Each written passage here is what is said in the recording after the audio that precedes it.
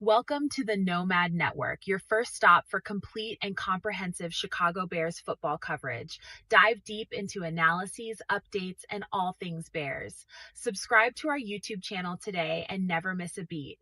Thank you in advance for your support. We promise to bring you the best because together we're unstoppable. Go Bears.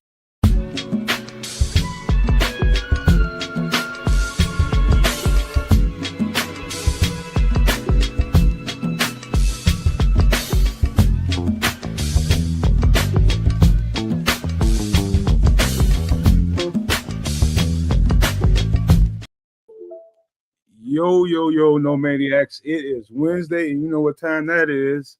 Time for some of that extra sauce for y'all, man. And again, man, it is like I could get overly prepared for a show, but then you can have that extra mojo going for yourself, especially when your team and everything that you do is based around how good this team is and Bears content.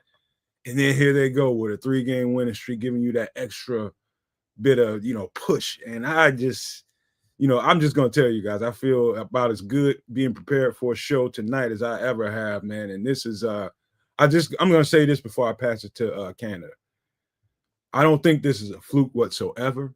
I don't think this is, premature, getting a little excited up. I'm not hearing none of it.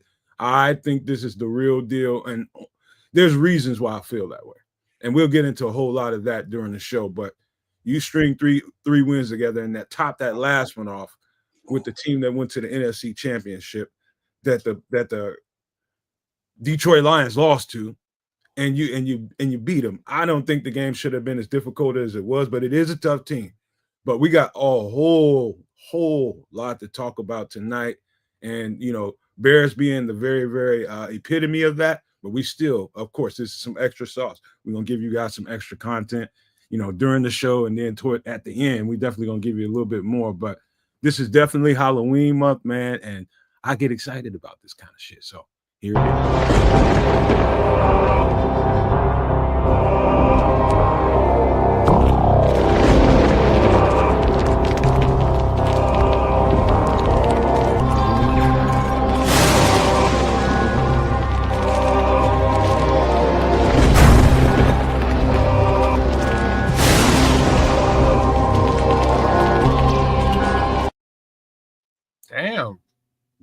Damn. Graham Karma coming for some of you bad actors out there. I'm just telling you that right now. That guy's coming for your ass. But yeah, but look, kids, this the dude that won't drink liquid death. Yeah, you know what? Fantasizing about death and then absolutely just absorbing the shit into my body. That's something else different. I ain't doing that. Well, the month Bring on of horror. October, the month of October is made for liquid death. No, that's made for your liquid death, not mine. That's too funny. Speaking of which, let me bounce past this shit to Canada, man. Let's see what's going on in his mind. And Canada needs a drink. I really wasn't thinking about this whole situation, but here we are, and I may have to take a little 5 go make myself a Moscow Mule a little bit later on in the show. But as we go, welcome in Wednesday night. Time for some extra sauce. Thanks for joining us. Big ups to those in the chat and big ups to those who will be in the chat as we move forward. Shout outs to Jay Grizz. Always good to see you, my brother. Levante Rogers. He's a super no maniac. You should be as well. Mr. Mayhem's holding it down with us. I know Crimson is floating around somewhere as well. So big ups to Crimson and all the work he's doing in the background. But please become a member, become a no maniac. Tier 1. Costs you 99 cents, just about $1. Grab your phone, pull it out, scan that QR code. It'll take you right to the joint, and do what you need to do to become a member. Whether that is again the 99 cents tier or the $5 tier, become a super no maniac like the good homie Levante Rogers did.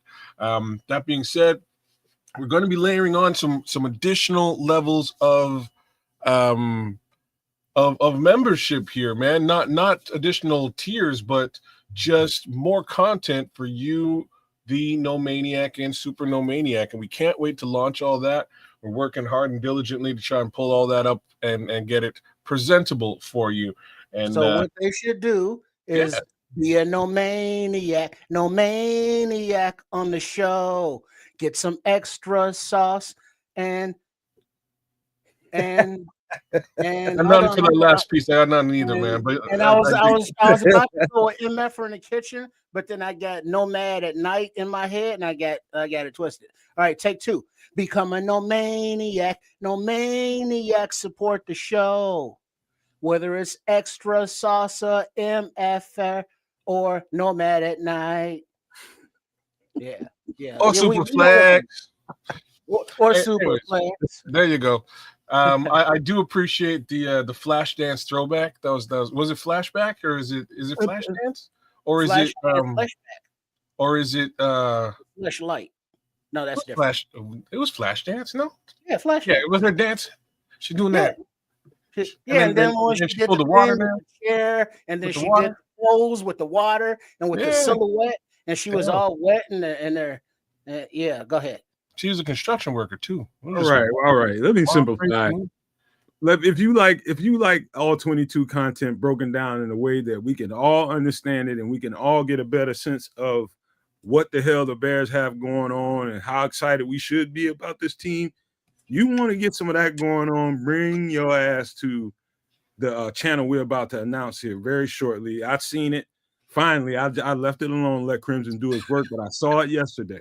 And I was very, very surprised at the work that he did. So we're not just talking about becoming a member and offering all this extra content for nothing. Crimson, you did worked hard on this channel over here. And I'm just telling you guys, if you like that kind of stuff and you want to see it broken down, not only will we do all 22, there's all kinds of different ways we're going to be able to bring extra content for you all. It's just a lot. And I'm just telling you now, grab a membership. It's as cheap as it's ever going to get for 99 cents. You can't go cheaper than that. But if you really feel generous and you really want to help the channel, grab a $4.99 membership because there will be some different exclusive content for the Super No Maniacs. The Super No Maniacs are gonna get their fill, man. Trust me. That all 22, some good old funky ass music stuff from yours truly, some in-depth chefing from the chef, among other things. You guys will be surprised at what you're gonna get when we roll it all out. But hey, man, you know what? It would be cool if the homie Bearlissimo might want to do a little something with you on that back end. But on the back end, Bearlissimo is making a statement, and so all Bears fans know that him, gentleman, and for those he's using that term loosely for, he will make this statement one goddamn time. He will no longer be accepting any motherfucking Darnell Wright slander. Don't worry about it, Bearlissimo. I had to do a little slapping around myself about this, man. Nobody trying to hear that bullshit. Nobody. My man out there with one and a half arms, blocking 2.5 dudes at a time. Man, dude, the all 22 revealed, and we were saying it during the game, man. We were definitely saying it during the game. At least I was. Mm-hmm. He is cracking people in the mouth right now. Yeah, he is. And it was when you see the all 22 and the development of the film, you can see, man, this dude's like, I ain't gonna say that he hasn't been doing that. He just was. It was a different level of Darnell Wright this game. But that's the whole topic of conversation. This was like an angry and pain. I'm gonna hurt you because I'm feeling bad, Darnell Wright. And it was like he got the brace on like the college kids be wearing and doing it. Is like, yeah, my man, do that thing. But yeah, go ahead, no man. No, I was just saying, man, that's one of the bullet points we're definitely going to get into today. If you want to hear, what was seen and, during the game, you could see a lot of it live, if you was paying attention to the trenches. But as you get to looking at film a little bit, it was definitely clear and obvious what he was on. During that game, he was on one. And so, man, it was a great performance. He wasn't the only one. Yeah, again, man, it's a bunch of Bears conversation coming. Mm-hmm. But before we get to all of that, Kez, he brought nasty. That's what he brought. He brought a lot of that. Kez, before we get into all of that, man, we gotta always be human on the show, man. It's a human element. Damn it.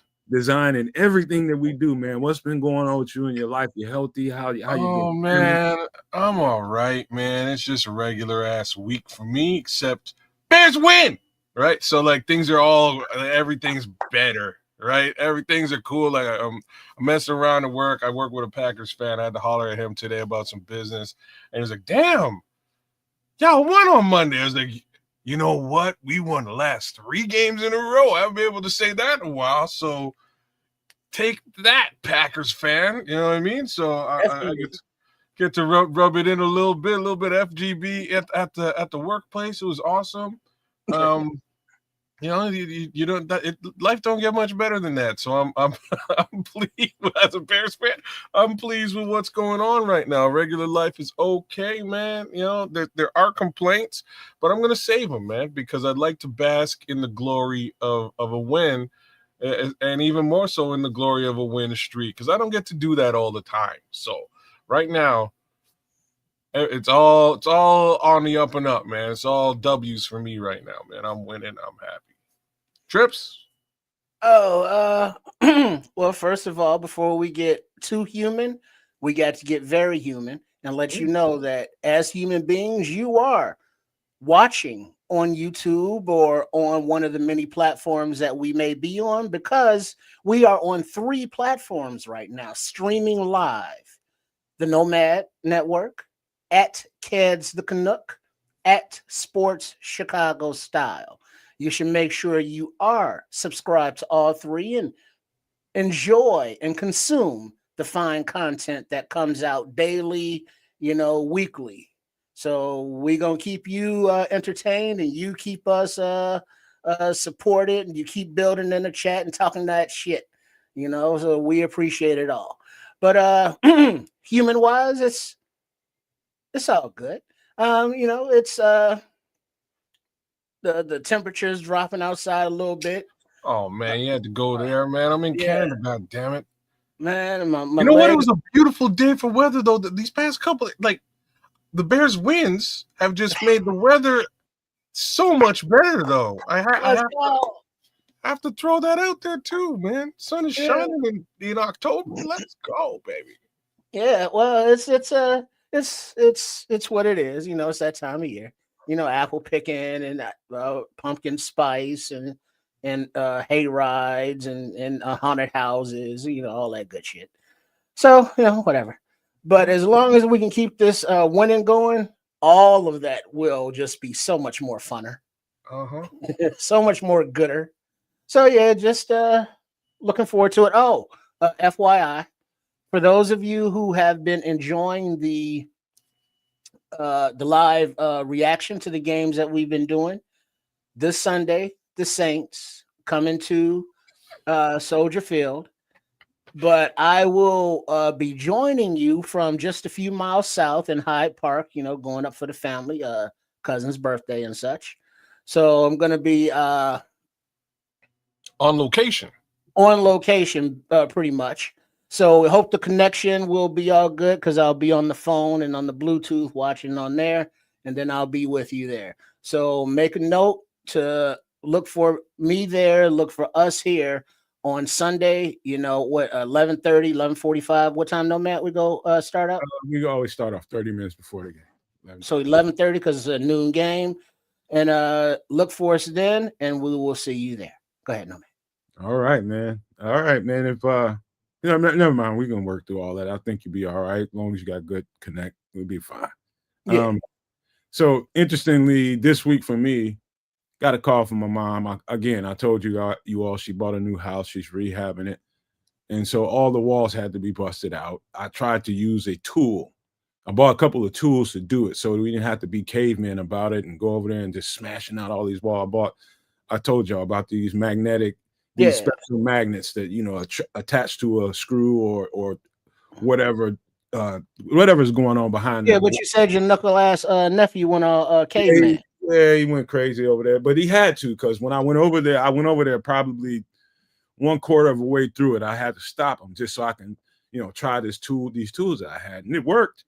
And so once I put the magnet on it and found where the screw was, I start, cutting it out a little bit so I can put the the drill on and pull.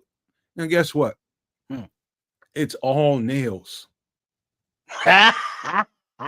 Of course, every last single one of them are nails.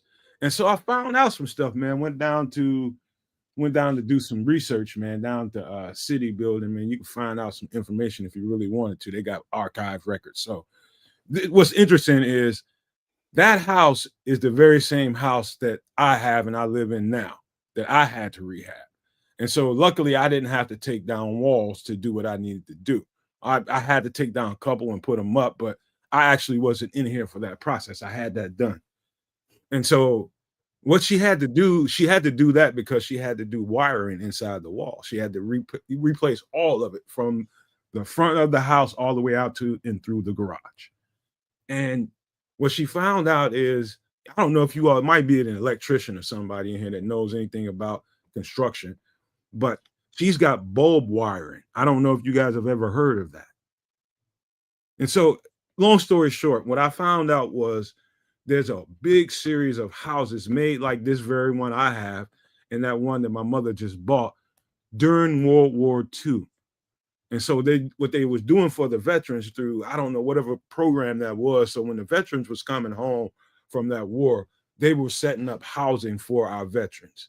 And just so happened that I'm lucky enough that my uncle was one of those veterans, and this is the house that he had, set up for him by the U.S. military, U.S. government. Same thing my mother just got. And so they made these houses in a certain way. I've been inside probably 15, 20 rebuilds, a part of 15 or 20 rebuilds, just helping out, whoever I can. And I've never once seen a house put together. I'm talking about the structure, the skeleton that you put the drywall on, get put together with nails ever in my life. Was it individual slats? And by the way, that's the best way to describe it, Crimson. Knob and tube and knob. That's exactly what it is. But what'd you say, Trips? Is that like with the slats, individual slats that go down and they're hammered in? Yeah. That's like fencing. Yeah. This is the skeleton. When you take the drywall away, there's a skeleton. Yeah. And you slide the drywall on the skeleton. You have, all the places and points to put the nails or the screws in. You see, back then they weren't using screws. That was just straight hammers. Yeah, that was. But now, Berlissimo, he was cracking on us as a country. We're gonna let that slide. But he did bring up a good point. First he has a good point. He says he's always surprised about the construction methods in the USA compared to the United Kingdom houses. They make doll houses out of stronger materials than your frame and fill stuff. Truth. Totally agree, because the materials that they use in construction over here are not really made to last. But he's also saying you better check those pipes to make sure they're not lead if it's one of those older houses. That's real. That's very real. He said it wasn't about the country. He said he's talking about craftsmanship. I get that. I definitely get that. And he's right though. There's just, and it's a regional thing, and it might not even be a country thing. It's like a regional thing in different parts of America. You know what I mean? Different parts of America, there's different types of construction. I know that in Florida, the construction is completely different than in most other places in the U.S., mainly because it's all swampland. So you can't, the foundation has to be different. There's much less 2-floor spots. Like you'll get a 12-story ceiling, like 12-foot ceiling, but you'll get it's wide. You know what I mean? Super wide. It's like a ranch. Exactly. Yeah. One floor, super wide, mad space. It's dope. Canada's I live in swampy Canada, which is kind of like, it's like the cross between the Floridian construction and everywhere else in the United States or North America. We have all that drywall stuff that he's talking about here. We do the same thing, but we also have like a specialized foundation where we can have a basement and have multiple floors, but it's still swampland where I'm at. It's like tundra swampland. It's interesting. But yeah. Well, so to finish that story. So she called me, and this is post me going over there and finding out how the drywall was put up, just finding an easier way to not be a fucking caveman and be tearing and beating on every goddamn thing. Ended up that's what actually had to happen. And so once she got it all cleared out, got all the walls off top to bottom, out in the garage, everywhere.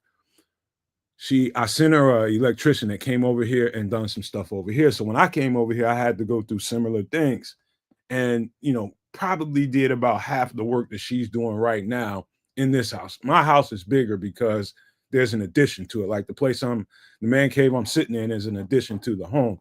And again, spent thousands of dollars to get this thing where you need it to. You got a house that old, you definitely ain't getting in here and not spending no money. You're gonna spend some damn money on a lot of things, and it's been thousands and thousands of dollars. But anyway, the guy sent her, gave her an estimate to wire the whole house over again with modern wire, and she wanted to charge him $17,000.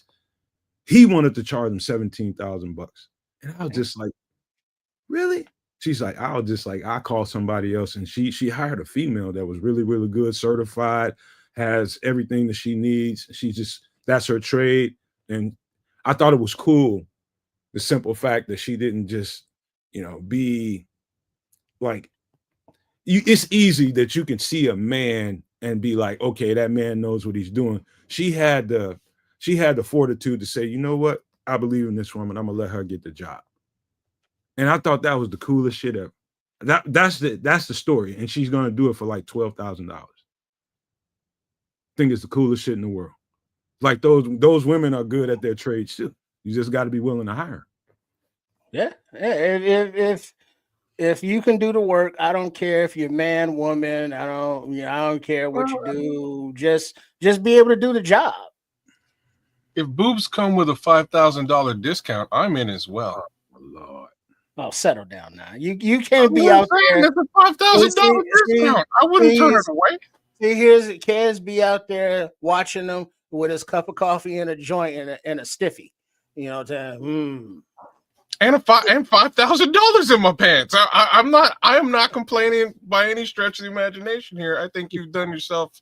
Your mom did a super solid move, right? She helped she helped the world, she helped her pocket, and she just she helped keep your blood flowing. And it doesn't have anything. My mom. It's a woman, so she doesn't get any value for that. You know what I'm saying? But having faith in somebody that isn't the stereotype, that's great.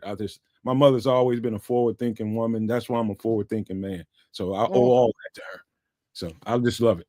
Well, yeah, but also girls gotta stick together, girl power. All that shit. She's all about that, man. She's a great woman, man. But anyway, man, that was how's her hip doing? She's doing well, man. She's walking around with cane, but she don't really need it. So she's back at her regular activities, basically. I ain't gonna say everything regular. She's still, and I had to convince her. She out there crossing them up on the court or what? Hey, she'll slap the shit out of you. She'll get in a fight with you now. Slap the shit at you with the cane. She ain't playing that. Snap. She ain't playing. Use that thing like a bow staff. Mother, no joke. She's the oldest of 10, man. Oh, damn. She's the oldest of 10, and she's got. That means she's been somebody's mama for forever. Yeah, she's been keeping them in line for a minute. She's been taking care of her brothers and sisters and everybody else in the family for decades, bro. Man, that's like always been that one they turn to, man. Leadership, I get it from her, man. That's what's up. Big ups to my Auntie Myrna, man. Auntie Myrna, I love you. Just thinking about you right now. She's the same thing, man. She's the eldest, and she just held it down for everybody. Just made sure shit don't crack. She just cracks the whip because she can't. You know what I mean? Like that's the type of person she is. But you know who y'all both reminded me of in the new school generation? Ben Johnson. Oh, okay. The leadership, the cracking the whip, the loving, gentle touch when necessary, the motivation, the encouragement, the education on how things need to work to be successful, the repetition, the patience. Yeah. All right. I never seen nothing like him, man. Honestly, hold your horses. We got all kinds of Bears time to have Bears conversation. Just hold on. But before we get to that, got a couple thoughts about some. It's that time of year for some fall winter food, man. And I got another beef recipe for you all, man. I got this one. Where's See the what beef? you guys think of this. This is beef and barley soup. Barley soup. Mm-hmm. There you go, Trips. If you want it, you can have it. Let's see. What do we got? We got a little beef chuck roast, onion, bell pepper, celery. My recipe, by the way. This is my carrots and potatoes, garlic, of course, beef broth, barley, stewed tomatoes, then Worcestershire sauce. Mm-hmm. Let that simmer for about what, 35, 45, 55 minutes? Same time that you shouldn't go in the washroom after me. Well, no, but the thing is, if you put that in the Instapot, it'll take like 20 minutes. But if you simmer it on the stove, that takes a little bit longer for those carrots to tenderize. So my suggestion to anybody that has an Instapot, if that's the way you want to do it, you ain't got time to sit there and let something stew, then that's definitely the route to go. The thing about this one is, when you're doing barley, you're gonna have to make that separately and wait till the right time to put that in there. That's what the white stuff you see is on the top. Yeah, I was just gonna say barley's a little bit of a thing, It's kind of a thing into its own, but it would provide a whole different flavor profile. So, I would have to test this out. I'd have to try this out. This one. Let me help you out though, man, because when it comes to a dish like this, I'm not gonna put it in an Instapot. I'm gonna let this simmer, man, because half the game for me is the smell that comes around the house while that shit's cooking. How long you simmering it? Oh, I'm gonna let, because it has thick pieces of pot roast in it. So you got, depending on how long you dice that, how small you dice that pot roast up into chunks, or any cheap beef you can find. It didn't have to be pot roast. That was just what I had, and this is just my recipe. Man, why'd you do this, man? What's that? Damn it! Now you hungry? I'm fucking hungry now, man. All I can think of, I'm serious. And I literally just before we came on the show, I just had a thing of yogurt thinking, you know what, I'm good. But now all I can think of is what we call in Jamaica stew beef. It's very similar to what you put on here now. Very similar, minus the barley. And it's one of my favorite meals. So now I got to find myself some stew beef somehow now. What is barley? Barley's a grain. Barley's what beer's made out of. It's a grain. It's barley a grain. And hops. It's a grain. You can find it. You can find bags of barley in different places, man. You get it. And the thing is, you cook it and you warm that shit up and you let it sit for a little while, and it gets to where it needs to get to. And then at the very end, when you're getting ready to round that dish off, that beef is tender enough, the vegetables are tender enough, that's when you throw that shit in there to finish it off. And make sure you put those stewed tomatoes in. Those stewed tomatoes and the juices to that. See? Like I throw. I know what you're talking about. I know exactly because that is the secret ingredient to stew beef. No, there ain't no barley in stew beef, but there is stewed potatoes. Stewed tomatoes. Oh, get just a slight acidic sweetness. It finds its way into the carrots. Oh, it brings the whole dish together. So I know what you're talking about, no man. And right. Damn it, Crimson. Yes, the Canadian is talking food because we have food. Like, imagine this. We also have food in Canada. Would you believe that? I would add some mushrooms. Shout out to A-Rod. That's another option there. Shout out to A-Rod. First time ever seeing you in the chat. But welcome to the community. Came for the trade talks, came for the recipes. Yeah, I'm looking at here. You can get a bag of organic Italian barley, a 8.8 ounce bag for $4.69. Nice. Yeah, you can't beat it. It's like rice or anything else grain that you make and put in a soup or whatever you're doing. Same thing. It's got different flavor profile. But what I did is I know it's depending on who you are and how you roll, I poured a little beer in mine. The first time I did it, and my girlfriend didn't even know. She wouldn't have ate it. She wouldn't have touched it. If I told her I poured some beer in there, and it wasn't very much. I just poured it in there, gave it a little mix up, close it for about 20 minutes, and then taste it to see what the beer was going to be like once diluted into the stew, right? And it came off pretty good. So that's another little added something I probably should have put on the screen. That's a good little additive in that, man. Beer is got some good flavor profile when you got certain foods. Man, I'd even throw a splash of soy up in there. A little bit of salt from that soy would make sense. Nah, you got the Worcestershire in there. You don't need it. Man, you find everything with Worcestershire. Like I never use who's your sister. I can't even say it. Who's your sister? I never. Everything. The only time I use it is like if I'm really cooking steak. If I'm doing something steak related, I'll throw it in there. But for the most part, you make a burger, you better splash some of that up on there. I never do it. Like I'll do what's the other stuff? Horseradish. Like I'll do horseradish. Yeah, I'll throw some horseradish in there. A little bit different.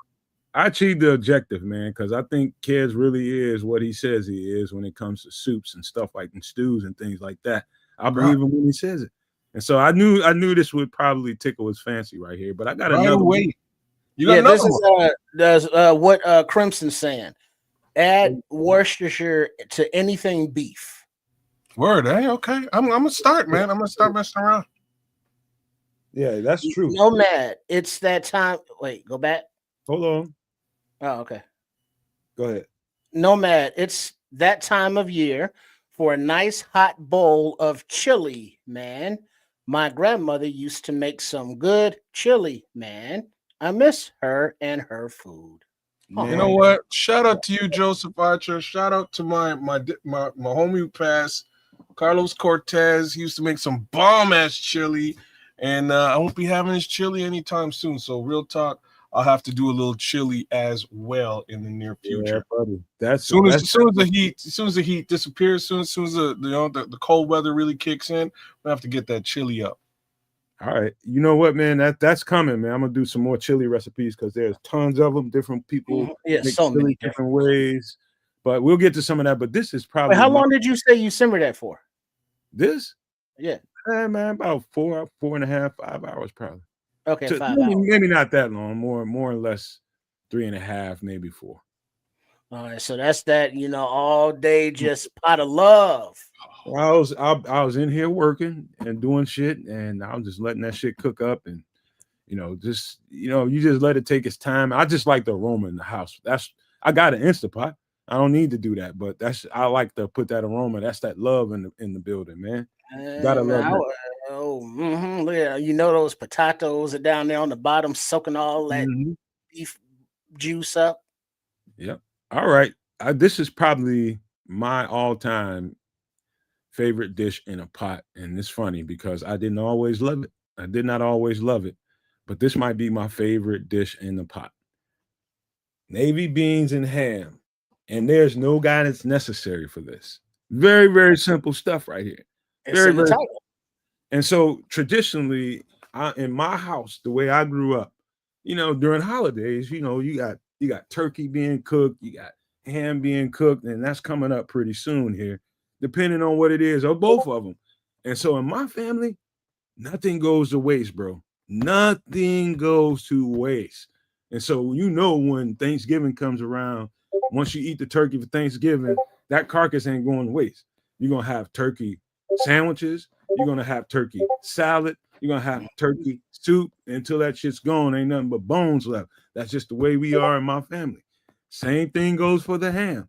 Now, this dish, you don't have to do it with ham because I've done it both ways. You can do it with turkey, smoked turkey. Any kind of smoked turkey will work just fine in this dish. And so that's why I said no guidance necessary. All you need is a bag, or however many people you got in your house, maybe 2 bags of navy beans, a ham carcass, and some water, and whatever herbs you're gonna put in there. Of course, I put almost a whole onion in mine, if not a whole onion, depending on the size of it, and just let that shit cook down. You put, of course, your regular salt, pepper, all the regular seasons you got in your house. But this right here, you can't go wrong. You cannot go wrong. You just let this shit cook, and what's gonna come out of there? I know a lot of people who don't like beans, and I don't understand them people. I don't. That's funny. I've never had navy beans and ham. I have to say I've never had it. Maybe I'll have to do it. I am a beans guy. I love beans in general. I'm all over beans. So one of these days I'm gonna have to do this. Oh, dog, you don't know what you're missing. Beans, that amazing fruit. You don't know what you're missing. I think Mr. Charles was just in here a couple weeks ago talking about he made a pot of it. Mm-hmm. I know he was stinking.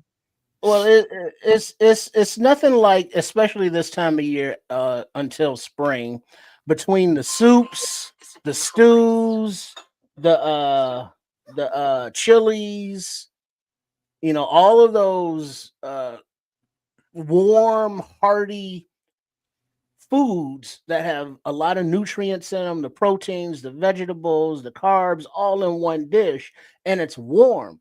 Because when you're going out, you want to have that fuel inside you. And when you're coming in, you're cold and you want something that's tasty, but will warm you up. So there's so many different beans and combination meats that you can put, whatever you got handy, throw you some beans in that pot, slow simmer it, low seasonings, and enjoy you a pot of that loving. And remember, the Nomad Network sent you. Hey, I remember a funny conversation. My Uncle Don, man, I was here for the holidays, and he was just like, nephew, you know what?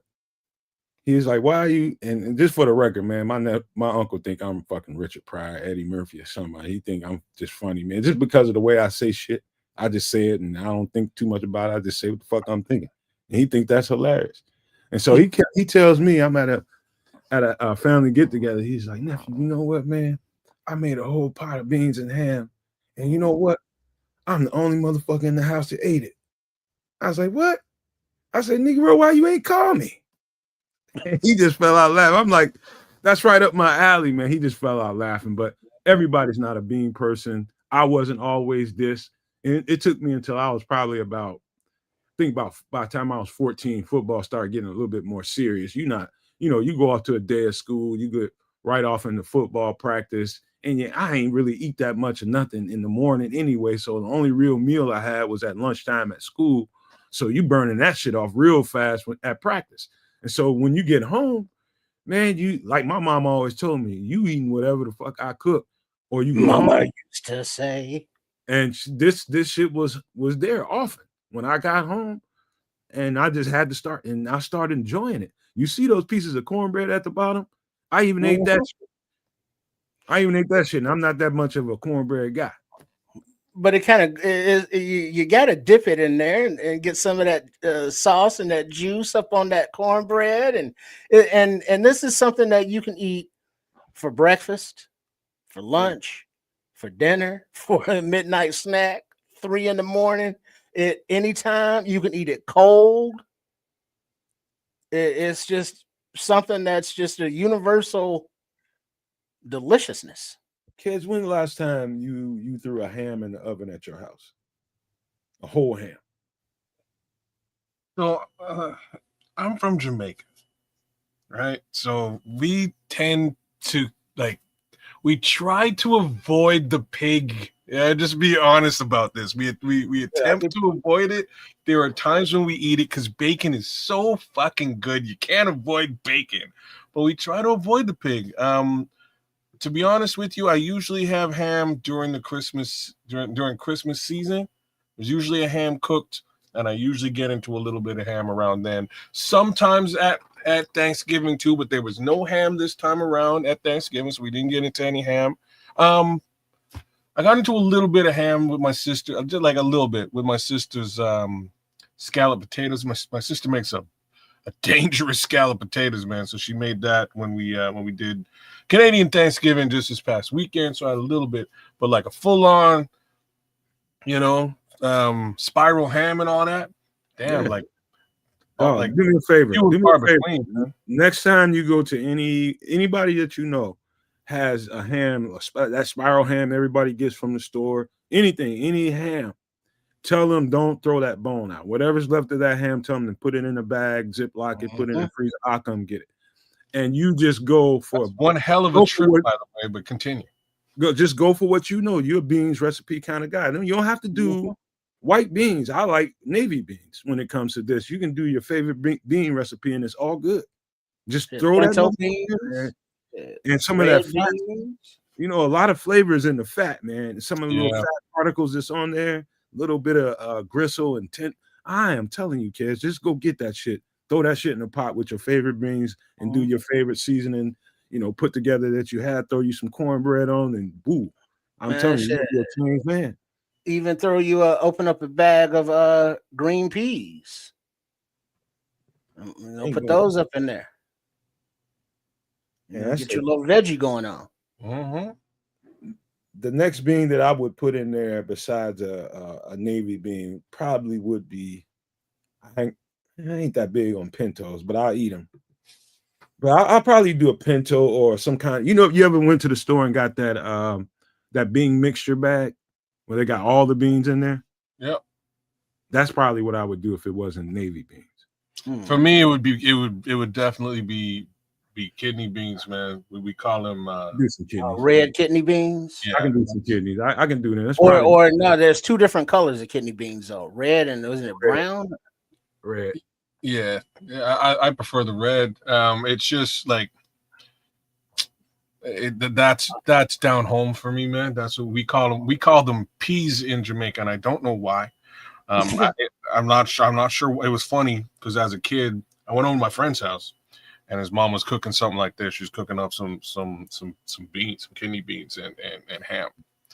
And I was like, "Oh, what do you making?" And I walked in the kitchen and kind of stuck my hand. It smells good. What do you got? She's like, "Oh, I'm cooking up some beans and ham." I was like, "Oh, those aren't beans. Those are peas." And she looked at me and she was like, "What the fuck are you talking about, kid? You didn't tell me what a bean is. No, those are beans."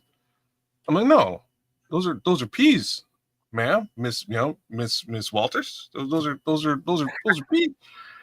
So she's like, "So what's wrong with this?" And so she reached up into the thing and she turns it around. Kidney beans. You're gonna tell me that I can't read? Like, this is what I was like, oh my God. I went home. I was like, Mama, I've been eating rice and peas for my entire life. How come nobody told me that they were actually beans? And she was, what the hell?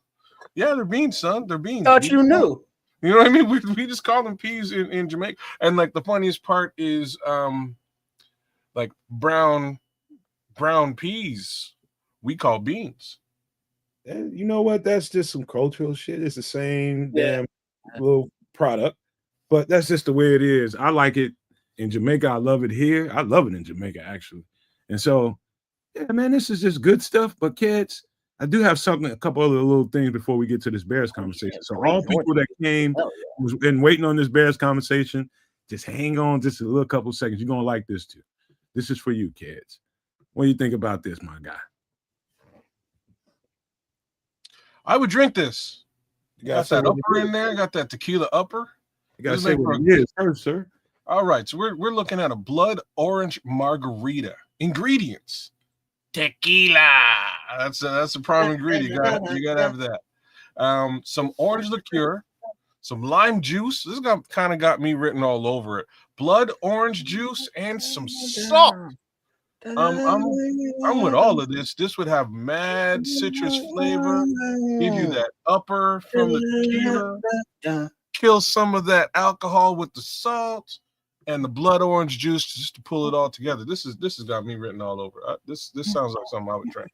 I'm gonna have to make this. It's a winner, huh? Oh yeah, I would have. I have to make this for sure. This has got me. I like a citrus. I like citrus in general. Right, that's just my style. So like a little citrus and tequila thing, keep me up. Let's go.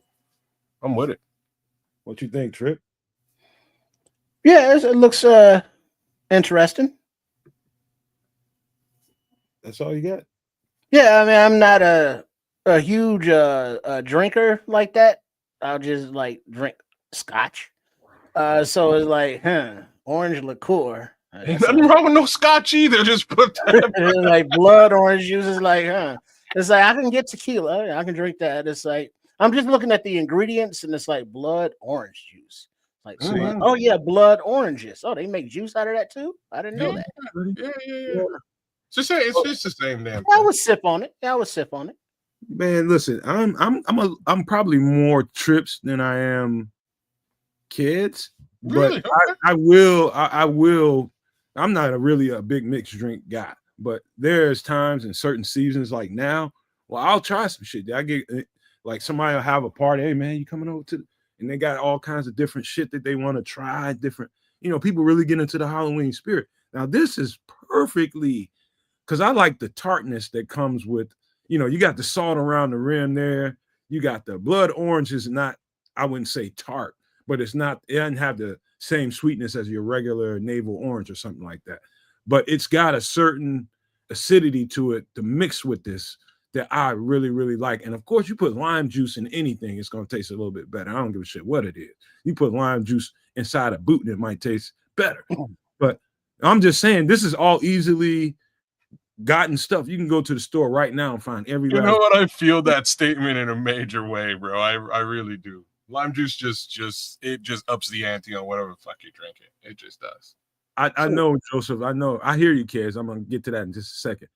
No, 99 is not the player on the pick. I'm gonna explain that. I'm gonna explain that a little bit later once we get into the Bears conversation about the trade scenarios. I know people were curious about that. No, that is a thought that came to me that I wasn't really thinking about, but I was on Ked's show last night on Superflex, his fantasy show, and Naj said something, Super No Maniac Naj, and I was just like, you know what? I haven't even thought about that, but later on I'll get into who that player is. Some people that already know who it is, but I'm going to tell you who it is, and it's interesting. I'll just say that. So you got a blood orange margarita. I'm down with this one. This is probably my second best one in this, but this is probably my favorite looking one, and I'm more interested in this just because of how it looks. Kids, what do you think about this, man? This looks like something more up your alley, though. So this is a zombie apocalypse cocktail. Damn. I'm trying to make it out. You know what I mean? But ingredients: grenadine, pineapple gum syrup. Never heard of that. Tropical passion fruit syrup, Jamaican rum. Well, you got me there. Activated charcoal. Damn. Cinnamon syrup and some more lime juice. You know what I mean? Lime juice got to be in the mix. So, yeah, if you handed me this, I would drink it and then look at you funny and then probably drink more of it. Right? Like, that's probably exactly how this is going down. You notice the last four things are the best, to me, the best thing in it, because one of them I have no idea what it is, but I can't wait to find out. And that's the activated charcoal. But the last four things in there to do: the Jamaican rum. I love Jamaican rum.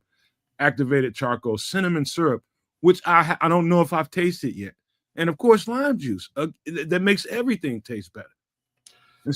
So the pineapple syrup is gonna the pineapple gum syrup. I've never had it, but it's got to be good. Like, it's pineapple, passion fruit as well. A really interesting flavor profile to mix with pineapple.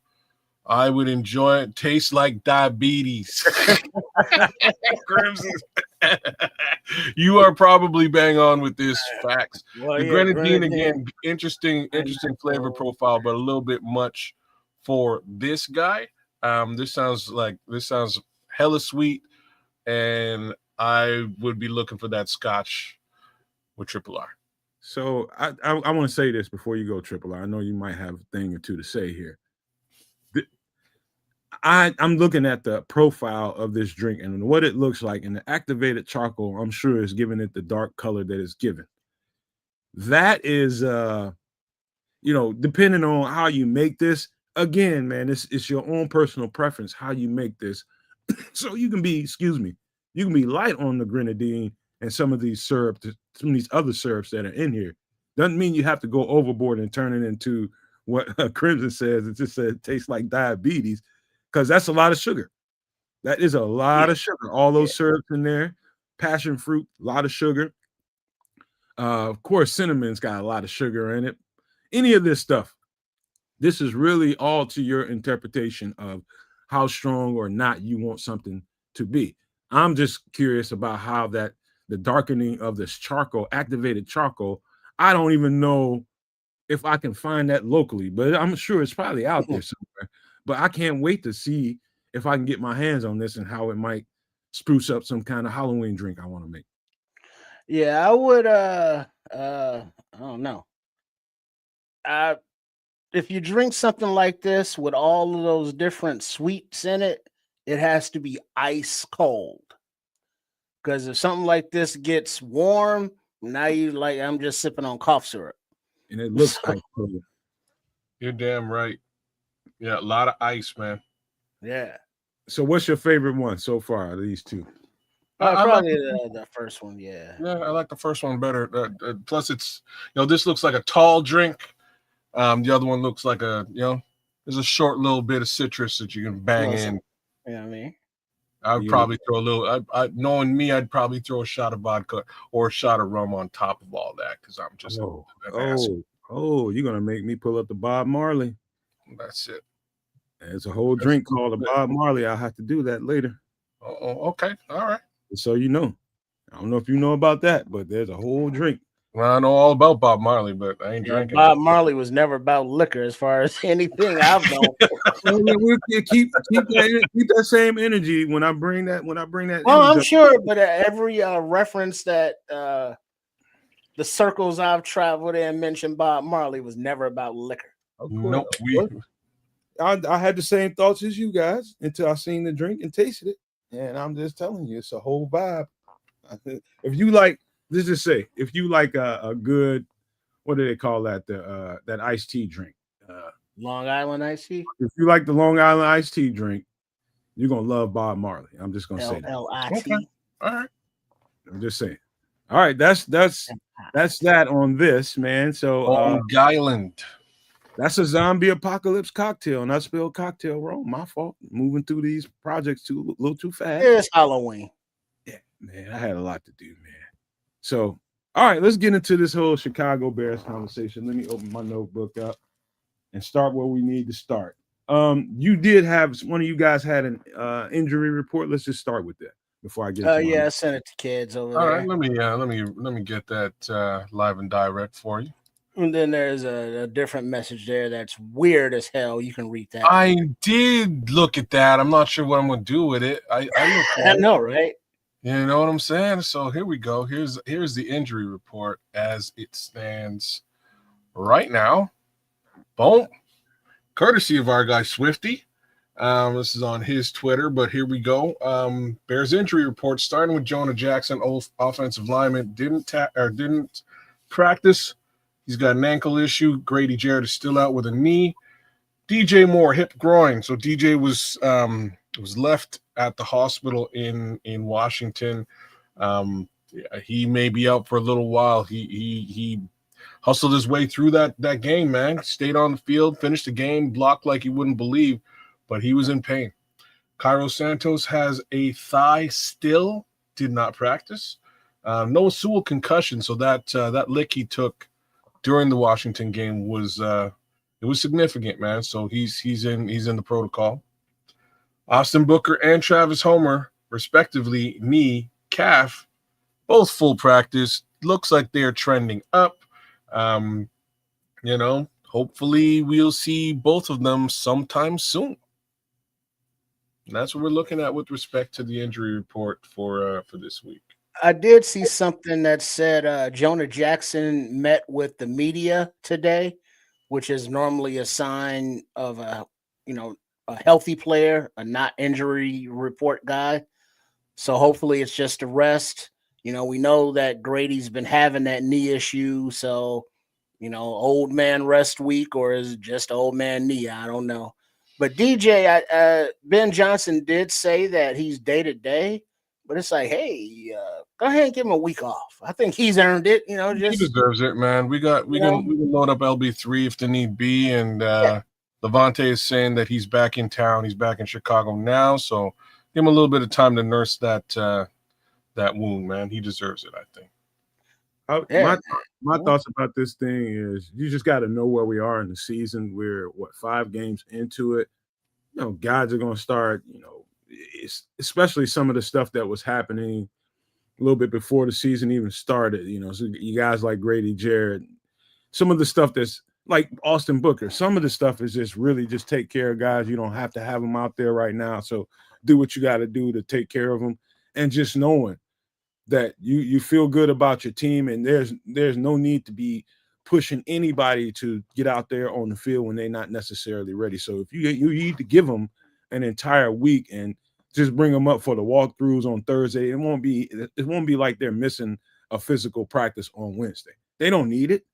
They don't fucking need it. And so just bring them back for the walkthrough on Wednesday, and that's going to probably be a LP, a limited practice. And then you just start boosting them up for the game, getting them ready. And that's what it should look like. There's no need to be pushing guys. Just because you see a DNP doesn't necessarily mean, okay, they're not going to play.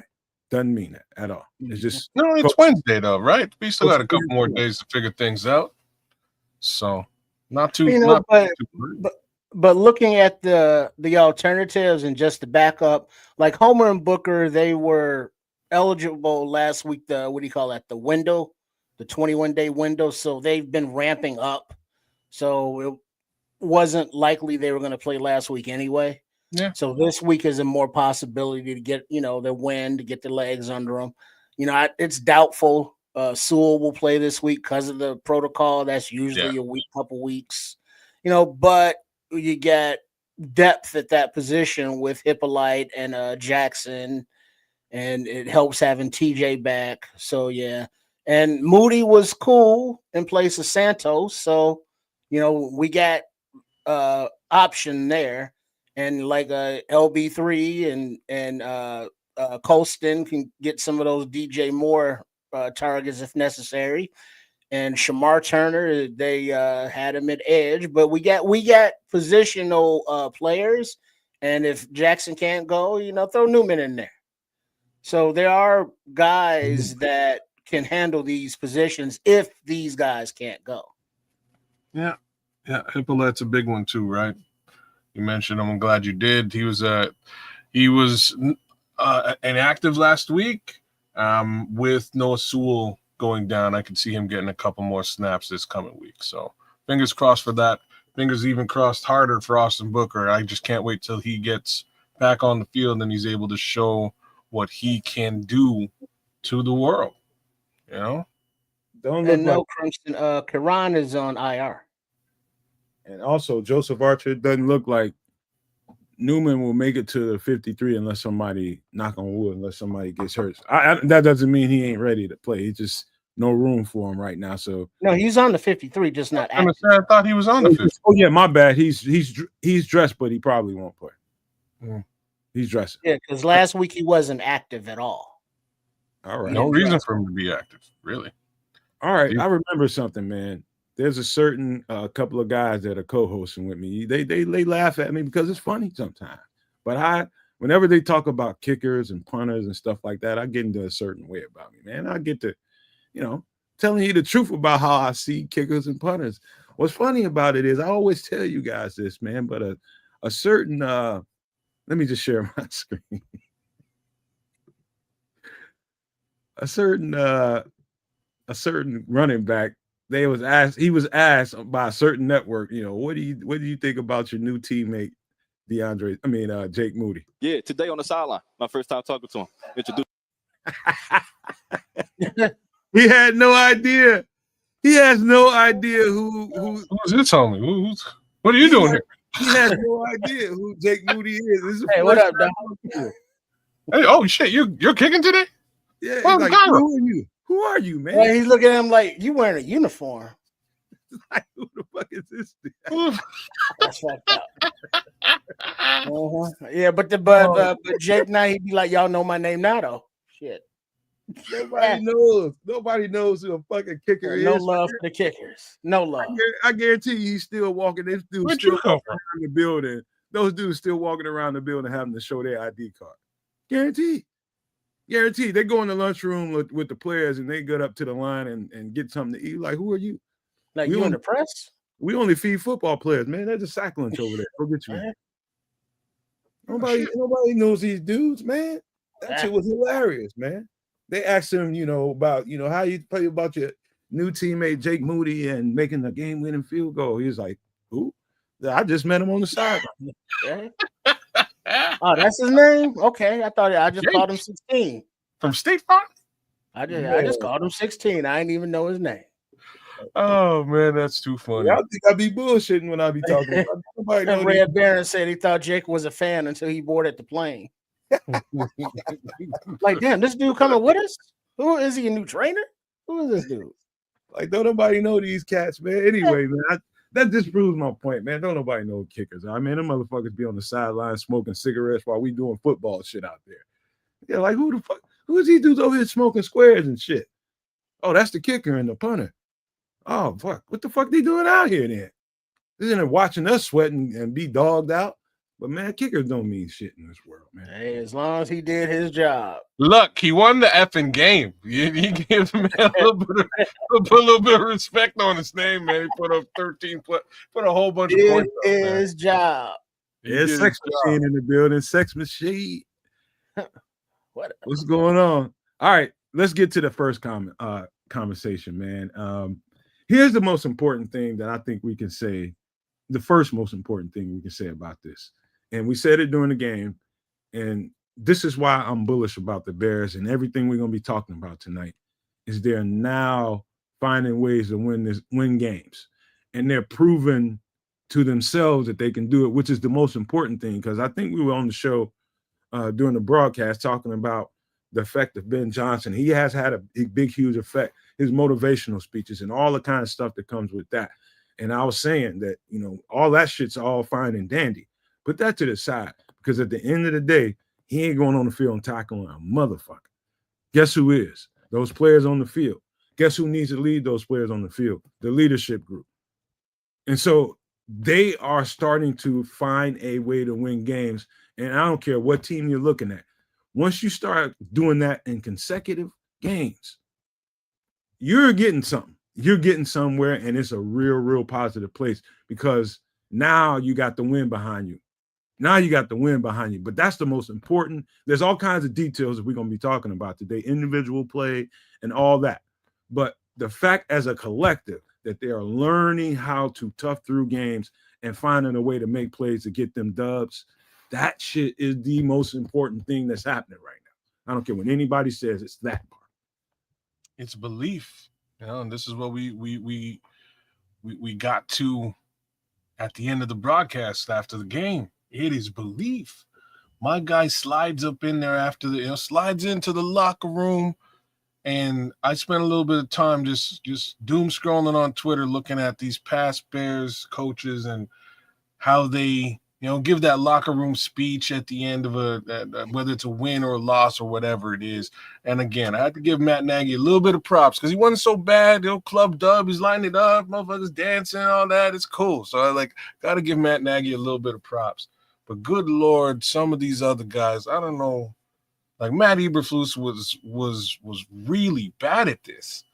And in a win, even Yannick Ngakoue came through. He was a homecoming. He was like, yeah, let me take over and give a little bit of love to the team. And even after Yannick spoke, it was just like, yeah, we won, great. Let's get the hell out of here. And that was kind of the end of the thing. When this man slides up in that locker room, bro, and he gives them game balls out, the whole place is live. Like electric. You can feel it. Even Ryan Poles has to get up in there too. I've been seeing this week on week. Ryan Poles damn it, I'm Bears on 3. 1, 2, 3 Bears. You know what I mean? He's good, better, best. He's in there, man. Everybody's in there. Everybody's feeling it, and it is an electric thing that I wouldn't trade for anything. That just proves that. It's galvanization of the entire team. They're together and they believe in each other, and that's why they won these past 2 games. Period. They put the work in on the field. That goes without saying. But at the end of the day, it comes down to, do you believe that you can win? Like that block 2 weeks ago, that was straight up just belief. We believe, we worked on this thing. We believe we can get to where we need to get to and put that and knock that thing out of the sky. And they did it. And this week was very similar too. I think kids, you know the cool ass thing about that? What? From what I know, man, once you've gone past that threshold of, I haven't really been on too many teams that the coaches needed to really, really energize the group. When they do it, it's great, but you don't really need them for that. It's us. You know what I mean? It's about us and it's usually the players doing that. Yeah. I know what you mean. They've crossed that threshold now. And what you just got through describing is the epitome of it. You're finding ways to come through and make plays in moments. That's just player shit. That's just the guys out there knowing what they're capable of, believing in what they've been practicing, and going out there and executing and getting the results that they practice for. And so that's all they need. That's all they don't need nothing else. All they need now is health and some good sound coaching behind that and some good front office help we'll talk about later on, and some possibilities with trades. But that's all they need, man. This team, like, I don't know if I've been as giddy about a team as I am about this one right now, because it's happening at the right time. They're still learning. They're still learning as they're starting to get to that point. But the next thing I wanted to talk about was how well this D-line. Trips, did you get a chance to even speak to that? My fault. About the first topic, about them finding ways and just believing in themselves and proving shit to themselves. Oh yeah, I kind of skirted around it earlier, but yeah, that once that faith and trust and belief is developed within the coaching staff, the team with the staff with the team, they're going to be able to communicate on a better level and now get to playing football, as opposed to getting to know you, getting to know all about you kind of process. And that can't happen during the off season. So you need to have live reps, live game situations to see how people act and react under pressure. And then you have to learn how to not only Ben Johnson learning how to deal with all the personalities on this team, players and coaches, but learning how to be a head coach himself. So all of this is taking time, but we're seeing that the process of how it's being made, how the sausage is being made, if you will. And right now it's, back-to-back 1-point wins, with identical scores. It was not a well-played game on all three phases by any means. So there's still a lot of meat left on that bone, if you will. By the way, By the way, so you had a question while all that was going on. Here it is. What was that? When was the last time the Bears beat the Saints? What the fuck do I look like, almanac? I just so happened to see a video earlier today. I actually know the answer to that. It was 2000. Really? Yeah, it was 2008. 2008. It's been that long since we beat the It doesn't mean anything to me, though. Well, it's not like we play them often, though, either. Doesn't mean anything. It doesn't mean anything whatsoever. 2008. Let me ask you. I've seen every game since the 70s, but stats and remembering stuff and no. I don't. I was there. I lived it. I saw it. Yeah, now that's gone. Let me ask y'all a quick question, man. Do y'all think Eberflus could have pulled off these last two wins? Hell no. For one reason, well, hold on. Let me count the ways. How do I love thee? All right. For one, there had to be good clock management. And there was both of that in both halves of the game by this coaching staff. Yeah. And second of all, on defense, pressure needed to be dialed up occasionally. Right. And Dennis Allen did it. The Flus wasn't doing none of that. So, yeah, those are two reasons right there. Go ahead, Nomad. Clean up. I ain't got nothing. You know the answer to that. This defense too goddamn weak, and he would have gave it up. But, hey, Cornell Bryant asked, he says this to me. He says, hey, Nomad, this game worries me.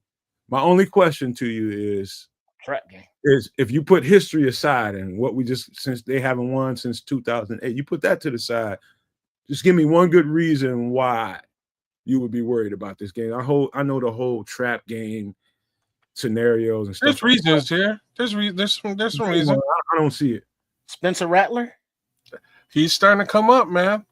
Kid's starting to come up. Alvin Kamara can run that rock. So can Kendre Miller. They can both. They're both seasoned on the ground. They're doing quite well together. But they're having some serious offensive line problems, though. I was gonna say their offensive line ain't great.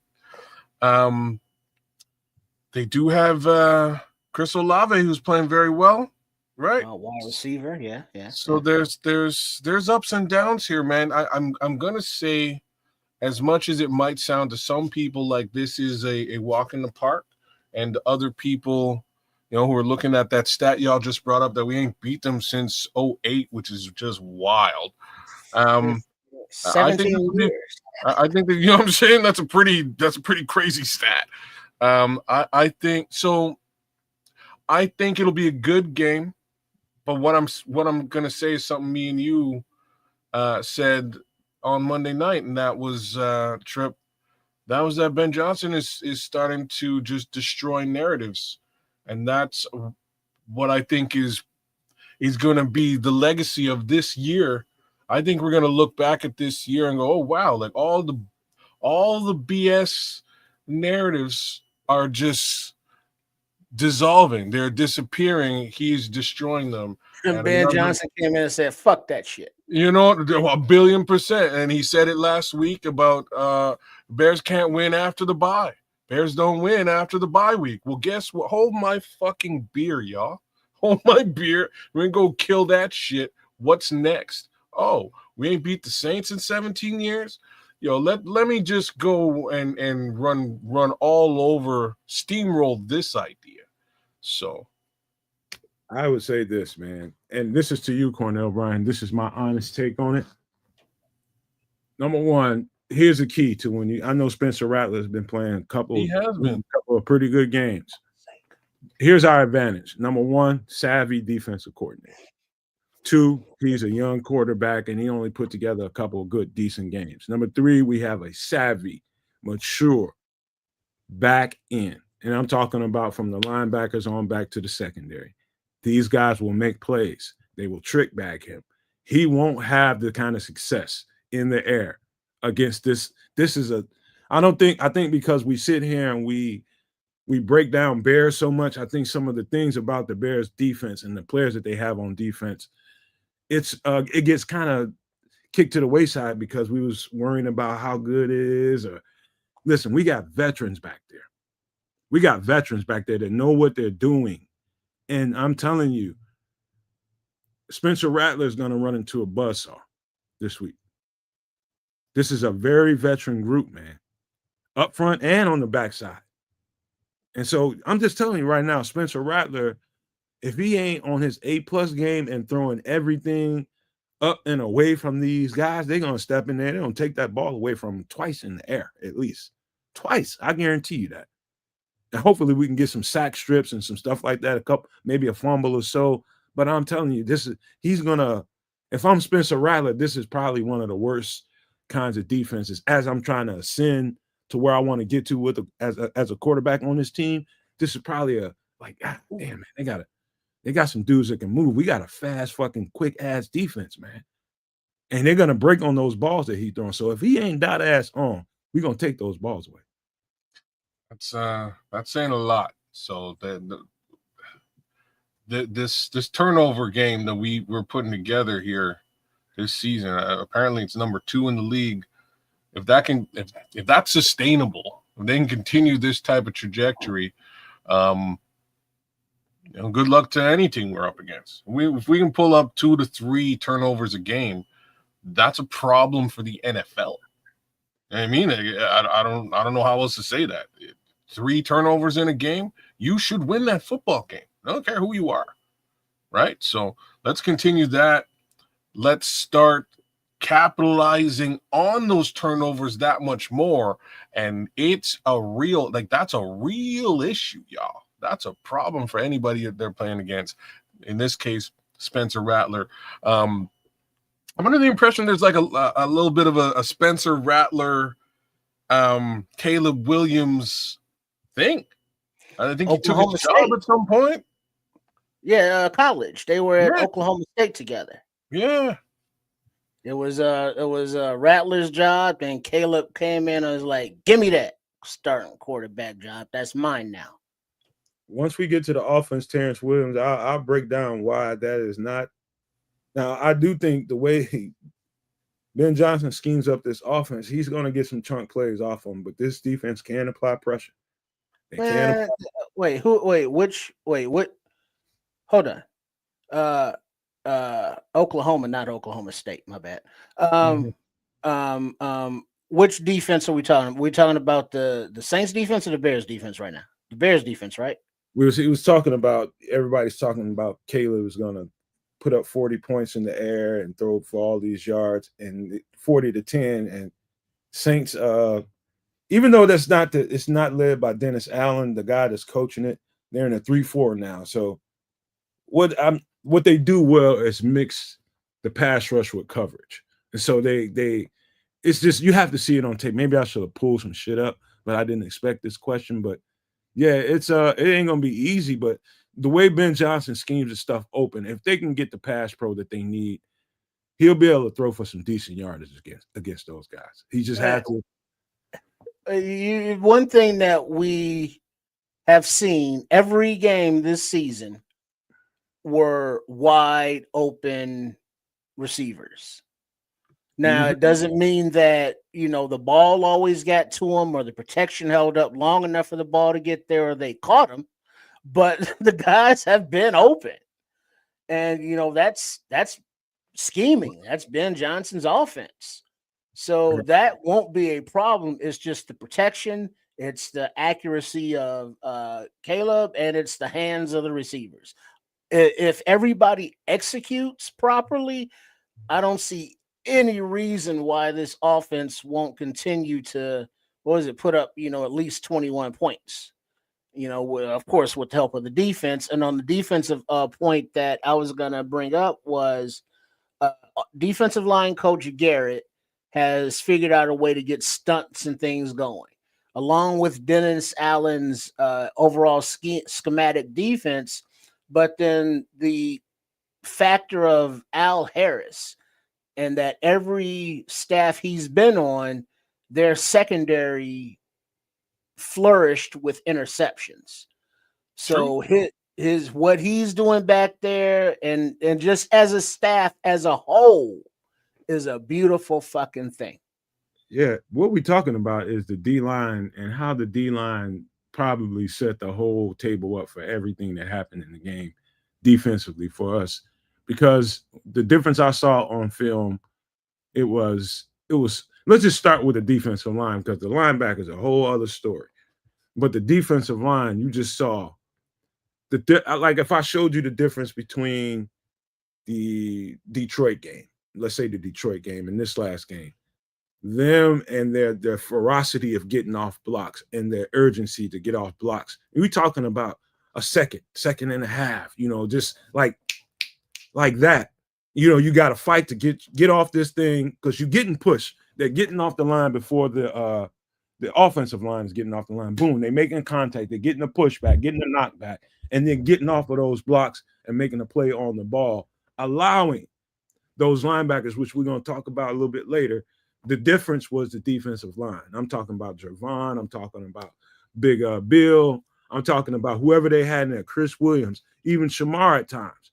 And then you start adding in Montez Sweat and Dio. Man, I'm telling you, as a collective, it finally looked like everybody was singing on the same frequency. That's what it looked like. It didn't look like individuals out there. It looked like everybody was on the same song. They were singing it at the same time. All the notes were perfect. Everything was right.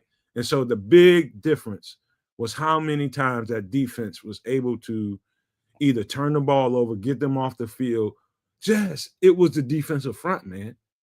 It was the defensive front. I'm telling you. So as bad as we've been giving them shit, it came together. And I've been warning people like, hey, don't get too happy with talking shit about these guys. It's going to get better. They're learning, man. They have to learn. And so the more you know, the faster you play. And so you didn't see a lot of thinking out there. It was dudes just being real urgent and being real decisive. Get it up into this dude and get off this block and make a play on that ball. That's what you saw. Can't argue with any of that because that is what I saw. There was a fair amount more pressure this time around than there has been in the last few games. And the thing about the pressure this week was that they had to respect Jaden Daniels' ability to break fool on the ground. Like they actually did. And there's a few times where I saw Montez Sweat get real close and applying that pressure. And the moment that Jaden Daniels sort of stepped into the pocket, he switched it up. You know what I mean? He doubled back, which is good. Again, he's getting off the block, getting back into the play. You know, we'll see how things continue on from a defensive perspective with regards to those guys up front, with Grady out and you know, the one thing I will say is I'd like to see a little bit more from Javon.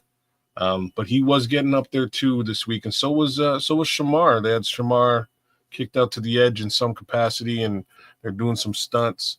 I appreciated what they're trying to pull off here, but one more time, man, I can't wait to see it with a little bit of Booker. Man, it was a lovely thing with there was one play where Deo was keeping his edge, and it was like a play action or something, and he didn't bite, and he stayed out there, and Daniels was trying to run that way, and he had nowhere to go. It was just beautiful the way he kept his positioning and kept his leverage. It was nice to see Montez Sweat being active. I mean, he's not a sack guy, but he's right there every time forcing the issue. You know, he's getting hands in the passing lane. He's getting hands on balls. No Diddy. It's a lovely thing. Shamar Turner is working into the system. He's learning. But Dollar Bill and Chris Williams together there in the middle, that's a formidable front because that's a lot of tonnage to run through. It's helping with the run, man, for sure. Yeah. Sure. And then, you know, Big Dex, he's still doing this thing quietly, but he's doing his thing. So it's like the defensive line still needs a little more something, you know, maybe Austin Booker can provide that. But hey, let's not get too far away without saying Dom Rob is out here doing it. Oh, you know what? Yeah, sorry. Before you go, yeah, Trip, I have to double down on what you're saying. John Robb had a fantastic game this week, man. Young man deserves a little bit of applause. He does. He had a good game. Hey, Trips, I want you to just think back, you and kids, just for a second. Remember at the pregame before you guys took over and started announcing the game, one of the things I said was, got to rush to contain this guy, talking about Jaden Daniels. And what you just described about Dio, talking about how he could have probably peeled and really came after him, but he came under control because he knows how this dude can hurt him. He can hurt him with his legs and his arm. And, you know, so that's what you just got through describing. They was under control. They had a plan. It's like you telling your edge rushers, okay, I want you to rush up to this depth, and I want you to rush with this angle. I want you to keep your eye on the quarterback, and I need you, you know, if you get parallel with this guy, this is what I need you to expect to happen. He might try to throw it over your head. Get your hands up. You know, if you don't get no more than parallel about this guy, because you might have to come down and try to get him from escaping out. Those are the kind of the pass rushing rules you got to have for him. Once you get parallel to him, then you got to probably start working your way back down a little bit in case he skirts out that edge, right?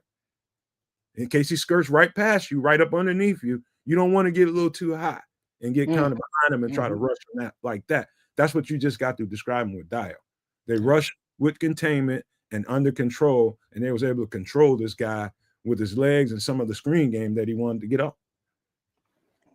He stayed at home. I'm glad you brought that up, because that's probably one of the keys to the game as well, how they rushed him. Yeah, they did not get flushed out very frequently in this game, and under the same pretense, we didn't see Jaden Daniels just chewing up yardage on the ground. So well, you know, every now and then, but it was overall, you know, they get paid and they practice too, you know. So the chess game between the coaches with the play calling. When to bring the blitz, when to have the contain rush, when to have the rush.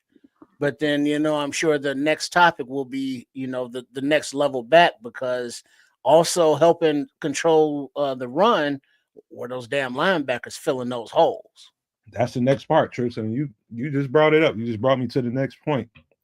Because of how well and how aggressively the defensive line played the front, it was able to free the linebackers up to really, really do their job in the run fits. It made them, that's a linebacker's dream, to get a defensive front in front of them to help them play clean, where they can solo out a runner and just get on him and put him on the ground. In other words, when you have offensive linemen that have their hands full with the defensive front, how can they get up there and start getting in the faces of linebackers? They're too busy trying to stop the guys up front. They ain't got time to be fooling with the linebackers because they got their hands full. And so TJ and Tremaine probably had the best game as a duo that I've seen in Chicago so far. They were on shit.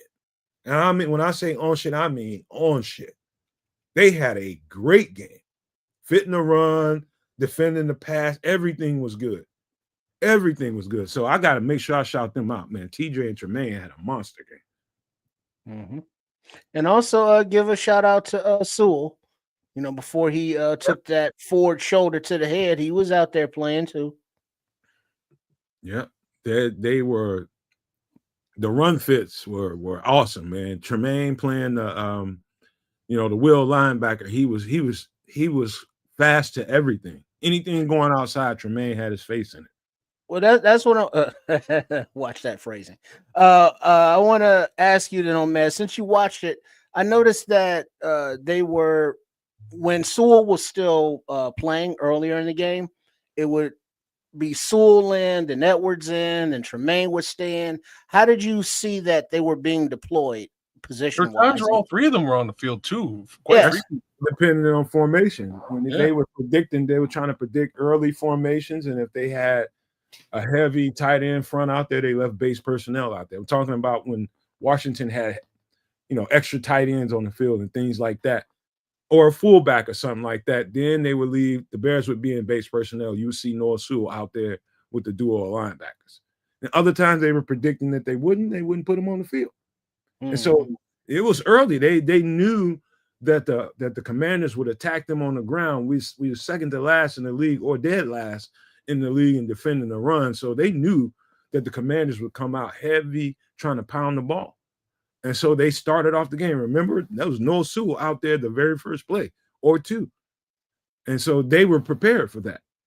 So you're gonna put extra tight ends out there. You're gonna put a fullback out there. We'll stay with our base personnel. And that's an extra linebacker. And so that was just, they was intent on making sure these dudes didn't rip them up in the run game. They made sure of that. So TJ was middle? TJ was a middle linebacker, yeah. He's green dot. Okay. I kind of like it better. You know what I mean? I kind of like it better that way, strangely enough. There was one facet of the defense that confused me a little bit this week. I don't know if you got the opportunity to take a look at it, Nomad, but what were your thoughts on Kyler Gordon this week? Well, they played. Here's an interesting thing about some of the stuff they did when they had to have it downs. They played a bare front. What's a bare front? It's almost like calling if you put a 6-man front in front of a quarterback. So you got 4 down linemen, right? Or 3 down linemen, and then you got another 3 guys on the line of scrimmage. That's kind of a bare front. When you got more than 5 guys on the front, that's a bare front. I've seen a lot of that. And a lot of Kyler Gordon's assignment during certain situations was for the run fit, early downs and things like that. Third downs, he was typical Kyler Gordon in coverage, but nothing really special. They didn't blitz him as much as I thought they would. They used Jaquan Brisker a little bit more than Kyler when it came to that. I noticed Nick McLeod was on the field a lot as well. I think it was just something happened a couple plays in a row where he wasn't on the field. And he came right back on because we was talking about it live, and I thought he was out for the game. I was just like, watch this, monitor this, because Nick McLeod's out there. But he came back like 2 plays later. Probably had to get a breather or something. Mm-hmm. And then also, what was Jackson? He was out there for more than special teams linebacker. That's because Noah got hurt. Yeah. Okay. Yeah, he was. That's right. Hippolyte wasn't active. That's right. Yeah, he was the replacement linebacker for whoever went down. I'm pretty sure, like, if Tremaine would have got or TJ would have got hurt again, knock on wood, it would have probably been Tremaine going to middle, and then it would have been DeMarco Jackson go to Will. So his opportunities is probably just strong. And then if you need to go in for Will, I doubt if he plays middle linebacker, but I'm sure he could if he needed to. I'm pretty sure they cross-train him.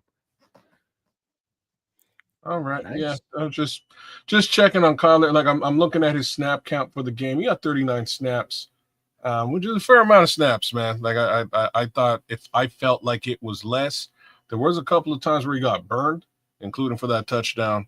That was good coverage, man. It was just a perfect throw and catch. Right coverage. It was a nice throw. It was perfect coverage. Okay. All right. It was a nice throw. I'll give him. I'll definitely give it, and it was just as nice a catch. But yeah, I just felt that he was maybe a step behind coming into the game. But my thoughts is now that he's got his feet wet again, he should be fine this coming week. So I also wanted to give a little bit of props to Nick McLeod for really holding it down, given the snaps that he got. Like Nick McLeod played a really good game on Monday night as well. So hey, kids, if you stuck me with Truth Serum, those plays that Kyler came out and then he came back in, the Truth Serum would tell you that Kyler he ain't played enough football in 4 games. Yeah, that's exactly why exactly why I wanted to bring him up, and I kind of felt that he was a little bit rusty, getting his wind, getting his legs. A little bit rusty coming back. You can only do so much when you're not playing real football, man. All that bike training and all the other shit they have you doing, that's training, but it ain't football training. And for somebody as athletic as him, that ain't nothing. You know what I mean? Like you run down the field 40 or 50 yards with a receiver 3 times in a row. I don't give a shit who you are. You're gonna be I need a blow, coach. Yeah, man, let me get that oxygen real quick. Yeah. Hey, but now since we're working our way back through the defense, and I see the chat here, the No Maniacs and Super No Maniacs and soon to be No Maniacs and Super No Maniacs. Nashawn Wright, he's so mercurial because he's on again, he's off again, he's getting beaten coverage, he's making plays, he's getting confused, he's biting on, what he shouldn't be biting on. The communication with him and Byard can be, a little bit better. Is like, what do you think about Mr. Nashawn Wright there thus far? I thought he played a pretty good game. He had a couple of, just normal football plays where you could have played something a little bit better if you could do it all over again. I thought he played a damn good fucking football game. He looked like a starter out there this week, as a matter of fact. Yeah, I wouldn't say all of those that. I wouldn't say all of that. Of course I would. No, here's what I'm gonna say. So he's kind of had a bit of a rough go these 5 games. Well, hold on, kid. Before you go there, the first thing to note is they were attacking him for pretty much 3/4 of a game. Where I was going, brother. They didn't throw the ball at Tyreek Stevenson, so he got the workload. And so I'd say he performed damn good under those circumstances. That's why I say he had a good ass game. Okay, so that is a fair way of looking at it. At the same time, I was going to say exactly that. He was very specifically targeted, and expect that to continue. They're going to target the number 2 wide receiver and number 2 cornerback moving forward, just because they can. It makes perfect sense. It's what they did to Tyreek last year and the year before. So don't be surprised if that continues on. I got a question, kids. Does it say? I think it says more about Tyreek Stevenson in his play recently than it does about Nashawn Wright. He got attacked, and he had to play a lot of football and do a lot of running, a lot of coverage. It says a lot more about Tyreek Stevenson than it does about the workload that Nahshon Wright got. He was up and he was down. But I think overall he performed well for a backup, man. So it does speak volumes about the talents of young Mr. Stevenson and whether they wanted to test him yesterday, right? Sorry, test him on Monday. They did not want to test Tyreek at all. I think there was one throw to Deebo Samuel. He caught it, but it wasn't for all that much yardage. Tyreek got in there, got that tackle. But back to Nahshon Wright. Nahshon Wright, unfortunately, was the recipient of 2 sketchy calls as well. Yeah. And that's part of the reason why I'm sitting there saying, like, it wasn't a great game for the kid. What was great is that despite being targeted all night, despite getting a couple of sketchy, questionable calls levied against him, he saved the game. Mm-hmm. Right? Like it's important to for me to say that, right? Like he saved the game on Monday night by getting that fumble recovery and being Johnny on the spot, as my guy Triple R said at the time. That flipped the field, and we were able to turn this into a W. And it has a whole lot to do with just good old redemption and getting your eye on the ball and getting to it, right? So big ups to Nahshon Wright, even though, again, in my opinion, he's got a little bit of growth to accomplish, and I'm sure he will. But he redeemed himself for sure. If there was any level of shaky play that we might have saw, or any level of, if either one of those penalties were truer than they seemed to be to me, he was able to redeem himself at the end of the game. And when he did, it resulted in a Bears W. If y'all don't mind, let me answer this quick Cornell Bryant question. He says, no matter how you think Kyler performed the other night, I think he was off. Probably not in game shape yet. The last part, definitely the last part, Cornell. And to be honest with you, I was a little bit more impressed with him than I thought I was going to be, because I thought he was going to be a lot more sloppy than he was. Anytime you're missing that much football and he ain't in great shape football-wise, I expected him to be a lot more sloppy on his technique. There was one play in particular, a guy got an angle. I think it was an angle route or a slant route. I can't remember what the route was, but Kyler definitely would break on a route like that a whole lot quicker than he was. He got caught flat-footed, and that's kind of where the sloppiness comes in that I was expecting to see as a cornerback.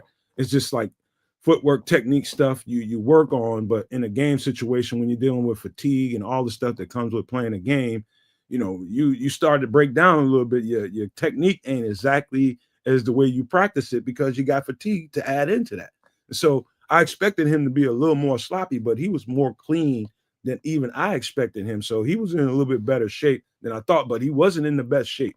That is obvious because you'd have never saw Nick McCloud out there. Nick McCloud would never have made it back on the field, right? If he was really, really playing up to snuff. Same token, I think, just going to say this out loud as well, I think Nick McCloud been playing some real good football in that nickel position. He's been playing ain't nobody talking about Nick McCloud while the football game is on. You know what I'm saying? Nobody's talking about him because he's doing the damn job. It's quiet as kept. Nick McCloud is actually playing that nickel position very well. Gotta put it out. And you've been bigging him up, and I was like, I don't know, man. Can't wait to see Kyler Gordon back out there. But after, not this week, but the week before, and I was watching him, and I was like, whoa, yeah, man.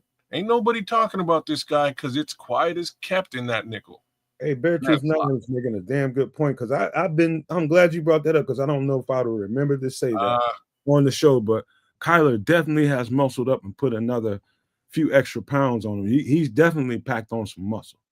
I saw that in the interview he was doing with somebody from Fox, and I also noticed it in the game, man. He's definitely muscled up a little bit, and he needs to play that spot that he's playing, man. You got to look like damn near a linebacker, and that's damn near what he looks like right now.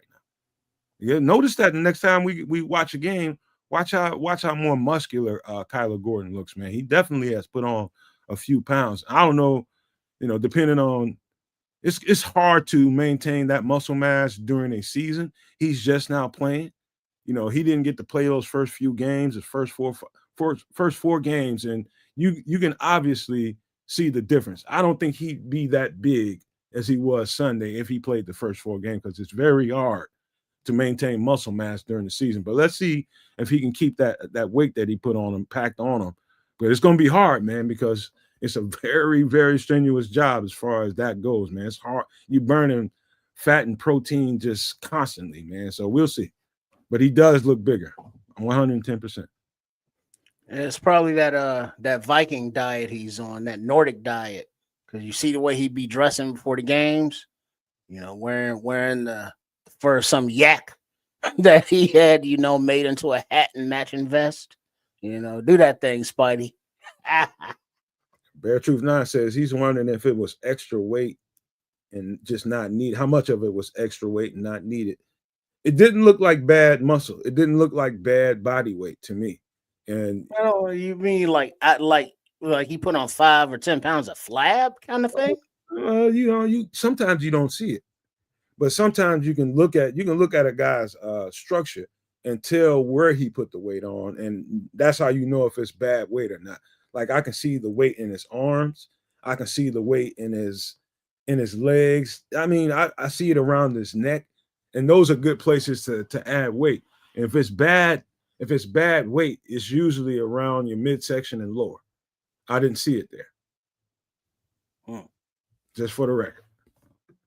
But all right, so here's something I just definitely want to point out, and we can talk about this as much as we want.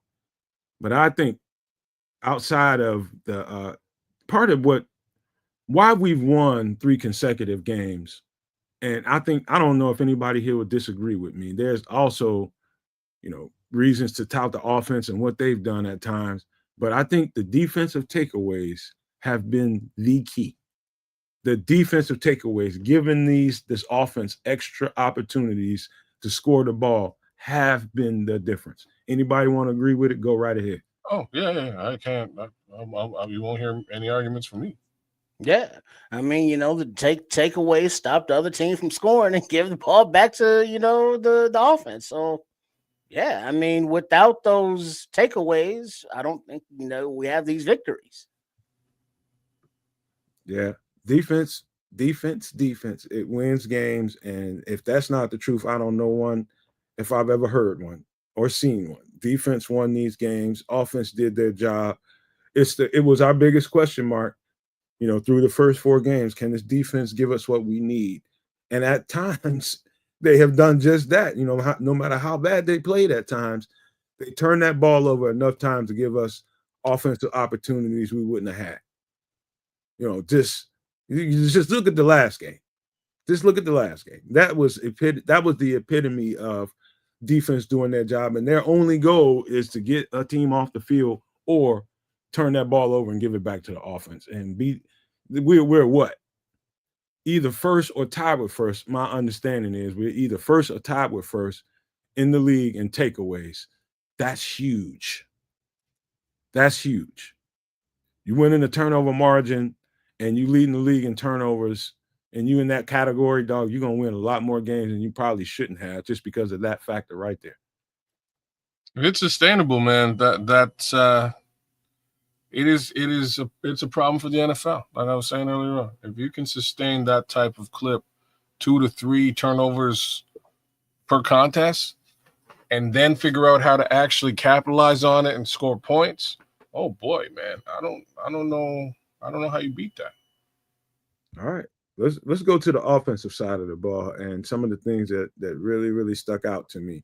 And the first things are really, really obvious, and that was how well the question mark, the bookends, the tackles, how were they going to perform? We knew we had an injured Darnell Wright. We're going to isolate him in just a second, but the combo of Theo Benedict and Darnell Wright, I thought personally, okay, what I saw on the surface while we was watching the game, I was just like, Theo Benedict is playing. Oh, he's playing well. Like, oh, he's handling it. So I thought when I went to the tape, Kez and Trips, that I would see something counterclockwise to what I saw on film, but I didn't. One of the nuanced things that I noticed on tape was the way Ben Johnson structured that game plan was to make sure that those guys did not have to protect long. That's one of the ways you can protect your offensive line if you feel like you got a little weakness or two, is make sure you're not in a 7-step drop or not too many 5-step drops. And that's just more time for the offensive line to have to protect. And immediately talking about Theo Benedict and Darnell Wright with a hurt arm. And so what he did was narrow down the drops that Caleb had, got the ball out of Caleb's hands pretty quick. Rarely did you see Caleb in a long, I don't think I've seen a 7-step drop, but I might be mistaken, but it was no more than a 5-step drop, get the ball out, right? 3-step drop, get the ball out, or a quick, wide receiver screen, whatever it was. Those two guys didn't have to block for extended periods of time. And that helps the offensive line, right? And so that was one of the neat things that I saw in the game plan was, okay, we believe in Theo Benedict. We know we have an injured Darnell Wright. What do we do with this game plan to make sure we don't stress those two guys too much? And that is what I'm talking about, making sure the drops aren't too long and the quarterback isn't holding the ball too long to stress out the tackles or the interior. But those guys played a really good football game, but credit to Ben Johnson for scheming it up in the way that he did, where he didn't overstress those guys. Caca! Anyway, that's all I gotta say, man. My boy came out there and he opened the run game up, man. That's what I'm trying to say. That's what I have to say here today. We did not have a run game last week, nor did we have one the week before that. We've been talking about changing out everybody in that damn room. And out of the woodwork comes the Canadian Eagle, and all of a sudden the running game flies. There it is, man. There was a shout out to Adam Hogan and the guys at CHGO. He pulled up a stat a couple of weeks ago that sort of broke down rushing attempts for the Chicago Bears from left side, in between the tackles, in between the guards, and then outside. And only one of those areas was green, and it was outside to the right with Darnell Wright. What we saw yesterday was you can do what you're doing on the right and have success on the left too, on the outside. You can do it in between Joe Thuney and Theo Benedict. You can do it between Jonah Jackson and Darnell Wright. There is some levels of success that we're having. It's not necessarily north-south rushing, and that's fine too. But DeAndre Swift put up somewhere near 160 odd yards, not just on the ground but also in the air. He became a threat, and if we can make that run game a situation that Caleb Williams and the offense can lean on, that's all you need. Like that's the missing link, man. We have the wide receivers, we have the tight ends. Caleb has time. If you can rely on the check down, if you can rely on the run game to get you 4.5, 6, oh man, if that's sustainable, again, there's going to be some wins here in Chicago. There's going to be a couple more wins, y'all. Man, yeah, it's a beautiful thing. It's a beautiful thing to see that it's not, disparaging Braxton Jones, but just the solidification of the offensive line looks so much more better with Canadian Eagle out there. And it's to the point that it's like, all right, the issue really wasn't the tackles, it was more interior, more Jackson Dahlman kind of area on the pass protection at least. But then in the run game, there were guys pulling, left, right. They were getting to the, right on the edge between, the tackle and the guards. And they were having success with that because the offensive line in the run game, they were moving people off the ball and they were getting after it and being aggressive doing it. So are the like, just to layer into the run game, the wide receivers were getting theirs too, man. With respect to the blocks, they were getting theirs too. It was very helpful. Everybody was putting in work. but damn it, it worked. Yeah. I mean, this, it was Theo just put it in sync.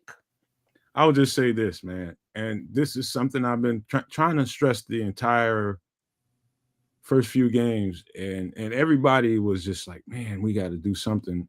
I'm just like, dude, these guys have to learn to play next to each other. They have to learn how to play next to each other. Individually, they will play even better once they learn how to play to the next guy. It's just time on task, man. That's all it is. It's just, a guy's individual weaknesses are going to show up one way or the other at some point. I don't care who it is. Even Joe Tooney is going to show some signs at times. But the more these guys play together, it's less about the individual, you guys. It's less about one particular person and how well he plays. It's more about the cohesion of the unit. And they're just now starting to, and I'm not taking anything away from Theo Benedict. He played his ass off. And my hope is that he continues that so he can stack more and more games on top of that, because you can have a good outing and then next week you struggle and start going back to different things that you had, have flaws at. Hopefully that's just something that they can, make sure they rub those kinks out in practice. And by the time we see him on the field, he's executing with the rest of his offensive line. And so what I saw was really, really encouraging, man. And that guy deserves all the credit in the world, man. And he played his ass off. But the key thing to it all, before we get out of this Bears conversation, is I'm going to say this, and let's see if people argue with me.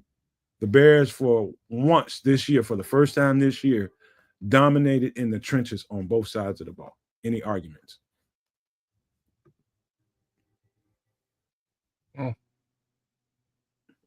Definitely not on the offensive side. I heard crickets. Yeah, I don't know about dominated, but they were better. They were much better. I think they were dominant on both sides. And I 100% think that. Now, that went from, especially on the defensive front, that went from being okay, like you talking about, Trip, and playing better. This went from that to these motherfuckers was owning those guys up front, man. They was owning that offensive line. They were owning them. Anything that Dennis Allen got to a point in that game, you can tell, especially around, I'd say about half to 3/4 of a way into it. It was kind of like what Trips is kind of saying is like, oh, they playing good, but is the coach really feeling like he wants to call up all the shit he has in his bag?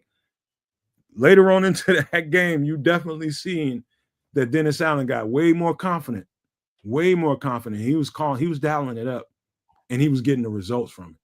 But, that being said, but it was both sides of the trenches. That's how you win football games, and that's how you win football games consistently, is you dominate, you impose your will on the other team in the front on both sides of the ball, and you saw it.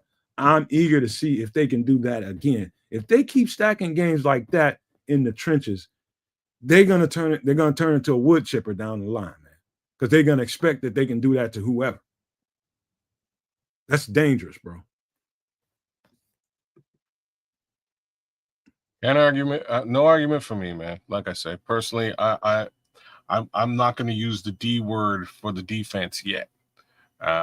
Offense looked. Offensive line looked something special this week. I do have to say.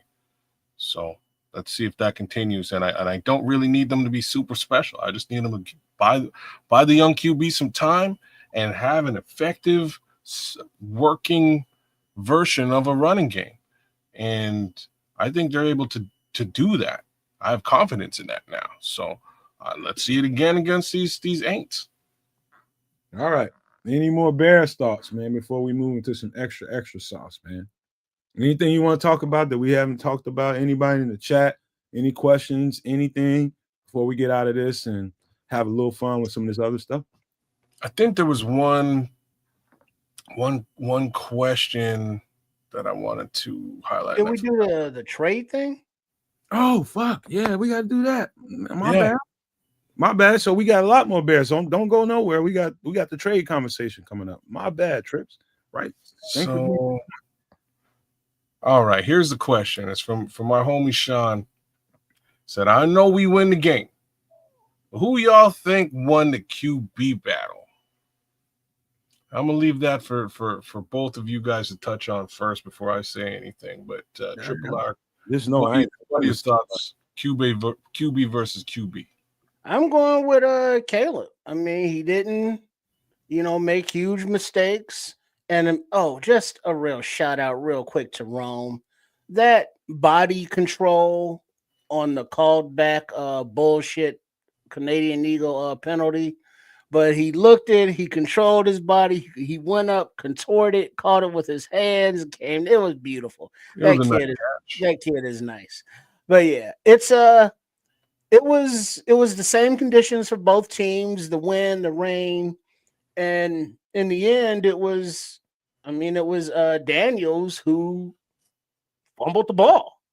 So I mean, he's not gonna get top or the number one quarterback of the game because he basically gave the game away. So yeah, no. Yeah, that's easy peasy. Don't get too motherfucking greasy. To the winner goes the spoils. Like Levante Rogers said, the QB who won the game. Yeah. He only got to nitpick that shit. He won, and he didn't have that much of a different stat line than Jaden Daniels at all. But you can say if you want to throw something on top of it, Jaden Daniels gave away a pick. Gave away two. He gave away 2 picks? No, one was a pick, but he fumbled. And a fumble. Yeah. He fumbled that ball, and then Sean There you go. He lost the football, and so this is where I'm at, right? Jaden Daniels lost that football game. Yes. Yeah. On Monday, he lost it. The ball was in his hands. He fucked it up. Gave the ball right to Nashawn Wright, and we wound up closing out. Right. So that's really where I want to go with this part of the conversation is like there was a lot of noise in the chat when we were doing this show where we were calling that game, and a lot of the noise was, you think Jaden Daniels is going to get crucified for losing this football game? You think the media is going to come after him moving forward or give him any heat for losing this game? And you guys have to recognize as Bears fans that the media here in Chicago is a little bit of a different beast. Like it just is. They will hang your quarterback out to dry. We've seen it happen on multiple occasions with multiple different quarterbacks. They know how to really get under y'all's skin and their skin. It's just what they do. I know it, kids. You know what?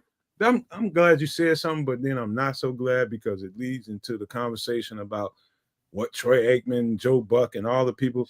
That's the other conversation in the chat, so we might as well have that conversation too. I do not give a flying fuck, and neither do the players. Let people on the outside that want to bicker up. It's like what Ben Johnson said at the podium. You want respect, you got to go earn it. More the way I always saw it, if you want respect in football, you got to go fucking take it. That's the way I interpret it. So fuck what somebody else is talking about. People gonna say all kind of stuff. I ain't getting butthurt about what nobody. I ain't even listening to that shit. I watch the game. Fuck the announcers. Well, and fuck what people talk about on the outside. What happens in between the lines, the X's and O's. It's all that matters. It's all that matters to those guys playing the game. Fuck what these dudes talking about. But hold on now. Like, it's easy to say that. It is. It's real, you know what I mean? It's real easy to say that, but and again, all of us here are Bears fans. We're sort of connected in a bit of a different manner. But then there's the outside visage of what is being presented as the Chicago Bears brand. And you have an asshole out there who's just wiping his ass with that visage, right? Like that's what's happening in a public forum. And in this case, it's Troy Aikman. Under normal pretenses, it's and like this is the regular comparison. It's Chris Collinsworth. Chris Collinsworth he has no love for the situation here. He has all the love for Green Bay Packers quarterbacks and Patrick Mahomes. That it's very clear, right? So here we are in a situation where it's not Chris Collinsworth. It's just Troy Aikman. Like, Troy Aikman ain't, real talk, he ain't nothing special with respect to being a an announcer. He's a former quarterback. That's great. Cool. But like, keep your bias at home. You're announcing a football game. It should be a 50-50 split. Can I give you a football conversation from my personal experience from college? That one of our linebackers he's from Fort Lauderdale in Florida. And this is very, very, very personal. Got into some hot water about some shit that happened when he went home for a weekend in Florida. Can't tell you no details about what happened. But on the outside was on fire. They talking all the shit in the world. I don't know what was happening during the game, but apparently after the game, it was found out that they was kind of saying disparaging remarks and comments about that football player. And, he came back and, he was hearing, we said something. I think the coach said something in a team meeting. And then we got into a meeting with the defense. Now they go into their rooms as linebackers. He's a linebacker. Did I say that? He's a linebacker from down in Florida. And we got him, and he was worried about it, man. This is how locker rooms work, man. Good locker rooms squelch all of that bullshit, and don't nobody know nothing else about it but the people on the outside that want to yip yap like bitches about it. Excuse my language. That's for them. That's not for us. That's what we told them. Let them talk their ass off. That's why they fans. That's why you a football player. You go do your fucking job, bro. We got your back. That's how that works inside of a locker room. And so if you hear my energy sound a little bit different than everybody else's, that's why. No, and your energy should be different in that. In your example, there is some level of altercation which people can feel a way about. That's not what I'm talking about. I'm talking about you have a job to go and call a contest 50-50. Like, so Mike Tyson versus Jake Paul, and you're gonna spend the whole time saying that Mike Tyson's a bitch. That's messed up. Your job is to unbiased call the match the way the match is presented, and that's not what we had this week on Monday. We had somebody who very specifically had his own feelings and agenda and plastered them all over a football game. And nobody asked him to do that. I didn't ask him to do that. You know what I mean? Like, your example is this young man did something and people felt a way about it, and that was the conversation. Cool. If there was a situation along those lines, like, I'll even say cool there. If there was a situation along those lines that somebody should feel a way about, maybe that's a narrative to be discussed. That's not what was popping. It was a straight up and down rivalry game between two teams that had a bit of a thing last season. That's the discussion to be had. Call the game down the middle. Cass, we've sucked. We've been at mediocrity or beneath mediocrity, to Ben Johnson's point, for a long fucking time. We just had this conversation not too long ago. For a long time, we've been at mediocrity or beneath it. You know what attracts to? It's the flies on shit, man. People can't wait to pick on the Bears because we've earned that kind of criticism, bro. And I'm not saying whatever Troy Aikman and whoever was saying what was the right thing to do. I'm saying that as a franchise, this is what we've brought on ourselves. Now, only way you fix that is you start winning like a motherfucker. That's the only way out of this shit. If you don't want to hear that kind of shit no more, and you want to hear us talked about in a different light, all the Bears got to do is start winning. And that's over. I hear what you're saying. Even Ben Johnson came out this week and said, my kids were watching this game. They watched the game when I got home. They were watching it. He was like, and I was listening to it. And they weren't having what Troy Aikman was talking about. Even my kid, like Ben Johnson himself came out and talked about it, which somewhat surprised me. All I'm saying at the end of the day, like what you're saying is very true. And this is part of why I'm saying Ben Johnson is just destroying narratives. He's killing them. The more we win, the more we pull these games out, he's destroying narratives. And I really appreciate that. What I don't appreciate is the guys who are paid to call these games having just straight up bias. The Bears, man, on Monday night beat the booth, beat the media They beat the Washington Commanders, and they beat the referees. And in some cases, they even beat themselves, right? Like, that's a W to me, in my book. That's a real. I don't think you would all feel on national television. Hell yeah. I don't think you would feel any of this kind of energy if people weren't so mired in social media, and every fucking goddamn fool that has a fucking phone can have something to say about it. That's the space that we're in. If we wasn't so mired in social media and what people my feelings don't flow along with the trends of social media. I don't give a fuck what nobody says. No, that's not. This is not a. I don't think people would feel that way if it wasn't so much. You're wrong because this is a nationally televised game we're talking. It's not. I didn't have to go to Twitter and found out that somebody else was upset about the shit Troy Aikman was saying. I didn't have to do that. I could have just watched the football game. I was calling the game, so I had to watch it myself afterwards. But this is my simple point is this is how the NFL is presenting the Chicago Bears to people who are not Chicago Bears fans. And that's some fucking bullshit. That's too bad. Win. And you won't have to worry about that shit. Maybe we will still be like, maybe we will.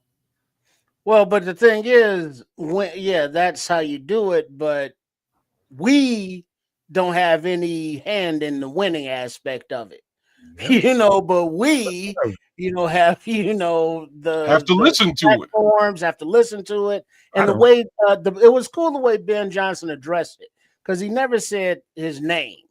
He just said, "Yeah, my kids were watching the replay before school.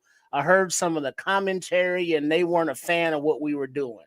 So basically, he was like, "Oh, word, Troy. Well, fuck you." That was a nice way to put it.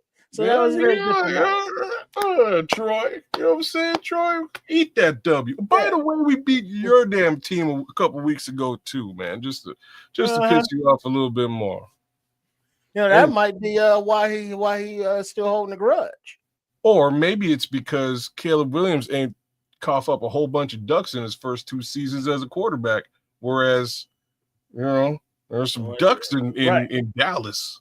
Troy Aikman was playing. Or Aikman's just mad at the Bears organization as a whole for flus. Maybe. Maybe that's the realest comment I could have possibly heard right now. Maybe he's just pissed off that Matt Eberflus is in Dallas now. That's probably what he's mad about. But he was definitely in his feelings about it. He was mad. He was not pleased. I just don't care, man. I just don't care. To me, it's akin to girls trying to win a slap fight. Yeah, it's like what the fuck is the point of this, man? Now we play football, and you get to shut everybody the fuck up once you start putting enough dubs on the board, and people have to respect you. That's how you do it. Wins get fucking respect. It's the ultimate respect. Kick people's ass. I'm gonna kick your ass every time I see you. That's the ultimate respect in football. Fuck what these bitch asses talking about on the sidelines, man. Fuck that. Don't matter to me. You're just talking. Guess who got to go out there and play? The football players. That's what it means to me. So I don't get all into that. It just irritates me, man. But I know y'all like that kind of stuff. But that's it's quite the opposite of the like. It is the presentation of our team in a lackluster light for no good reason, and that's not. And I don't have to respect that. You know what I mean? Whether like wins, losses, I don't give a shit what it is. In a loss, there should still not be. I should still not feel like my team. My team is just like shit. Just being disrespected all the fucking time. I should not feel disrespected for loving the team that I love. I don't give a damn whether even in a loss. All right, man. For future games, just give me Greg Olson in the booth. Maybe a little Adam Amin. Greg and Adam. Yeah, Greg and Adam, we're good. We're good for sure. I respect that. I respect both of y'all, man, and what y'all saying, how everybody feels about it. I'm just different when it comes to that. I'm glad that I don't get to hear none of the game being broadcast because I'm listening to you guys. Thank goodness. Come hang out with Triple R and Keds, man. Come hang out. Trust me. Much better than listening to Troy Aikman's punk ass. Aldo said the same thing. Aldo said the same thing on the bar room when I did the show a couple of weeks ago. He's like, dude, you want to watch a game, you better, this is the best place to go watch it, because he was talking about the exact same thing y'all are talking about. So I was very fortunate to not hear all of that and had to have feelings about it. I didn't know anything about it until social media just blew up after the game. I'm like, what the fuck is all this? Right? Because people on there like, dude, why is Aikman hating like that? No, all the way through, as we were calling the game, this is what was coming through the chat, and we're like, "What's up with Troy?" Now I gotta go watch this game again. And I was listen happy to because the we game. won. You know what I mean? We won, so I'll watch it. I'll watch it 2 times. That's fine. I'll watch it again. So I start watching it again, and it's like, damn, bro, what's wrong with you? Who pissed in your cornflakes? Right? So y'all can understand. Y'all understand. I hope I didn't get a little too pissed off, but that is irritating to me. No, you're looking at it from you're looking at it from a player perspective. I'm not in that locker room, and it's not a locker room question for me. It's a question about the fan base and how the fan base is being disrespected on national television for no good effing reason. Look at what Victor Dragon is saying, and I'm not saying that because he said I'm right, but it's just the point he's making here. He says it's apparent that Caleb and the Bears are becoming a force. Aikman showed unprofessionalism. No matter's right. Winning changes everything. That's how you shoot all that in the foot. I mean, pew that in the foot. That's how you do that, man. You get all those narratives that people like to run week in and week out until when you start consistently busting people the fuck up, everybody stops talking. And that's the medicine, bro. That's the serum. There's no getting out of where we've mired ourselves into until you consistently kick people right in the scrotum, bro. You just got to keep doing it. And once you start doing that consistently, they'll shut the fuck up. I promise you. Maybe we'll get a call or two as well. Just to put that out there, but that's a whole other issue. Shout out to Sir Steady Serving Sports Entertainment. He says, I got a dip, brothers. Glad I found my people here. Gingerbread Man out. Shout out to you, man. Gingerbread, you come back now, bro. You come back. Sir. You know what? Before you dip, because you must have missed this. Here. Get your phone out, hit the QR code, become a member, man, and hang out with us week on week. Do the 99 cents. It's $1. You know what I mean? Do the 99 cents. We're going to give you a whole lot more than that as we grow and we continue on. And man, just become a no maniac, become a super no maniac. We'd appreciate having you as a supporter of the channel. Thank you, brother. Thanks for coming through. You have yourself a good one on your way out. And big ups to the rest of the folks in the chat. BT9, Victor Dragon, Mr. Mayhem's out there with us. FFG's holding it down all night long with Cloud Chaser Radio out there too. Big ups to all you guys, man. Mad respect and love. Thank you for coming through and spending some time with us for that extra sauce on a Wednesday night. But yeah, where we at now? So we done talked a little bit about them QBs. We've talked about Troy Aikman's punk ass. Now it's a trade candidate. Trade scenario. So let's go into trades. While you're doing that, let me get to a couple questions that will start. Okay. Let me get to that. Let me find them. Let me see. Oh, here's the first one. Oh, hey, Crooked. Here's the first one that was a really good one. He says, Bear Truth 9 says, do you think Turner should settle in more off the edge? I know they gave him a couple of reps. They gave Javon a couple of reps over there too. Oh, I'm going to say they brought him in here to be a D tackle.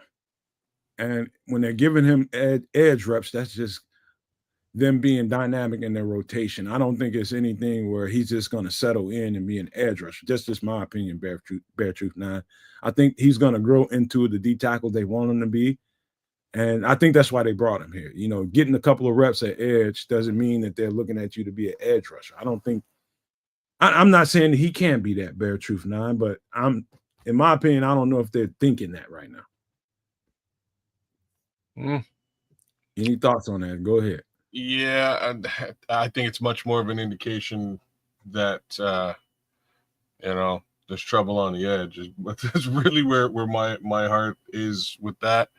Why not give him a shot out over there and see if he can be successful? See if he can get to the quarterback, add some pressure. Same thing with Javon. Let's see if Javon can be impactful on the edge as well.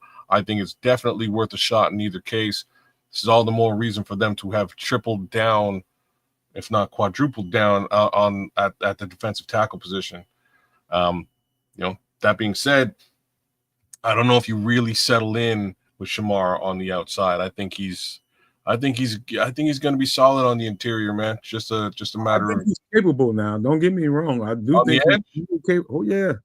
Oh yeah. I seen enough of that when he was in college. He's capable, but I don't think that's why they brought him. But if he ends up being there, who knows, man? It just depends here. But that's why we're getting into the trade conversation. Hold on. That's whatever position that he is productive at, I'm all for. Whatever, edge, defensive tackle, whatever. But I would also look at the personnel that's on the field at defensive tackle when he's at edge. And it could be a situation where they want to just get those guys on the field together. Or if it's, a Williams dollar bill in the middle and a Sweat and a Turner on the edges, that's more of a run stopping. I was just gonna say, yeah. Very good point. He could pop off, in some kind of situational stuff that Trips is talking about. They throw him out there for, extended period at edge, and next thing you know, he starts popping off. Of course, the coaches are gonna want to see if he can duplicate that. Let's see if he can do that again. And then if he does that, let's just say he comes out there and have some better than expected performances, then things could change.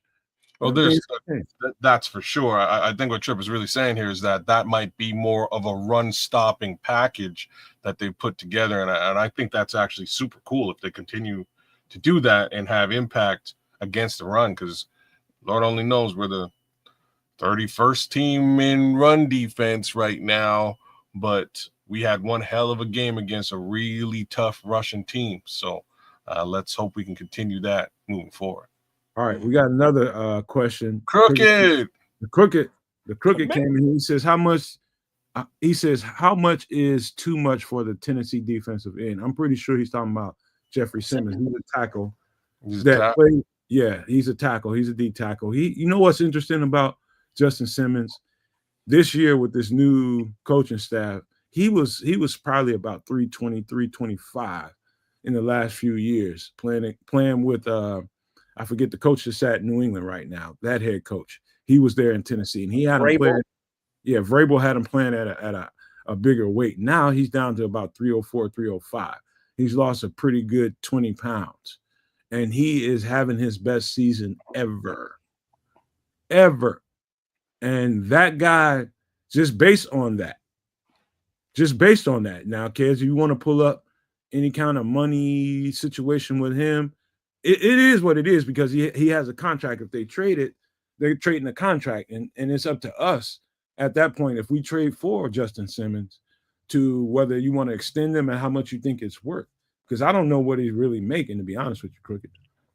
It's like 25 to 27 for the next year or two. But kids will get the exact details. I'm pulling it up as we speak. And while he's doing that, please make sure that you are subscribed to the trio of the live streams right now, the Nomad Network at Cads the Canuck and Sports Chicago Style.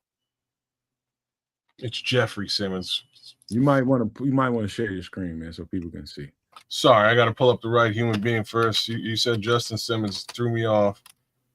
And maybe I'll just do Simmons, because who knows how you spell Jeffrey. Not like giraffe. That's with a G. It's with a J?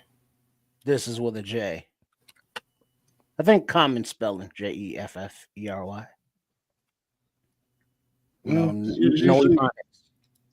Usually the G. But maybe GEOF. It's definitely J, man. All right, so let's do it the old-fashioned way. Let's go right to Tennessee. He's not British. Not British. It's funny, man. My best friend is, as a kid, his name is Jeffrey, man. I spelled his name Jeff every time we're in class together from kindergarten to grade 2. I didn't know his name was spelled with a G until I saw him spell it. And I was like, "What the F, doc? What? Who are you? Who's Geoffrey? Who are you? Who's that, man? Who's Jeff? It's you? Damn it, Jeff." Geoffrey. And here's a little note. I wouldn't even feel right about having this conversation if we weren't in the place that we are and the trends looking up. I wouldn't be very comfortable having this conversation because I think it's just star talk. But this is reality, man. I think all options are on the table right now. Anybody that disagrees with that, you can. But I'm telling you, I think we can make a move, a strong one, at this trade deadline if they feel like this thing can put us over the top and get us really formidable, man. So this is real. This is real right now. Oh, he's deep in the contract, though. About 3 years in, ain't he? At least 2 years. I thought you said he was 28. He is 28. He's 28 years old. He's 28 years old right now. Okay, right. Okay. Making a base salary of $17.5. Signing bonus pushes him up to 22 and change. And another roster bonus adds a little bit more to that. Dead cap, they would be eating 31 and change if they traded him right now. So I don't care. Mm-hmm. I think something's wrong with Scrolls. I think for real. And it probably is due to his life. No, he's right though, man. No, he's right. Jared ain't wrong. Straight up, he's right, man. Geoffreys will snitch on your ass. He's right. Because he said Jeffries are cool, but Geoffreys will snitch on you. He's right, man. He watched Game of Thrones. He knows what's up. I'm just telling you, Joffrey's will snitch on your ass. They may behead your daddy too. Be careful. Yeah, you're right, Bear Truth. We are in position to make a move. It's going to get more realistic every game we win. I'm telling you. All right, so he's got 2 more years under contract. Yeah, he's contracted right up until 2027. That like it's not the wildest numbers out there, right? Like for quality defensive tackle, this is not outlandish numbers to swallow for a 28-year-old man. It's not crazy.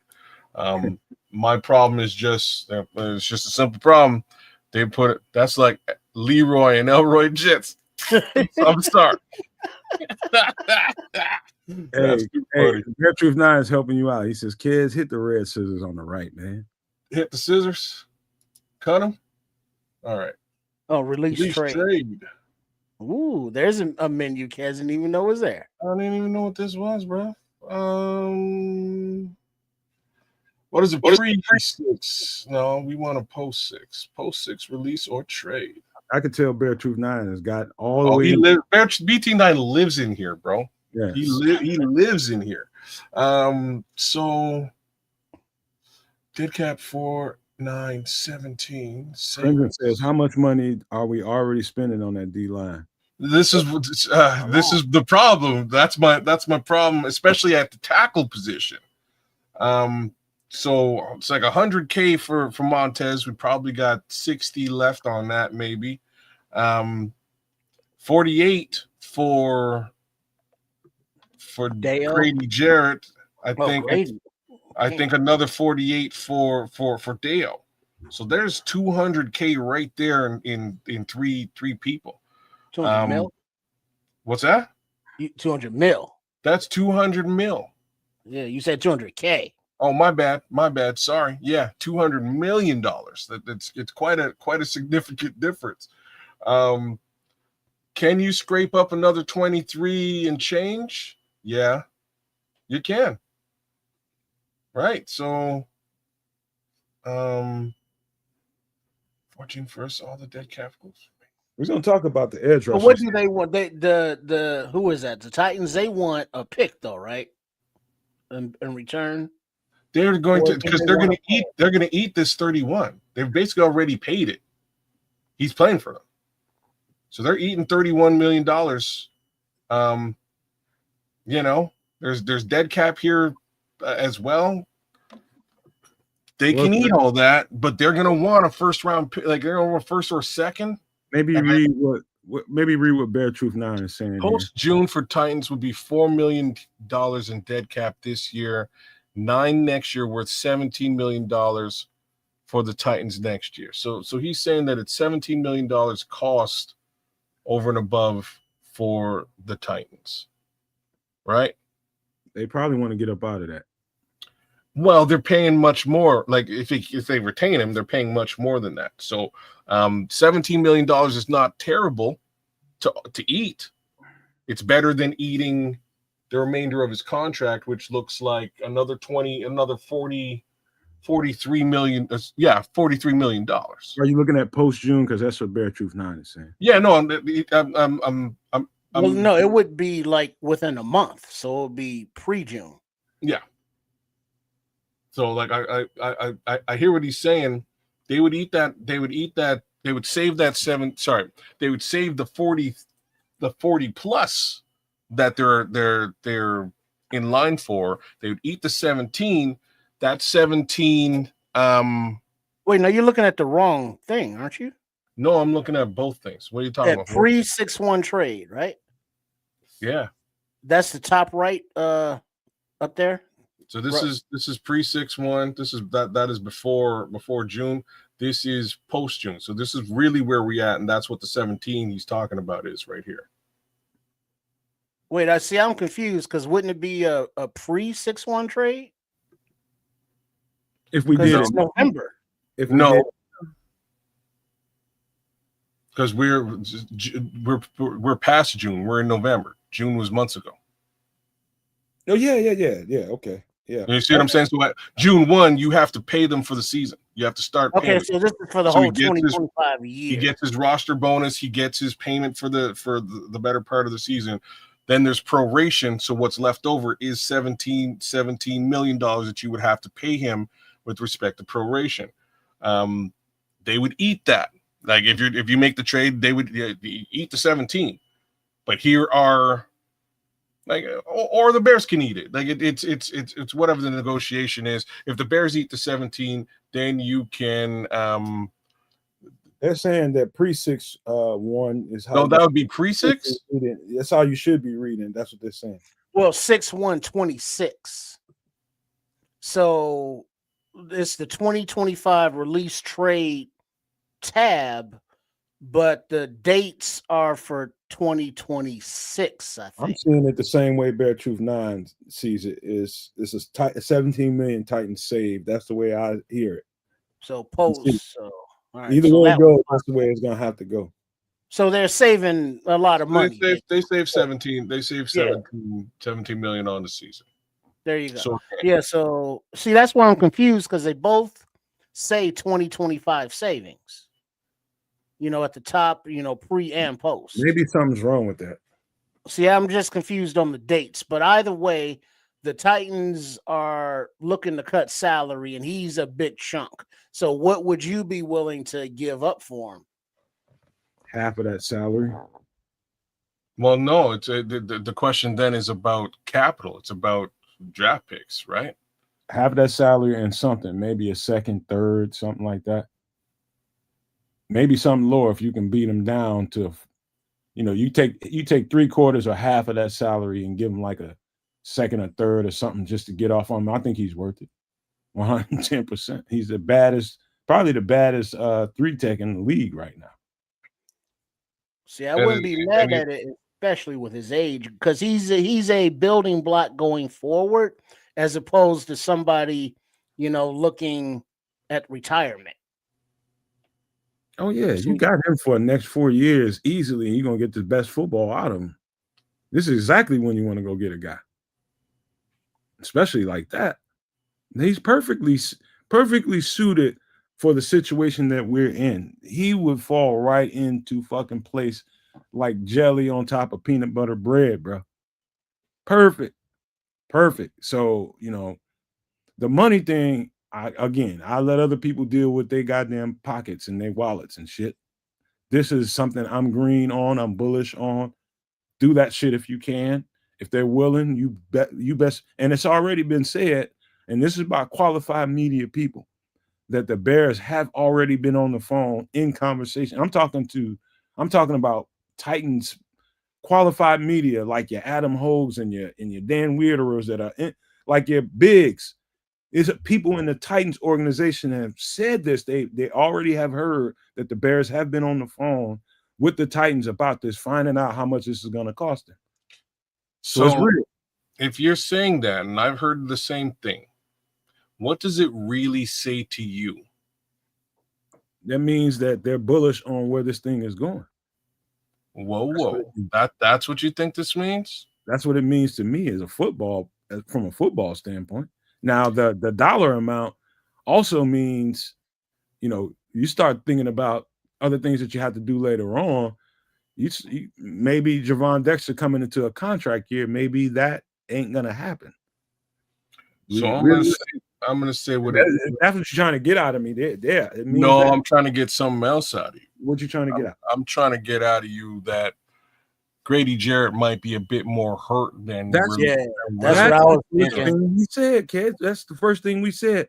These Bears trending up and being bullish about where the season might be going. If there's something going on with Grady Jarrett that might be something chronic and something that he might be dealing with forever, and this might not have been such a good deal for them, then they have to do something else. So that's what it like. It pisses me off. I just gotta say it, man. Like, don't worry about it now. It's already done.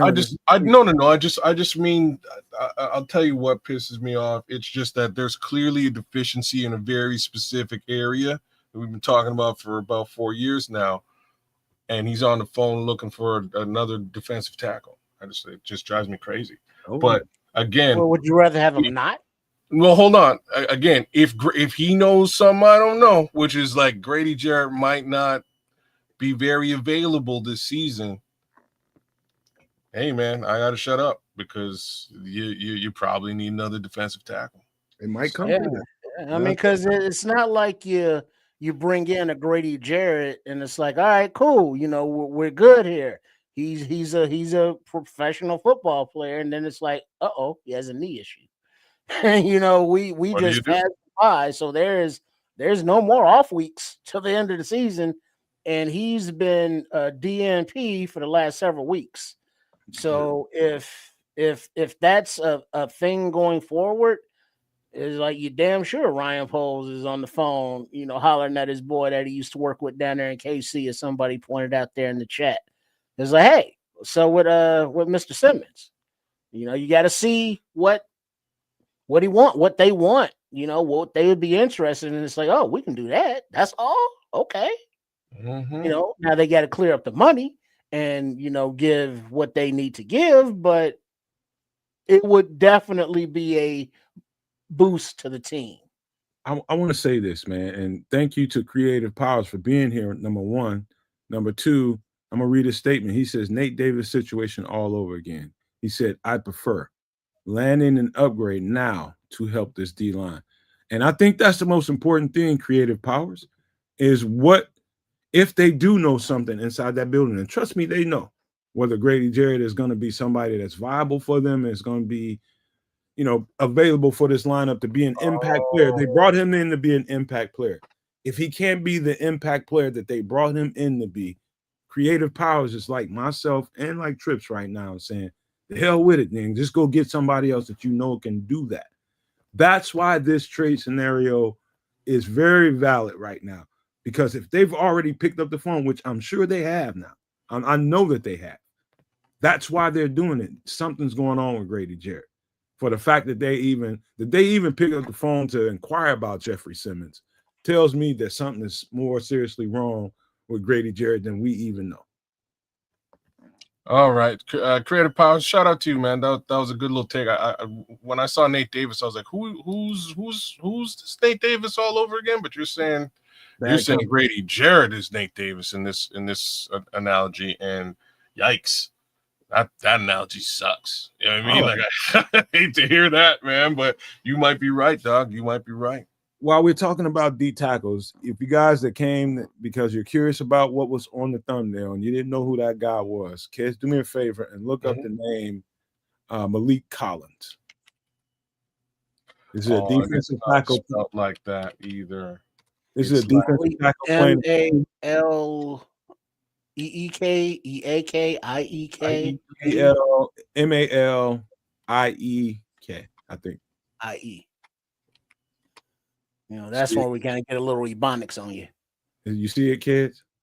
Black people, can't you just? I just want to know if you see the name spelled right. I just had to just click enter and pray, and like here he is. All right. So before you even get into it, kids, this is, I got to give this courtesy to my guy, Super No Maniac Notch. He brought this up on Kids' show the other day while I was there, and I'm just like, damn, I didn't really think about that. So Cleveland is in the dumps, and what I know about this contract with Malik Collins is balling. Number one, he's balling just as hard and just as good as Justin Simmons. Now, this is a little cheaper situation than much cheaper. He's in a 2-year, $20 million contract that's got $13 million worth of guarantees in it, from what I remember. And he got a $7-something million signing bonus. He's a little bit older. But if you want to get into a 1-year situation and you can be fluid after that, and you don't want to get into a distance relationship, this situation is better financially and just for long term. Go ahead from there, kids. Dollar for dollar. I do that tomorrow. Well, now who does he replace on? Well, is this a Grady Jarrett replacement straight up, or if Grady is not injured, who would you replace on the D line for Collins? So for me, I wouldn't really even. The only reason I would consider this a replacement is if he outplays everybody else that could be potentially a Grady Jarrett backfill, right? That's that. He's the money here is easy money for them to swallow. They probably wouldn't even have to restructure anybody to do it. You got to spell it out though. Wow. Well, but somebody would have to go. Let's say Grady's still here on the roster, and you want to bring Collins in. What defensive lineman are you shipping out? I got a better thought for you. Let's just say Grady, something's really, really wrong with Grady, and we don't know about it. And I just put him on IR, give him the opportunity to heal up. Well, there's other things. What if Grady decided, if they talk to Grady and say, hey, man, help us out here. We tied some money up into you. And he just said, if this will help you out, I'll just retire and give you some money back. Oh, damn. What if that happened? Well, I don't see that. I've seen that happen. I've seen that happen, literally. It's the injuries that Darius Smith just decided screw it last couple days ago. So you never know. You know what I mean? You never know. Yeah. So Levante, like I hear what you're saying, and normally I'm of the same mind. I'm just thinking here, just because there's a lot of money tied up into Grady Jarrett, and he may eventually come back and play at caliber. You don't necessarily want to replace him with super high caliber. Maybe you can replace him with regular money, but get high caliber performance. I'd do it in a heartbeat. And that kind of sounds like what we're talking about here. If you see it, give everybody the age and the weight of Malik Collins. He's a D tackle. He's everything but he's everything. He's a nose guard and a 3 tech. He can do anything along the defensive front, play some time out there in San Fran. And more recently, he played in the Texans lineup in that front. And the Texans haven't been right since he left. So I don't have a weight for you, but I do have age. He's 30 years old. Not old. No, it's not. Again, not for a 1 or 2 year contract, which is what you'd be pulling over if you traded for him. He's under contract until 31. You just don't necessarily give him a brand spanking new contract. You let him ride out the 2 years, see how he does, and you pay capital and pay the remainder of his contract. I think it's like there's only a $5 million dead cap for next year. Like this is a great out to get in on a potentially solid player. Let's look at his stats.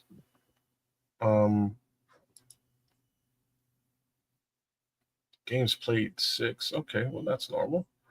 He's okay. He's 6'2", 310. So that's big enough. He's a bowling ball. Yeah, bowling ball. But 4 sacks in 6 games ain't bad. That's better than anybody on our team at present. He's balling, dog. That's good. Those are good numbers. 7 tackles, and let's just be consistent with it. He has done just about that for the remainder of his career. About 5 odd tackles sacks a year. A fair amount of tackles, but thus far in 6 games, he's already got 4. One of the things I would give games played in his double digits every year in the team, so he stays healthy. This gonna sound strange. I'm gonna give Flus a little bit of credit. One of the things he said while he was at the podium, a couple times I heard him say this, 2 or 3 times. Most of the times defensive linemen don't start rounding out until year 3, year 4, and beyond. Malik Collins, Justin Simmons, both those 2 guys, only 2-year difference in them, are right at that stage where, even with if they grab Malik Collins, I think there's still an out with him, is it? After the first year, kids? If he came during the middle of this year, is there an out with this contract? Well, yeah. But coming. Well, it's like the out is really for the team who signed him at whatever deal they signed him at. I wouldn't necessarily get out after this season. You can. You might want to keep him for another year. This is what I'm saying. You could, the bulk of the contract's already been paid up by the other team, so you'd probably want to run. You'd probably want to roll with him for the 2 years, regardless. See how he does. What do you give up for him? Like a 5th? I would give like a 5th rounder, 6th rounder. Hell, I'll give 2 5th rounders for him. I'm telling you guys, don't be surprised if this comes up in a conversation in a couple of weeks. Why we're bringing it up? Shout out to Naj, but it's something that was, as soon as he said it, I'm just like, damn, I didn't even think about him. But I expected the Cleveland Browns to be way better with the quarterback that they had, but they traded him to the Bengals. Now they're dealing with 2 rookies, and this shit's going left and south, really, just quick. And so they're gonna offload some assets, bro. And that is one of the key assets that we can fucking use. Another one is Max Crosby is back on the table, kids. If you want to pull that up, that is real. And that we thought it was over, but they signed him to a contract. So and made it easier to trade. So if we're gonna go here, shouldn't we also go to Myles Garrett as well for the reasons you just mentioned? Well, let's go here first. Let's take knock off one bird. So things are a little bit different. Long story short, this is a much more costly move, except you know exactly what the costs are. Like you kind of want to do it next year, though. You know what I mean? Like because that bulk up front. Explain what you're seeing. So the $72 million dead cap, they're gonna have to eat that. That's a big chunk of money for the Raiders to eat. So because they've signed it this year, we would have to do something about that. So either we would have to pitch in and pay some of that $72 million in dead cap, or trade a significant asset, being like a number 1 pick. Just one? I don't think, and let me rephrase this. I hope Ryan Poles isn't of the mind of even considering multiple 1st-round pick trading. That's crazy talk to me. I would never do it. Wouldn't suggest that it be done. But then again, let me I got to second guess myself. If you believe that you're in a position to to change the stock of your team, that second first round pick might be towards the back end of the draft as well. So there's that. All I can tell you is, hey, if we start drafting a little bit better, we ain't in most of these conversations. But since we didn't, right, man. Since we didn't, Scrolls, here we are. Scrolls, you're right, man. There's only 2 more years left on this. Well, I'm sure. 2 more years on the existing contract. They can bump up to 5 years with, and they'd be stupid if they didn't. So 3 years max on the rookie. But yeah, you got to get your guy, man. You got to get your linchpin left defensive end. Like it needs to be done soon. I am of the mind that you get a proven commodity and spend and toss a first rounder. If that's Max Crosby, you do it. Max Crosby is that type of player. As is Myles Garrett. Those would be the 2 guys I'd be looking at come hell or high water, and I'd easily be offering a first for it. If they need an additional draft pick, I'd consider it, but it wouldn't be another first rounder. I'd hate to do that. That's just crazy.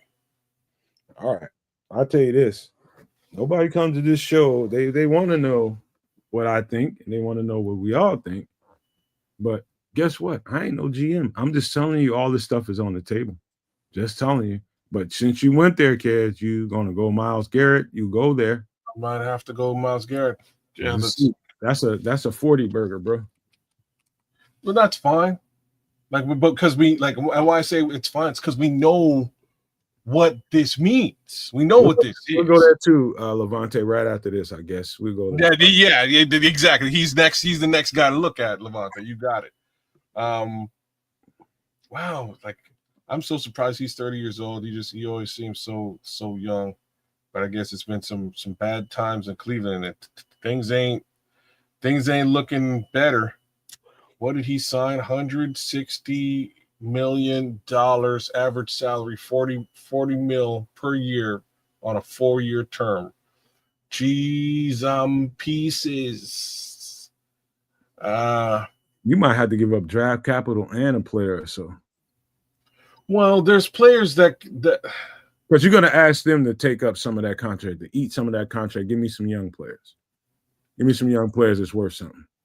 I just have to say this out loud. I don't know how is this team under the salary cap? They was ready to win one, man. That's what a team's salary cap looks like when they feel like they put together a solid team to win something. That's what they look like. They're over their skis, bro. And one of these days, said is the craziest statement of all time. One of these days, the Bears are gonna be this team over their skis, but we're gonna have a couple Super Bowls to our side because I don't mind being over your skis. They thought they were gonna win it. They thought they were gonna. They had the team. I would have predicted them as one of the teams to do it. Yeah.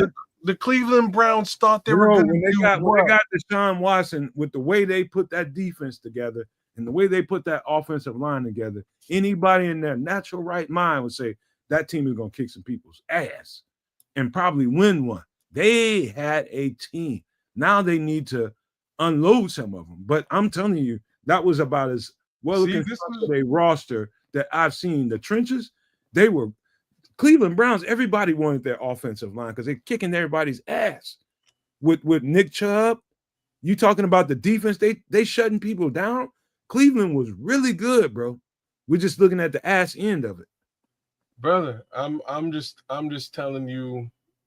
See, this is why I warn you about some of the financial stuff that we talk about as we go through this stuff. You know what I mean? Like you get excited, you want the Bears to double down and spend a lot of money. And I'm with it. I want them to win too, but this is what happens. You wind up in a situation where you're paying $230 million to a quarterback. It's tough to pay anybody else on the team. And then somehow, even though the quarterback's like never played for you, you decide that it's wise to spend another $160 million on a single player. Guaranteed. Guaranteed. This team is screwed for at least 5 years if they can't get out of one or the other, and you can't get out of Deshaun because it's all up front. Nobody knew they were screwed until Deshaun didn't work out.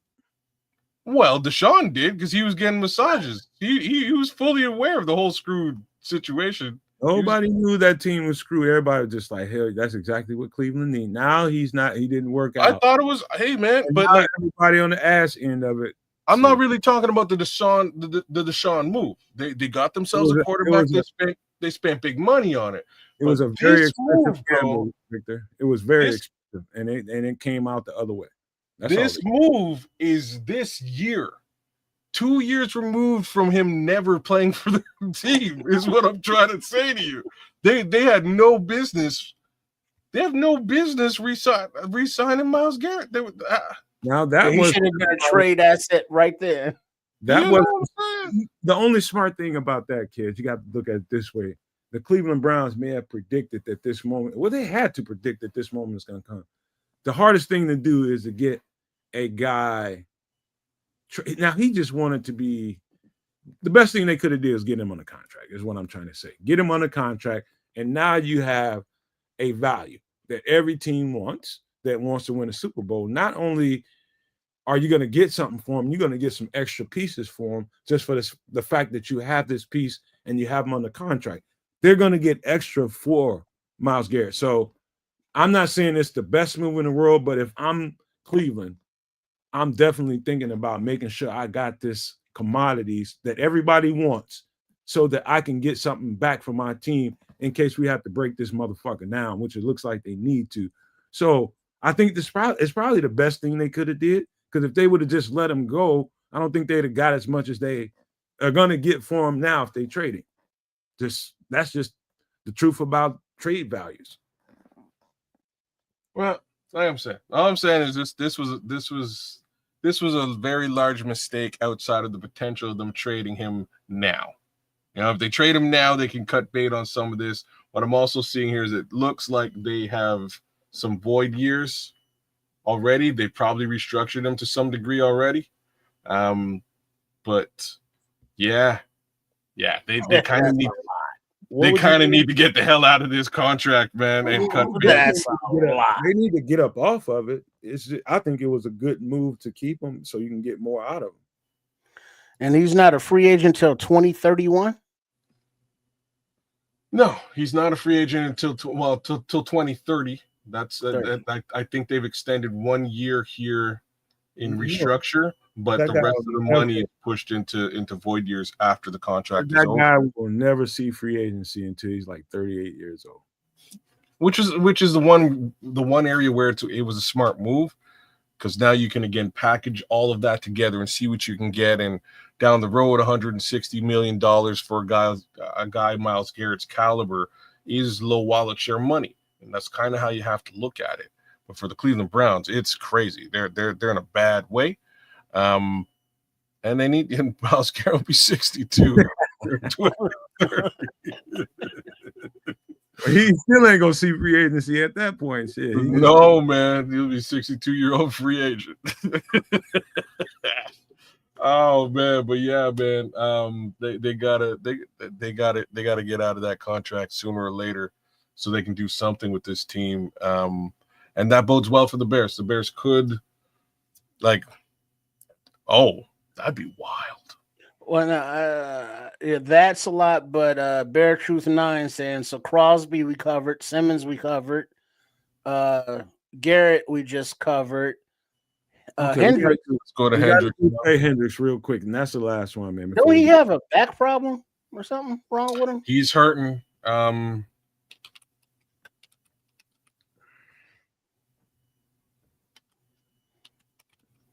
I want to talk about Thibodeau, but we'll save that for another time. I don't have it here. Oh, you can't find Trey? I'm gonna find one. I'll just go to the team. There you are. I feel like we've done this many times, but we've done this many times this season, but we haven't done it since he got his little. You're right.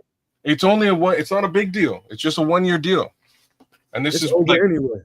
This is my problem with the trade for Trey. It's like you're giving up capital in a situation where he's free in a couple months. But then he has options. Well, so you got everybody got options. Well, his options, though. You just enter into the casino and you hope that that he hits 7 with the Bears, man, and that's just gambling, man. Well, see, I would almost agree with you with the outside view of the Chicago Bears in general. You know, that Troy Aikman view. There's that. But if this team does like you said and starts winning some football games, the view might be different, and he may want to come here. Could be. Right. If you look at it that way, you're still gambling, bro. I like to gamble though. I'm all you see like you catch me, you know. I used to like them when I was an uneducated man, but I don't fuck with that shit too much no more. I play some craps here and there. I'm just saying, like that's my little beef. If he's a free agent and you don't have to give up capital to get him, you just need to pay him. You just go and you pay this man. You hit him immediately, pay him. But you're right. Hey, by the way. And I'm glad Bear Truth 9 brought this. Thank you. Bear Truth 9 has been the motherfucking shit up in here. Yeah, right. Awesome. I'm going to mention this, and I'm going to add something to it. Don't forget, Zadarius Smith with the Eagles just all of a sudden just retired. And I'm going to read Bear Truth 9's comment. He says, true, kids, but if the Bengals, that's what we call them around here, keep losing, I doubt a team like the Eagles won't be involved with Trey. Like Manic Monday, the Bengals? I think Zadarius Smith retiring all of a sudden has a couple of layers to it. And what Bear Truth 9 is bringing up might be a little caveat. I'm not trying to, like, I don't know what their cap situation is. I wonder if there's really like this kind of getting no money. You know what I mean? I don't know if there's this kind of cap money in Philadelphia. Because the Bengals can't afford him. That's why I only gave him 1 year deal. Mm-hmm. But now with being mid-season and Philly wanting him and him wanting to go there, they can work something out. Because I'm sure the Bengals will be like, oh, you'll kick us a late round draft pick as opposed to us losing him for nothing. Don't Howie Roseman always figure some shit out? Yo, Howie Roseman is a genius. If anybody can figure it out, it's Howie. I am going to say that there is a lot of humanity that needs to be paid on that team over the course of the next couple of years. Right? You got Carter. You've got his other homeboy from Georgia. I'm blanking out on the name right now. Davis. Who? Jordan Davis. Jordan. That's not the guy I'm talking about, but he needs to be paid as well. The one with the glasses, linebacker. What are you talking about? He's an edge rusher. Edge rusher linebacker, like 3-4 edge. The wide receivers are being paid. Oh, sorry, one is, the other isn't. He's a rookie. You're talking about Nolan Smith. Cooper DeJean, right? Cooper DeJean needs to get paid sooner or later. What's his name now? Devonta Smith. He should be coming up for $1 real soon. Are they paying? They must have just signed Hurts to good money recently. Like not a lot of they can't be a lot of money floating around there for big name on that line. But maybe I'm wrong. Like if anybody figure it out, it's that guy. All you gotta do is hey Cleveland or Cincinnati, you eat that contract, will give you a higher draft compensation, or we'll add another pick next year's draft or something like that. Just juice up the draft picks, but nothing first, second round kind of thing. Well, they would do that, and the fact is, so far the Eagles' draft picks would be further back because they've done well in the playoffs and made it to the Super Bowl. I'm not so sure that's going to be the case this year, though. So, you know what I mean? Like, they're not playing the best brand of football right now, according to anybody who's paying attention. So the Eagles receivers would like to leave. Like, well said, creative powers. Like, well said. Right now, that's kind of how it feels. They just paid some good money to Saquon, but running back money, so it ain't crazy money. We'll see. Like, you're right. Maybe the Eagles wind up snaking this guy out, but I think the dollars and cents for Trey Hendrickson is perfect, and you might be able to do it for free, which is crazy to me. Okay. All I know is, all that being said, all these players that can be options for the Chicago Bears and should be options for the Chicago Bears. I don't think, when I say nothing should be really left off the table, I don't really think any of them shouldn't be considered. At least if it's me, I'm considering everything. When I see my team playing the way they're playing, and you feel like they're going in a direction that they can continue that success, nothing but green. This is the time when you have that kind of energy flowing towards your organization, which has been a while since we've been able to string some games together. And the way we strung them games together, getting close wins in tough situations, tells you a lot about character of the football team. You can see there's signs if you watch close enough. And you don't even have to be this crazy extrovert football junkie to see this. You can literally see, as a fan, just literally watch this team getting, just the air is different. Everything about this, the vibe is different. This is a team that is clearly showing me green up arrow signs. And this is the time when any GM, any head coach worth either of their salts are starting to consider some things. Now, this week, we go out there and put it on the Saints. Dude, if it's a no contest, it needs to be phone calls had like in the middle of the game. Like, we get to late third quarter and doesn't look like it's going to be close. Start getting on the fucking phone then if you're Ryan Post. Start getting on the fucking phone then, and what you thinking about, start executing that plan. Because it's going to be a good team a little bit later in the season. And so I'm telling you, the arrows are green, man. The arrows are green. I'm going to say that before and give you guys a chance to have anything you want to say about the Bears and where they're going before we get into some other stuff. But I am so, I don't want to say the word excited, but this is good, bro. This is really good. See, Quato's already in here. He's telling me to get my ass to Mars. We on our way, Quato, real soon. I hear your green arrows. Be wary. This is what happens when, when signals may be green, is what happens to a Cleveland Brown, as we just saw moments ago. Now I'm just preaching a little bit of trepidation. Now let me follow where you are. I do believe, though, regardless as to how good this team performs this season, I do believe that getting a quality edge rusher who's proven is worth a first round pick, right? Like, that, in my opinion, is the biggest need on the team. It's been a glaring need for a very long time. We fucked around, and we've seemed to have done some things that might have shored up that left tackle, which was the other issue, might have opened up the run game, which was the other issue.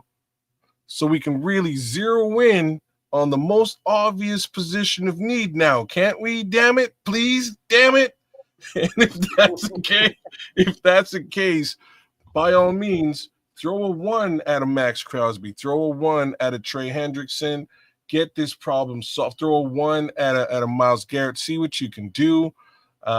Figure the money out later on, because the fact of the matter is, you could be in the other side of this, drafting an edge rusher and developing an edge rusher over the course of the next 4 years, and maybe he doesn't get there either, right? So by all means, throw the first at that guy who we know can do it now and will be doing it for the next couple of years. And we just gave you a pretty standard list at this time. We've gone through this a couple of times, but we giving you the list of the guys who are out there that would make an immediate impact on this Bears team. Yeah, a lot will, depend on how the team looks Sunday. And then there, 2 games remaining before the trade deadline. And then it becomes what value versus the expense versus that's crazy availability, so it's going to be another storyline to watch that is not on the field, but is affected by what happens on the field. So yeah, it's just part of the football season, the trading deadline. That's one of the benchmark, the milestones of the season. And if we are in the conversation to where it's like, oh shit, the Bears could actually be buyers, that's something that is intriguing to so many fans, because for so long it's like, oh, we suck again. Who we got that we can get rid of that's expensive or something that we can get a value for? Yeah. Now we're, getting rid of players because we're bringing in players that are better. And so that's overall a better direction. Yeah. Yeah. All right. Because Trips is right. It's the residue that's still sticking to a whole bunch of people that, that ain't, I think the more we win in the next few weeks, I think gradually the residue starts to fall off a little bit. It dries and it falls off, just like anything else. So you get a little wound on you and it starts to scab up, but you got to give it air so it scabs up. So if you're covering it up and acting like it ain't there, and you just, that thing's just going to fester. But if you give it air, give it oxygen, it's going to cover up with a scab, and that scab is going to dry, it's going to fall off, and you're going to be all right again. That's what we are. Just got to be willing to be a little bit more optimistic. And I'm not trying to tell anybody to change their mindset because of what the fuck Nomad said. I'm just breathing a little optimism into you. This is just the way vibration works, man. This is just the way alchemy works. But that's a whole other conversation. Got to be positive, man. If you want to be where you want to be, this team can get where it needs to get, but we can help as fans by being a little bit more optimistic. And, I know as hard as it is to shake some of the residue of the past off, I understand it, man. I really do understand it, but I'm just being me and trying to breathe some of my energy into you. And that's what we all trying to do. So that's that, man. But Triple R said something last week at the end of a show. We was talking about, prepping, all that kind of stuff. And I want to say this again. I think prepping now in this day and age, I'm talking about today. October 2025. I don't think people are laughing at preppers so much anymore. I don't think they're laughing so much because now things are starting to change a little bit. People are starting to feel the pinch and the crunch of things going the other way. Things aren't quite what they expected it to be. There are people, and we could talk about this on a whole other show on another topic, but I saw people that invested heavily, like their life savings in crypto, and it all went to shit. Every last dime of it went to shit. And there's people that unalived themselves. Over 2,000 people in about 2 hours, crypto went to shit. And people lost their life savings. What do you do in situations when people just lose everything and the economy isn't what it's supposed to be? This is why we do this segment of the show, and I'm going to start with this.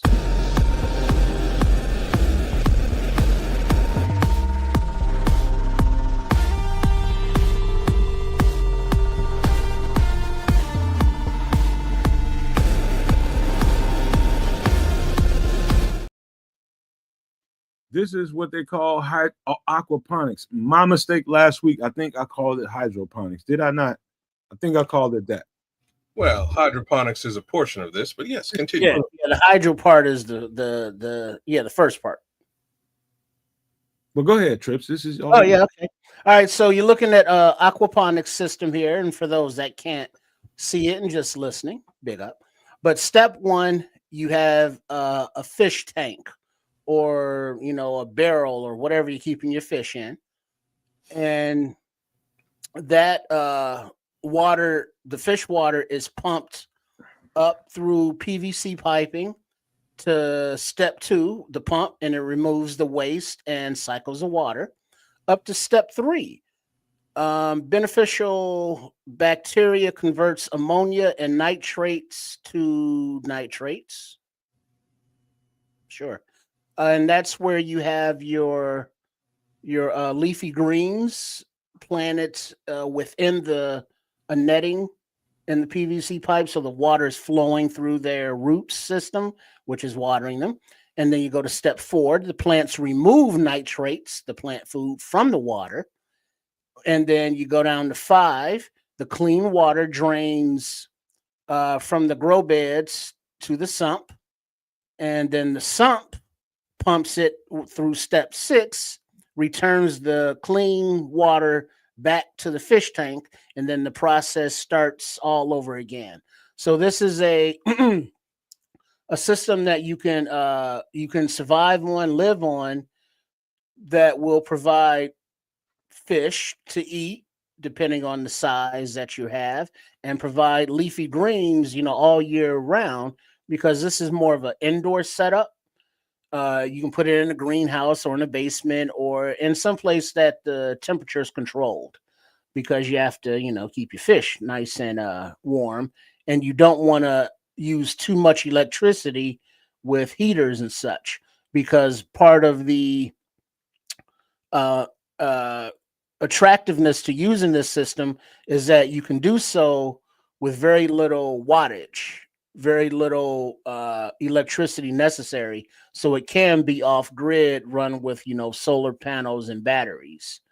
So this would be a nice setup for people who want to plan on, maybe not a huge event, but something that you just want in your house, and you want to have fresh leafy greens that where they came from to consume, that you want your fish to know where it came from, what water it's been swimming in, what nutrients and or poisons are not in there.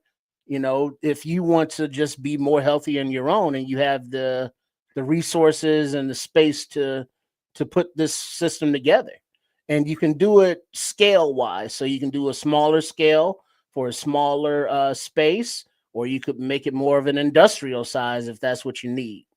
Well, you mind if I jump in here? Because yeah, go ahead. What you're doing is describing really nature's cycle. So this system is just as relevant, and this is the natural relevancy of it. This is no different than a stream, pond, river being right next to a plot of land that's growing greenery. And so you have photosynthesis going on because of it.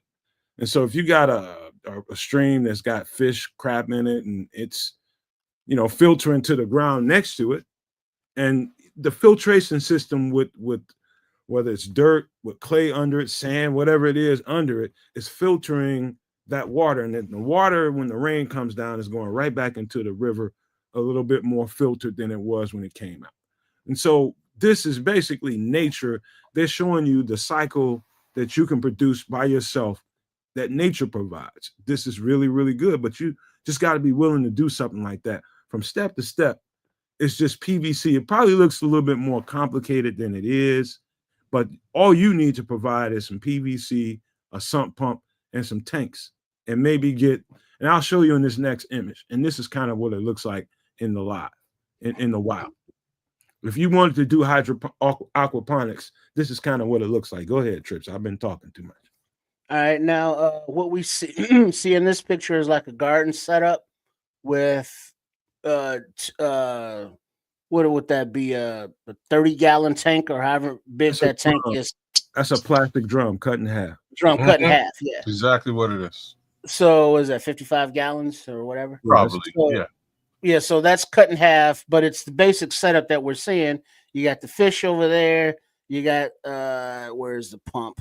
I can't see it in this picture, but there's a pump someplace bringing the water from the fish receptacles up into the top PVC pipe, and then the way it's angled down, it goes down that way and then down that way and then down that way and then comes back out. So it's gravity, it's a pump, and you get fishies, and that's the system. You feed the fish as they also get the nutrients from the plants. The plants feed you, the fish feed you, and you just got to make sure it's protected, because you don't want any bacteria, any pollutants, anything that can contaminate your ecosystem.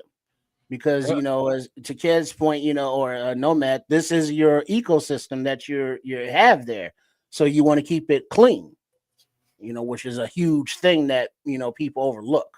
And that's part of what the pumps do. So the pumps are going to pump the fish poop in to be used as fertilizer for the plants, and then eventually it's cleaned out before the water is recycled back into the fish tank, and it just kind of continues on perpetually like that, which is awesome. So now at the end of the world, when the zombies are attacking you, you got some fish to eat and some salad.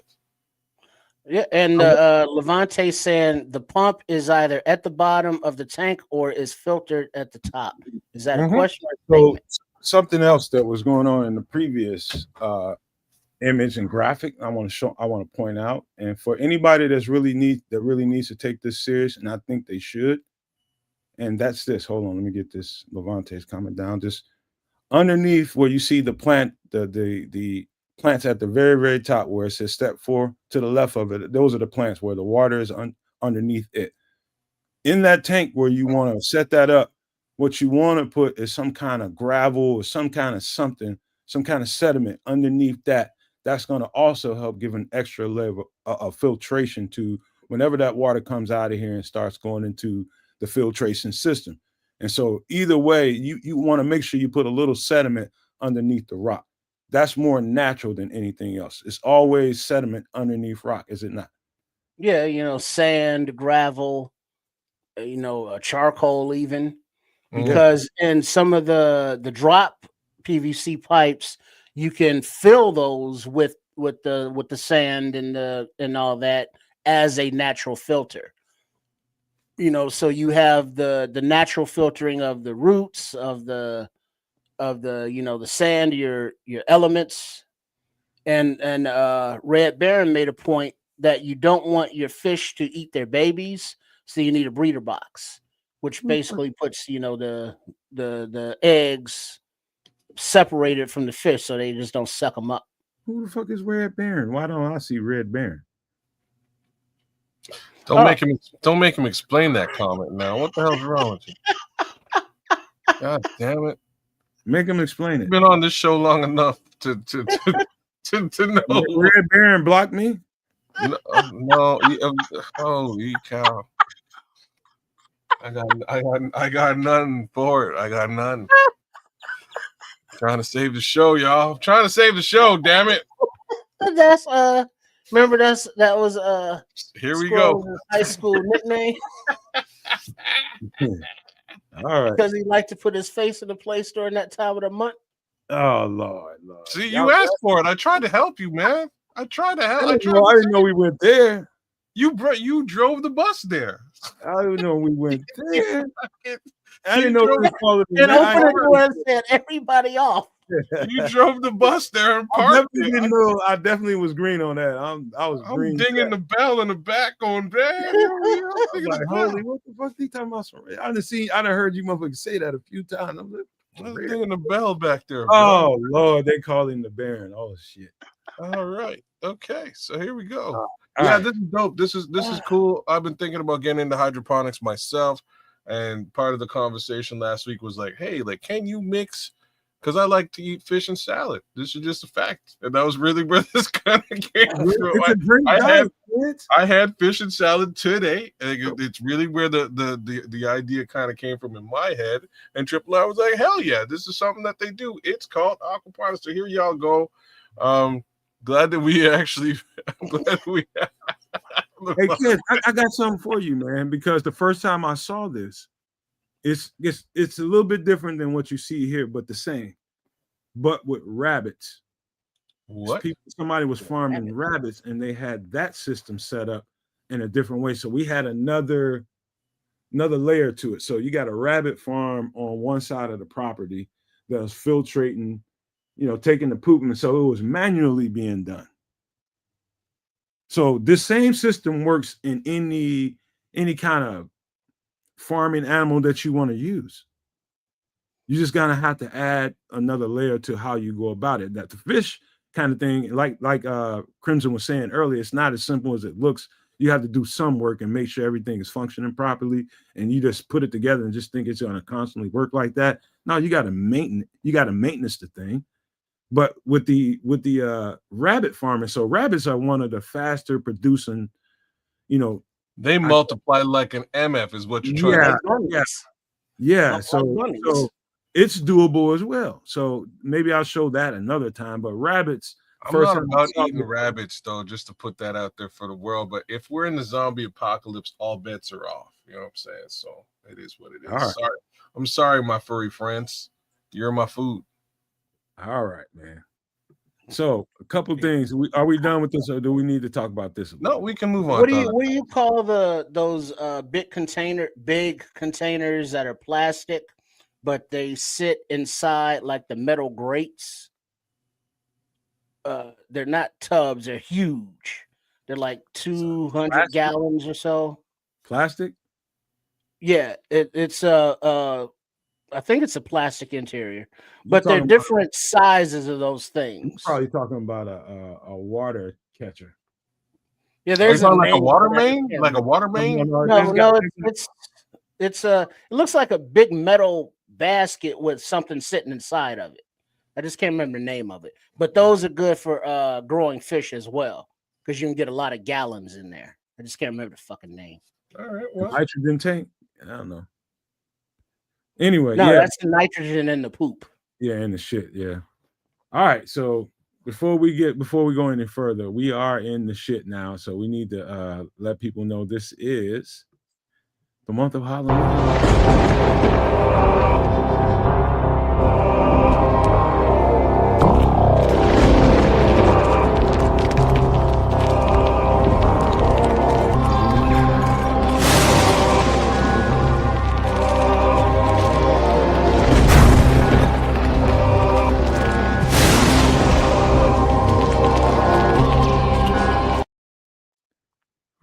Real quick, it's something I wanted to share with you guys. This thing is funny, man, because it's got a mixture of spooky, it's got a mixture of otherworldly shit compared to it.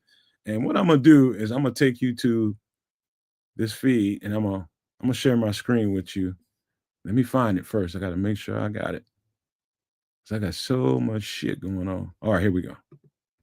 I'm gonna share my screen with you, and I'm gonna put an overlay over it just so we don't get in no trouble on the channel. Give me a second to put it all together. Just know this is an actual policeman that's giving you an account of what he heard in a real live 911 call. I think it happened a couple of years ago somewhere in rural North Carolina. But let me put this overlay over top of it so we don't get in no trouble. And I'm going to go play the video. Give me a second. Here you go. It is very hard to listen to that call, to that 911 tape, without becoming somewhat unnerved. It actually bothered me the first time that I heard it.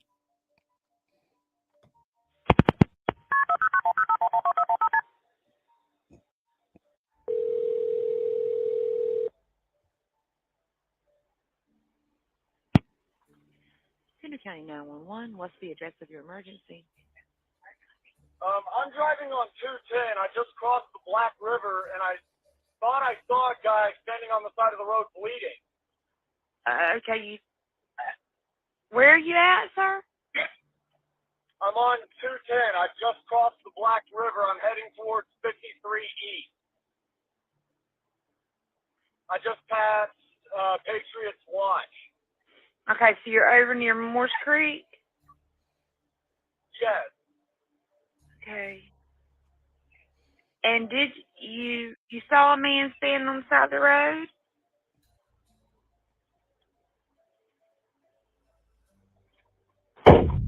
the?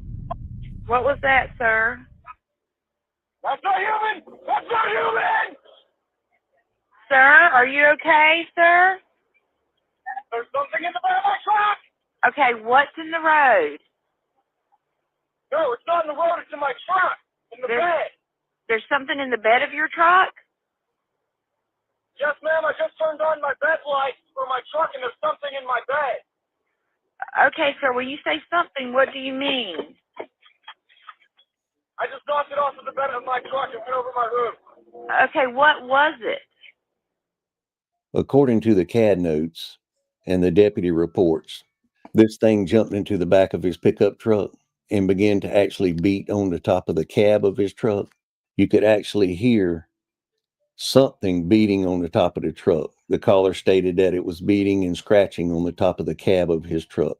He actually stated that he was able to engage his bed light and was able to somewhat identify this object that was in the back of his truck.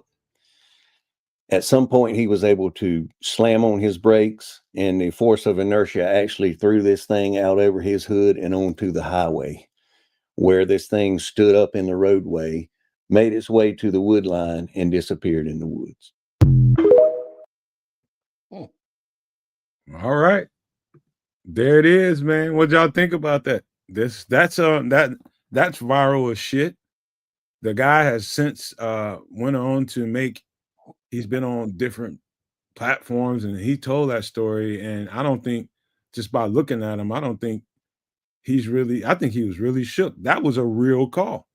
That was a real 911 operator's response to that person's call. Did that sound at all inauthentic to you?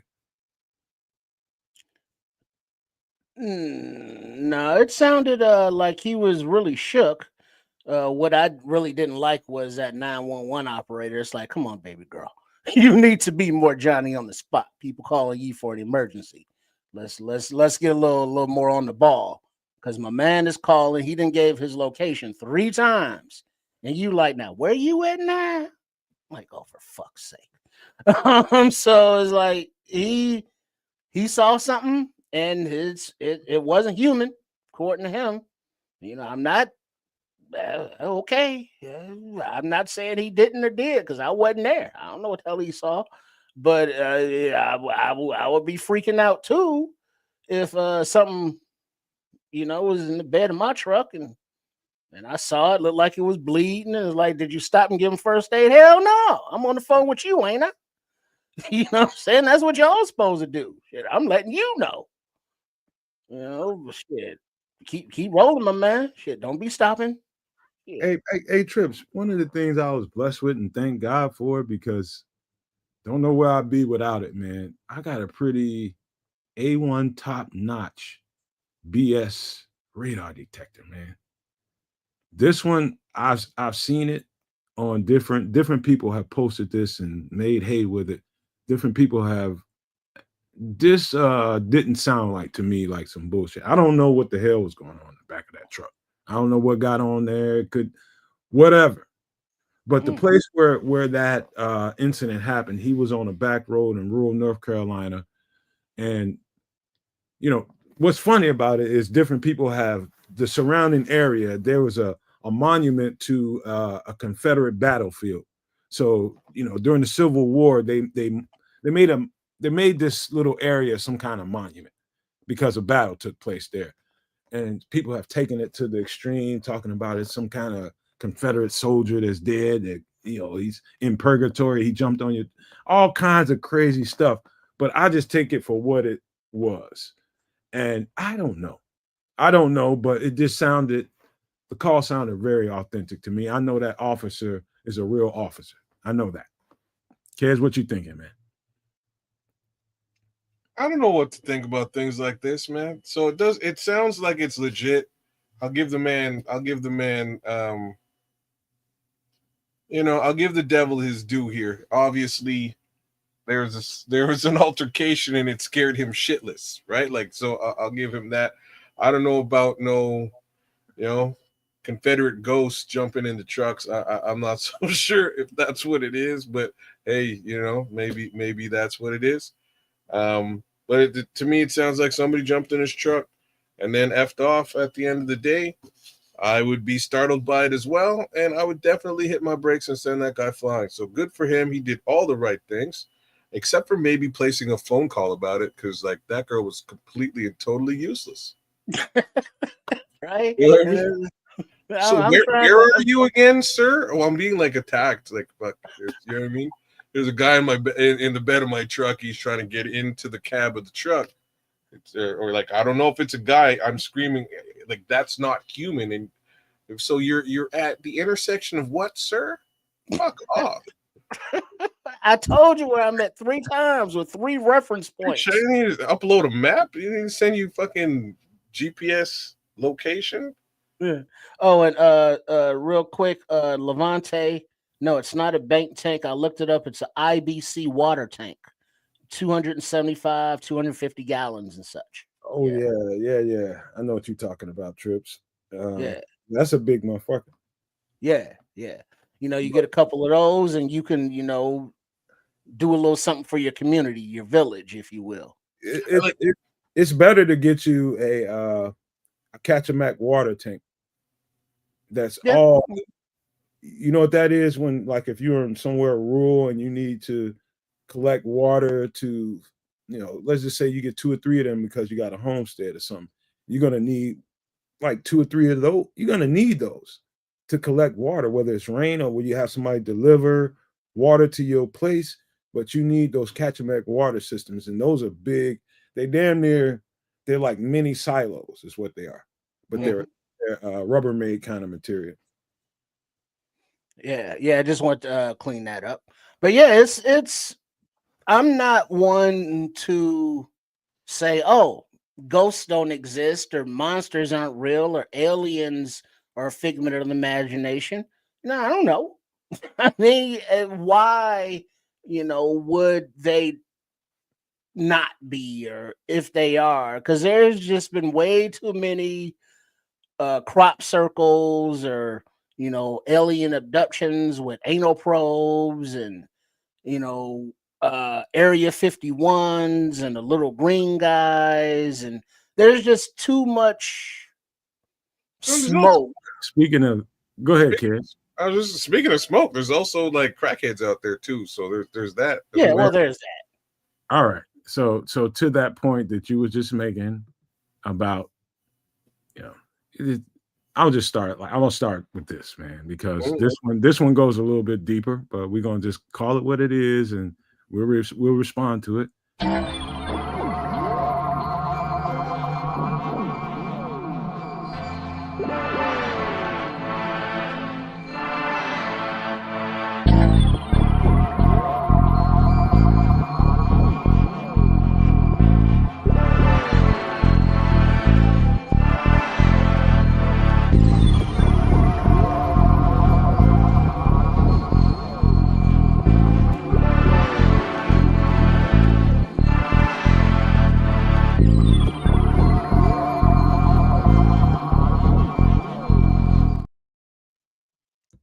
Now, this situation, can you guys see this? We can. All right. Just to let you know, this is something. This guy, I can't remember his name. I think it's Ross Coulthard or something like that. He's well known in this community, trying to find, the problem is, here's the problem why so many people speculate on all this stuff is because the U.S. government and world governments have all kinds of information that they don't want people to see or know about because they think it will stress out, the world psyche or the U.S. psyche, or they think it'll freak people out. And so they classify way too much stuff. But these guys are sleuths, and they just really, really are insistent on making sure people know what's going on. I'm just showing you this image so I can let you guys know this comes from a reputable source. I don't know what you think about News Nation.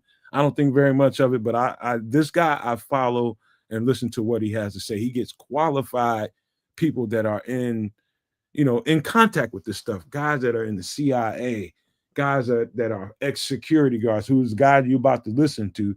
He's an ex-security guard on a facility where they store nuclear material. So nuclear sites where they store nuclear material in storage spaces. This is really what goes on out in Nevada. He's going to give you a story. Now, if you don't know anything about being on U.S. government property. You have to go through a certain security clearance to get there, right? I've been through that because I've been on Dobbins Air Force Base in Atlanta. I had to go through some shit to get to it. And so you just can't be anybody. And so I'm going to play this video. I'm going to bring it back to where it's at. And I'm going to play this video. Give me a second. Make sure I got an overlay so we don't get in no trouble about it. I'm going to play the video. And you guys we can chop it up. And you guys can take it for what it's worth. It's a little bit longer. Just letting you guys know that.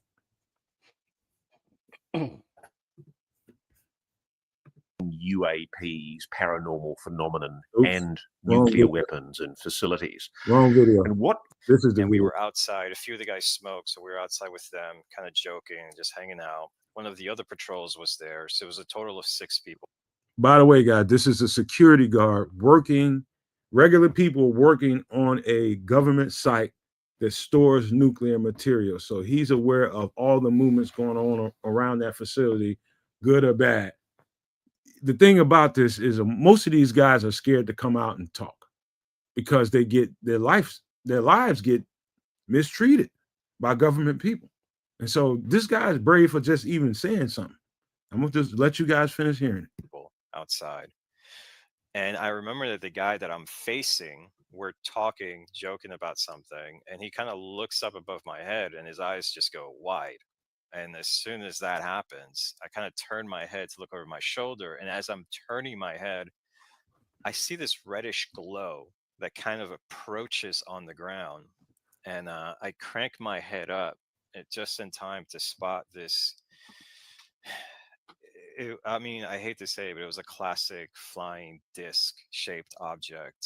I don't think that it was physically on fire. It was almost like this almost like magma type glow was wrapped around the front of it, and that was what was illuminating the ground underneath it.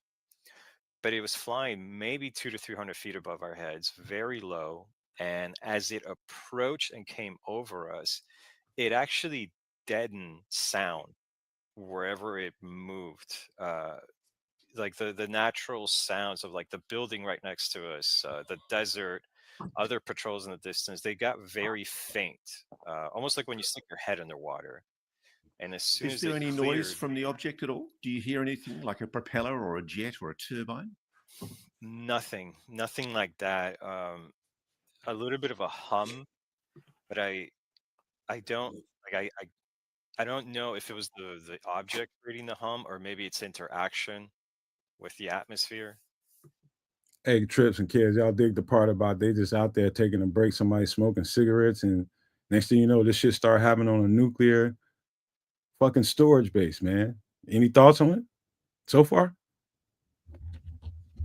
Well, I find it weird that it's out in a nuclear storage base. Why? Because like, what the fuck they doing out there? Maybe they need fuel. If they're aliens, and let's just say if they want something, that's a good place to go. But if they're worried about our society as humans, they want to see who's doing what with these things are dangerous. They want to make sure everybody's like, they don't want this shit to happen. Maybe it's that, but well, my question is more, you know, y'all doing security. Why is it 6 of y'all standing around smoking and joking? Who's securing the damn premises? Well, they're in the middle of butt fuck nowhere. You be smoking too. You're in the middle, you know what I mean? You're in the middle of the desert. What is there to do? You fucking your job. What? No, ain't nobody trying to really do their job though. Everybody's trying to, you know what I mean? Everybody's trying to F the D. That's just what it is. You got a little couple of minutes. You go outside for a cigarette. Oh shit. You know, but if the space people need, let's say, nuclear materials for, you know, their propulsion systems, they know where they are. You know, they got scanners and sensors. You know, they're traveling through the damn universe. You know, obviously they know how to look for what they need. I'm just saying they got better powers. If it's legit, they got a better power source. Hey kids, what if these motherfuckers got a little sense of humor? You know what I'm saying? They got a sense of humor. Fuck with them a little bit. They're distracting groups. All right. Let's hear it out. Now, let's not beat around the bush here. This is a craft, a solid physical craft of some kind, reaching the airspace over what is probably one of the most sensitive facilities in the United States, if not the world. Aluminium. This is where thermonuclear weapons are stored. Describe what happens. So I love the object accent, came though. It's killer. right overhead, and you could tell it was losing altitude because it was dipping down lower as it came and passed over us. As soon as it was clear of us, that's when sound returned and you could hear everything normal. We immediately got on the radios. By the time we got the first radio call out, the object had cleared the perimeter fence line, and it seemed to go behind this area that we call the bluffs, which is what kind of blocked us from view from the rest of the desert. And once it went down behind the bluffs, there was a massive flash of like orangish reddish light, and it was so big that all of us kind of braced ourselves because we honestly thought whatever this thing is, it's just crashed, and like it's such a huge explosion, we're gonna get knocked off our feet. How big was the object? I'm a little hesitant because at nighttime and you don't have a good reference, I estimate it was 200 to 300 feet above our heads. If that estimate is right, and I'm fairly confident that I'm right about that, I would say it's about 45 to 50 feet across. So it was it was a good size object. Holy it wasn't a drone. It wasn't. It was very large. I've been next to military aircraft. Could it have been an aircraft of some type? Maybe a blimp or is there any kind of known weather prototype balloon or craft that you can think of that might plausibly explain the shape that you saw? So it was definitely not a conventional aircraft. It had no wings. It was a perfect disc-shaped object. Any windows, lights? We only saw the underside, and the Just a couple seconds left. Just hang in there, y'all.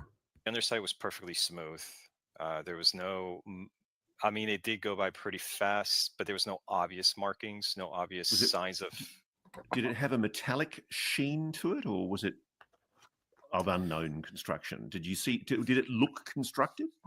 wood. It definitely looked like it was something that was built, and whatever this reddish glow at the front of it was, it consumed about a quarter of the craft or the object. And it was reflecting off the bottom. So that's why I know that even though it was dark, that's why I know that it definitely had a sheen to it of some sort. Like it was able to reflect that light from this glow. All right. Now this one, I'm gonna let you guys speak to that. Go ahead.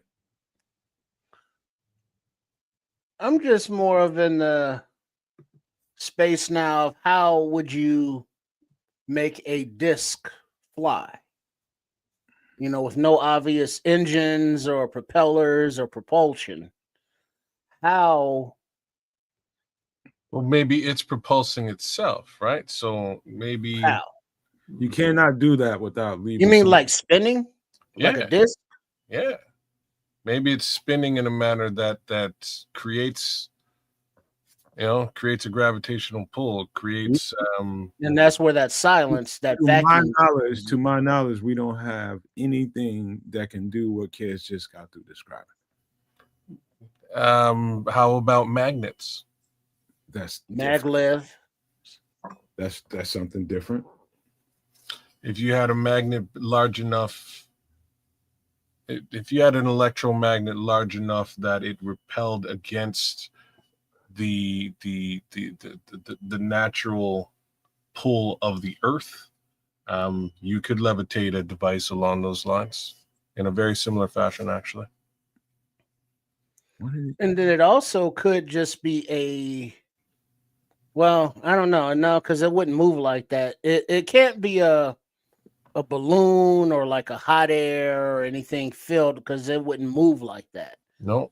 So it has to be propelled. It has to have some sort of engine, some sort of way to keep it spinning. And if it is like just spinning real fast at a level plane that you can't really tell because it's going so fast and so precise, it could just be that magnetic anti-gravitational kind of field it's building because of the spinning, so that keeps it, up. And you know what? I'm just thinking about the scientific aspects of it. You know what, Trips? There's this world where the United States military is working on designs and different products that they don't want the world to know about, and some of the test runs and some of the things that they might want to do would likely happen on sites like that. Maybe not that site in particular, but I don't know how that site is set up. Oh, you're bang on, right? So like if my conspiracy brain is like this shit's probably man-made, and yeah, they would be testing it in the middle of buttfuck nowhere, where there's in the middle of the desert, so it doesn't startle planet Earth while they're testing cool new tech, whether it's been reverse engineered from actual alien tech or what have you. You know what I mean? You never know, but just something very interesting is, again, the use case of magnetism in that respect that I just brought up. It's something that we've never really seen in like real life, like in regular use. The closest thing to what I've described, and it's crazy, the closest thing to what I've described is from Back to the Future 2, and that it's Marty McFly's skateboard, which was like low level. But that was more of a hovercraft, wasn't it? But like we're talking levitation here. If you did it on scale with an electromagnet as opposed to just an actual magnet, an actual magnet would provide you about a 3 to 4 foot propulsion from the ground. But he's talking about non-propulsion is what that's what you're talking about, kids. You're talking about something that doesn't have a system that propulses things. Well, so magnetism could be utilized with respect to propulsion, right? It would be repulsion if you really think about it, right? Because you'd be going against. You'd be using theoretically. Hold on. Oh, let me cook. Hold on. No, you go, bro. You go. So you got a disc spinning, and it's using the resistance or the attraction of the gravitational pull of the magnetic of the Earth. Yep. So you control your forward momentum by activating some sort of like a teeter-totter kind of thing. So it's like the magnetic things is here, so you push it forward this way, so it goes that way. The resistance, whatever the scientific term is for that. Tilt. You can just tilt the electron. Right.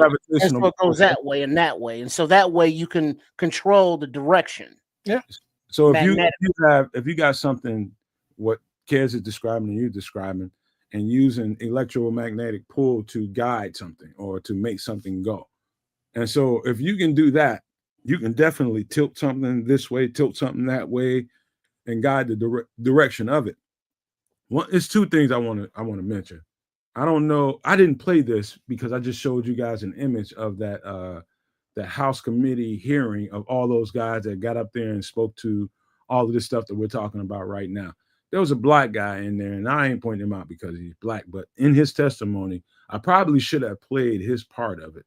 And some of it is what Kez and Tripp is talking about right now, the non-propulsion systems that he saw operating in this vehicle that he saw.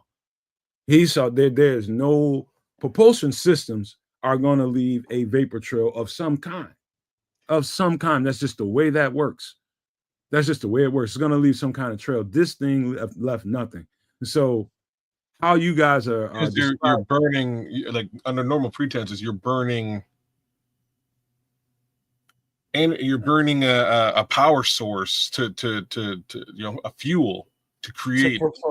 That's what makes the trail. Exactly. But if you're using the magnetic force, there won't be that trail because it's like bumper cars. You know how the stick of bumper cars reaches up to the electrical grid thing up there? Yeah. You propel yourself like that, except reverse it And instead of that metal grate up there, you got the earth. And instead of electricity, you're using magnets, magnetism. Either there's something really truly going on that we don't understand yet, or the United States government understands it and they're trying to get control of it and they're testing things based off the information. There could be layers to all of this that's being said. I'm not going to discredit that guy, even though I'm just like any other skeptic in the world that will hear that, see that, and be like, okay, I can come up with some kind of rational excuse as to why you saw what you saw. But that ain't the only interview. That interview was probably an hour and a half long. That's just a snippet of it. He's talking about images that aren't like I see kids, I see trips. I can't see kids and trips walking through a wall.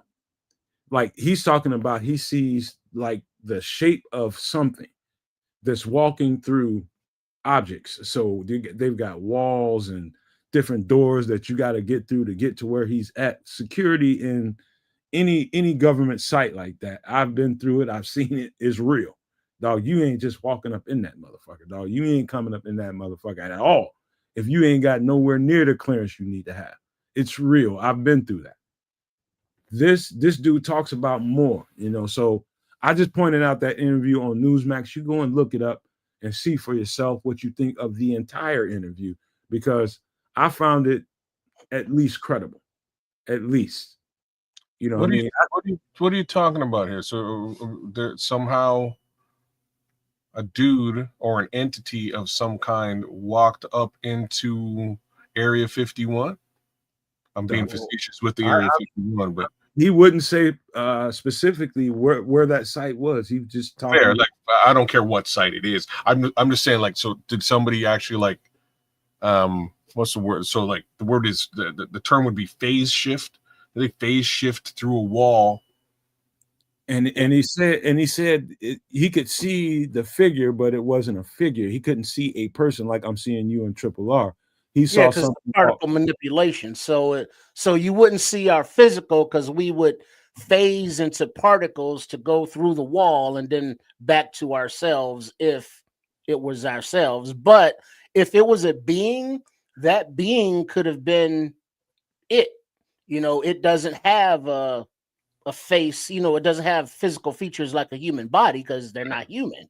So they are particles, so to speak. They move like that. And, our walls are no limits for them because they don't have the same chemistry as we do. They don't live by the same rules as far as, you know what I mean? All that stuff.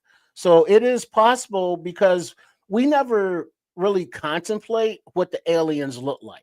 It's always like little green guys. Well, maybe this is not an alien. This could be a ghost. Right. This could be any level of any level of entity that could facilitate some kind of phase shift. And again, just like as you're describing, they don't necessarily have to come, return to their original form. Maybe they're just, maybe they have the ability to full on not just phase shift but shape shift into whatever form they want to turn into. Right? Like that's a whole other kids. That's a whole other conversation. Shape shifting and all that. That's a thing. That's an earthly thing. Not even space shapeshifters. It could be somebody from space that shape shifted on Earth, where the lore came from. But shapeshifters a thing on Earth. But my question is, like, if you ever really considered like aliens coming, pause, would what would they look like? Do you picture them as the little green guys, as like ET, or like the little tiny guy in the head of the big guy from Men in Black? Are they slimy, or what would you picture an alien looking like? Or then don't say it depends on what planet it came from. You're probably asking kids more than me, or are you asking? Well, both of y'all. I mean, I'm just asking because we've all considered aliens. It's like, when you hear alien, what does it look like in your mind?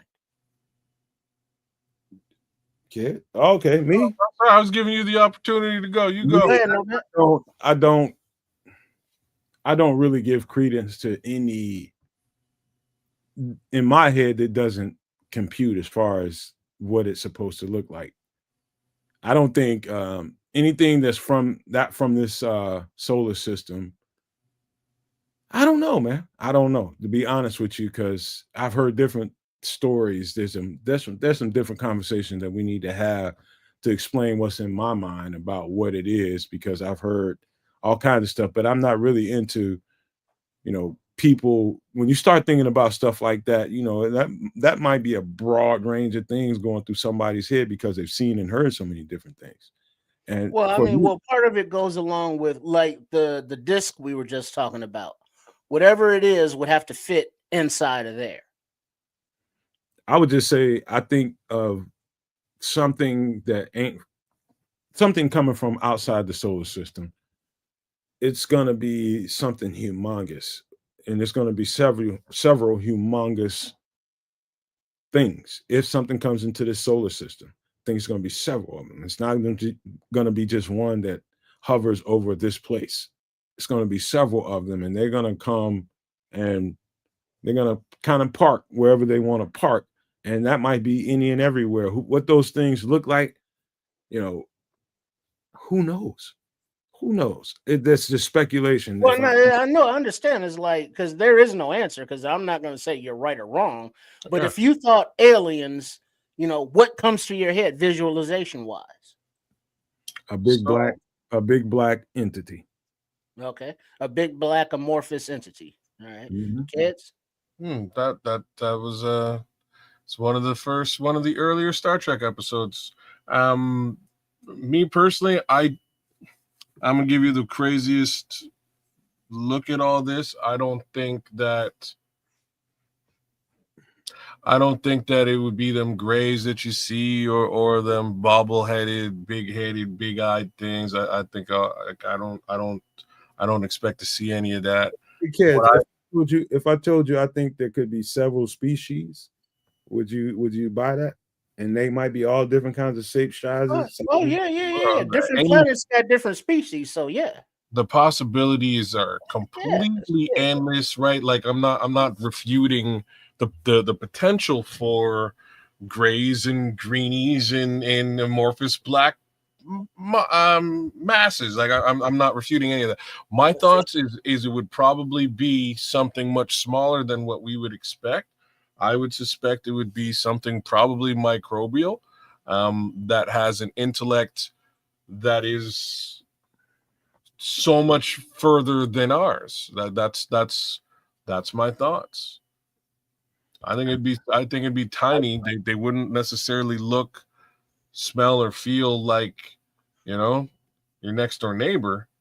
I think it would probably be something tiny that is brilliant in understanding.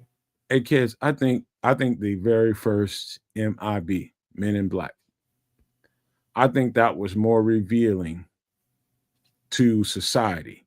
And it almost feels like to me like it was like a test balloon to see how far it can go up into wherever it's going, up into the sky, and how far it will go before we realize this is as far as the balloon can go.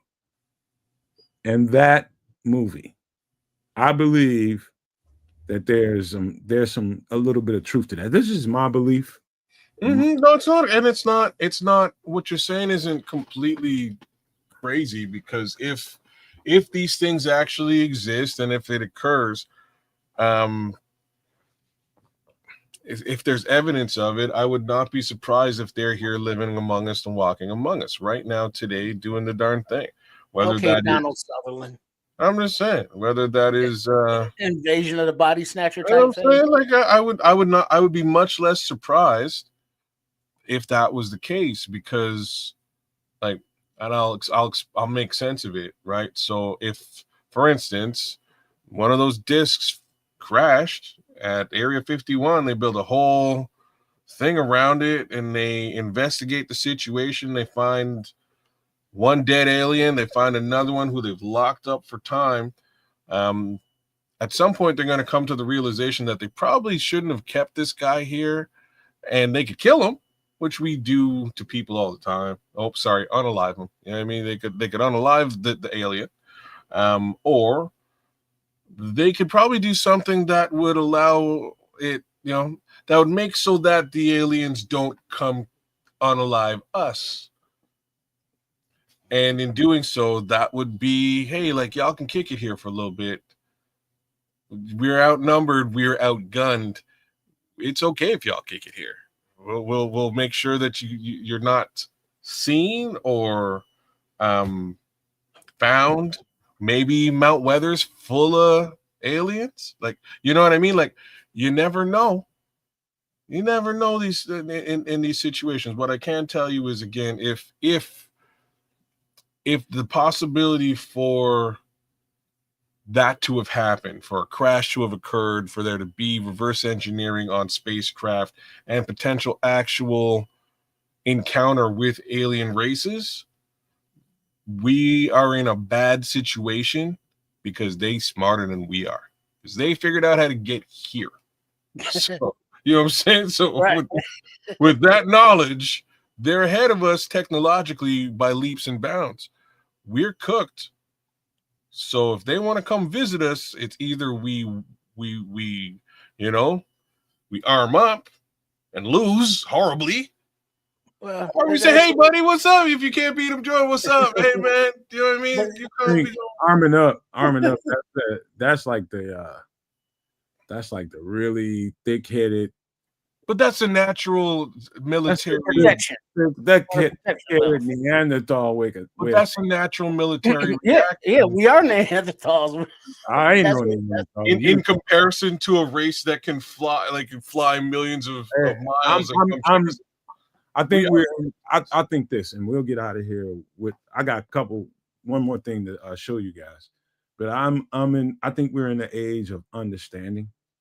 I think we're coming out of the age of all kinds of aggression, all kinds of violence, all kinds of I don't know that we realize how much chaos we've been living through our entire existence as humans. Us. I'm talking about us individually.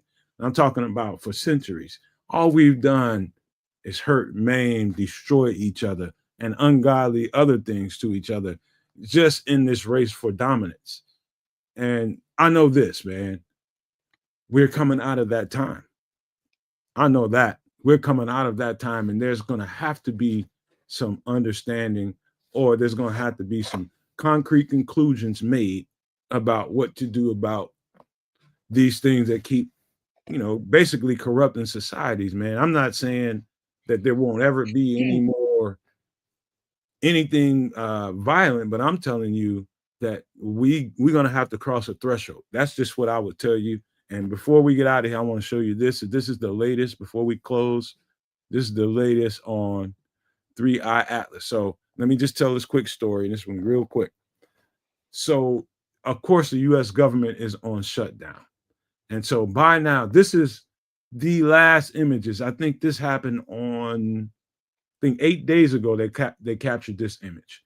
And now this image, this 3i Atlas, is behind the sun, and nobody can capture any imagery of it because it's going to emerge from the other side of the sun. If it ever does, then we can get more imagery of it, and it'll be a little bit closer at that time. The problem is everybody's upset because the U.S. government is shut down, and the best, and I'm talking about billions and billions of dollars worth of assets to actually capture this is in the U.S. government, and NASA cannot. So somebody in NASA is getting this information. They have it. They just haven't released it to the public, or if they ever do, they know what it looks like. And they just won't say anything because the government is shut down. Nobody can speak from their official capacity. And so I just wanted to put that out there. And by the way, let me take it down and go to this video right quick. This is just real quick. It ain't gonna be nothing but it's just a gift, not a gift. I like gifts. Mm-hmm. This is what it looks like in real time. Hold on. I accept gifts. This ain't really that.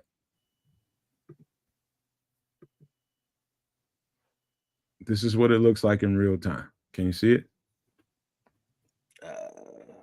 This is what it looked like in motion. But these telescopes are good telescopes, but they don't have the clarity of what NASA can bring to the table. Yeah, European Space Agency, Mars orbiters. So they have a rover or something on Mars that can pick up anything that comes in and near around Mars, and they have the technology there to peep it out as it's coming by. But what the United States can bring to the table is much, much more powerful than this. So this is the closest it used to be. See now, it's behind the sun. What does that mean? Does that mean so the Earth has rotated around the sun, but the Atlas 31 is still on the same trajectory, and in 24 hours or 12 hours when we're back around, it's still on the trajectory toward Earth, that kind of thing? All I know is around the 28th or 29th, it'll pass the sun. It'll pass the sun, and this comes to however this thing works in our solar system. It'll be visible again around the 28th, 29th. It's my understanding of it. So right now, it's just the time it's spending passing the sun. And from what I understand, I don't know if you guys ever heard of solar flares, but the sun has fired off. Basically, a solar flare is the sun is burping or farting, giving off gas, and it's shooting off a big, powerful solar blast, and it hit this thing. And from my understanding, from people that observed this thing at this point, it did not alter the trajectory of this object. Anything else, the sun blast like that is going to either be in pieces or completely obliterated. Yeah, it melted, burn up. It didn't do anything to it. So this is like some deep space aliens who was like, well, when we get to the sun, go to the third rock. You know what I mean? And here we are. So damn. I mean, because that's hot, and to go through it and still coming for us, like, oh no, that's not cool. Now I'm gonna have this nightmare that back in the day when there were no like human beings, we were fish and amoeba still, and then the aliens came down and fertilized and skeet made humans, and then they left, and it was just like a handful of humans, and now it's like a few billion, and so now they're gonna come back and harvest because they left to plant the seeds and let the seeds grow, and the seeds were human beings doing it and having little bitty seeds, and those seeds growing up and doing it and having more seeds. So now we got a lot of meat on this planet. When they left, it wasn't this much meat. All I can tell y'all, man, is I do trips in particular. I want to say this, man. I got to take my hat off to you first, because not only was you not with this kind of conversation, but before that, you didn't. The whole Halloween vibe and the whole Halloween theme, you let it be clear to me a couple times. Whatever. But thank you for being a good sport, man. Thank you for being a good sport. And you too, Kaz, man, because we also had a conversation about this, and I appreciate y'all for allowing me to push it a little bit. And it's just me and my vibe, and I know you guys don't always get along with, but I appreciate y'all for being real good sports about it, man. I do. Right. But any other thoughts about anything that we talked about tonight? Go right ahead before we close this thing out and give some pleasantry. Yeah, I don't know. We'll have to see what happens with this thing in the sky and the sun and all that. I like to keep my eye on the horizon. It's just me. It's funny, man. A lot of folks are like, if I'm walking around at nighttime outside, like, oh man, look at the stars, look at the sky. It's beautiful. And I'm like the last guy to ever even notice what's going on up in the sky. It's just me. I like to keep my eye on the horizon. Because if someone's gonna punch you in the face, it's gonna come from over there. Right? Did crypto punch you in the face? Because I know you was invested there. You know what? Crypto didn't really punch me in the face, but I've learned lessons in that regard. If we want to have a little bit of that conversation, I almost did, but we had too much to deal with. But we can do that next week if you would like. Sure. Then I'll just give a little quick synopsis. If you're gonna get into crypto, I don't want to, but if that's something people want to, buy Bitcoin, buy Ether. Don't mess with meme coins. Shit coins. You know what I mean? The shit coins will get you every time. Everybody, it's the lottery. You know what I mean? If you have the time. What up, Beldar? What's cracking? Yo, shout out to the Archangel and the Quatu as well. But I mean, if you want to get into crypto and you want to get into meme coins, the problem is you have to pay attention to them all and try and figure out which one is going to pop. And if you find the one that's going to pop, you'll be a multimillionaire. Awesome. To the moon. You know what I mean? To the moon. But if I would say to everybody that's considering something like that, save your damn money and don't go to the casino. Don't go to the casino. It's basically a trading casino. No, I wish I could argue with you. It is the lottery. A big trading casino. You should probably start looking at figure out how to options trade.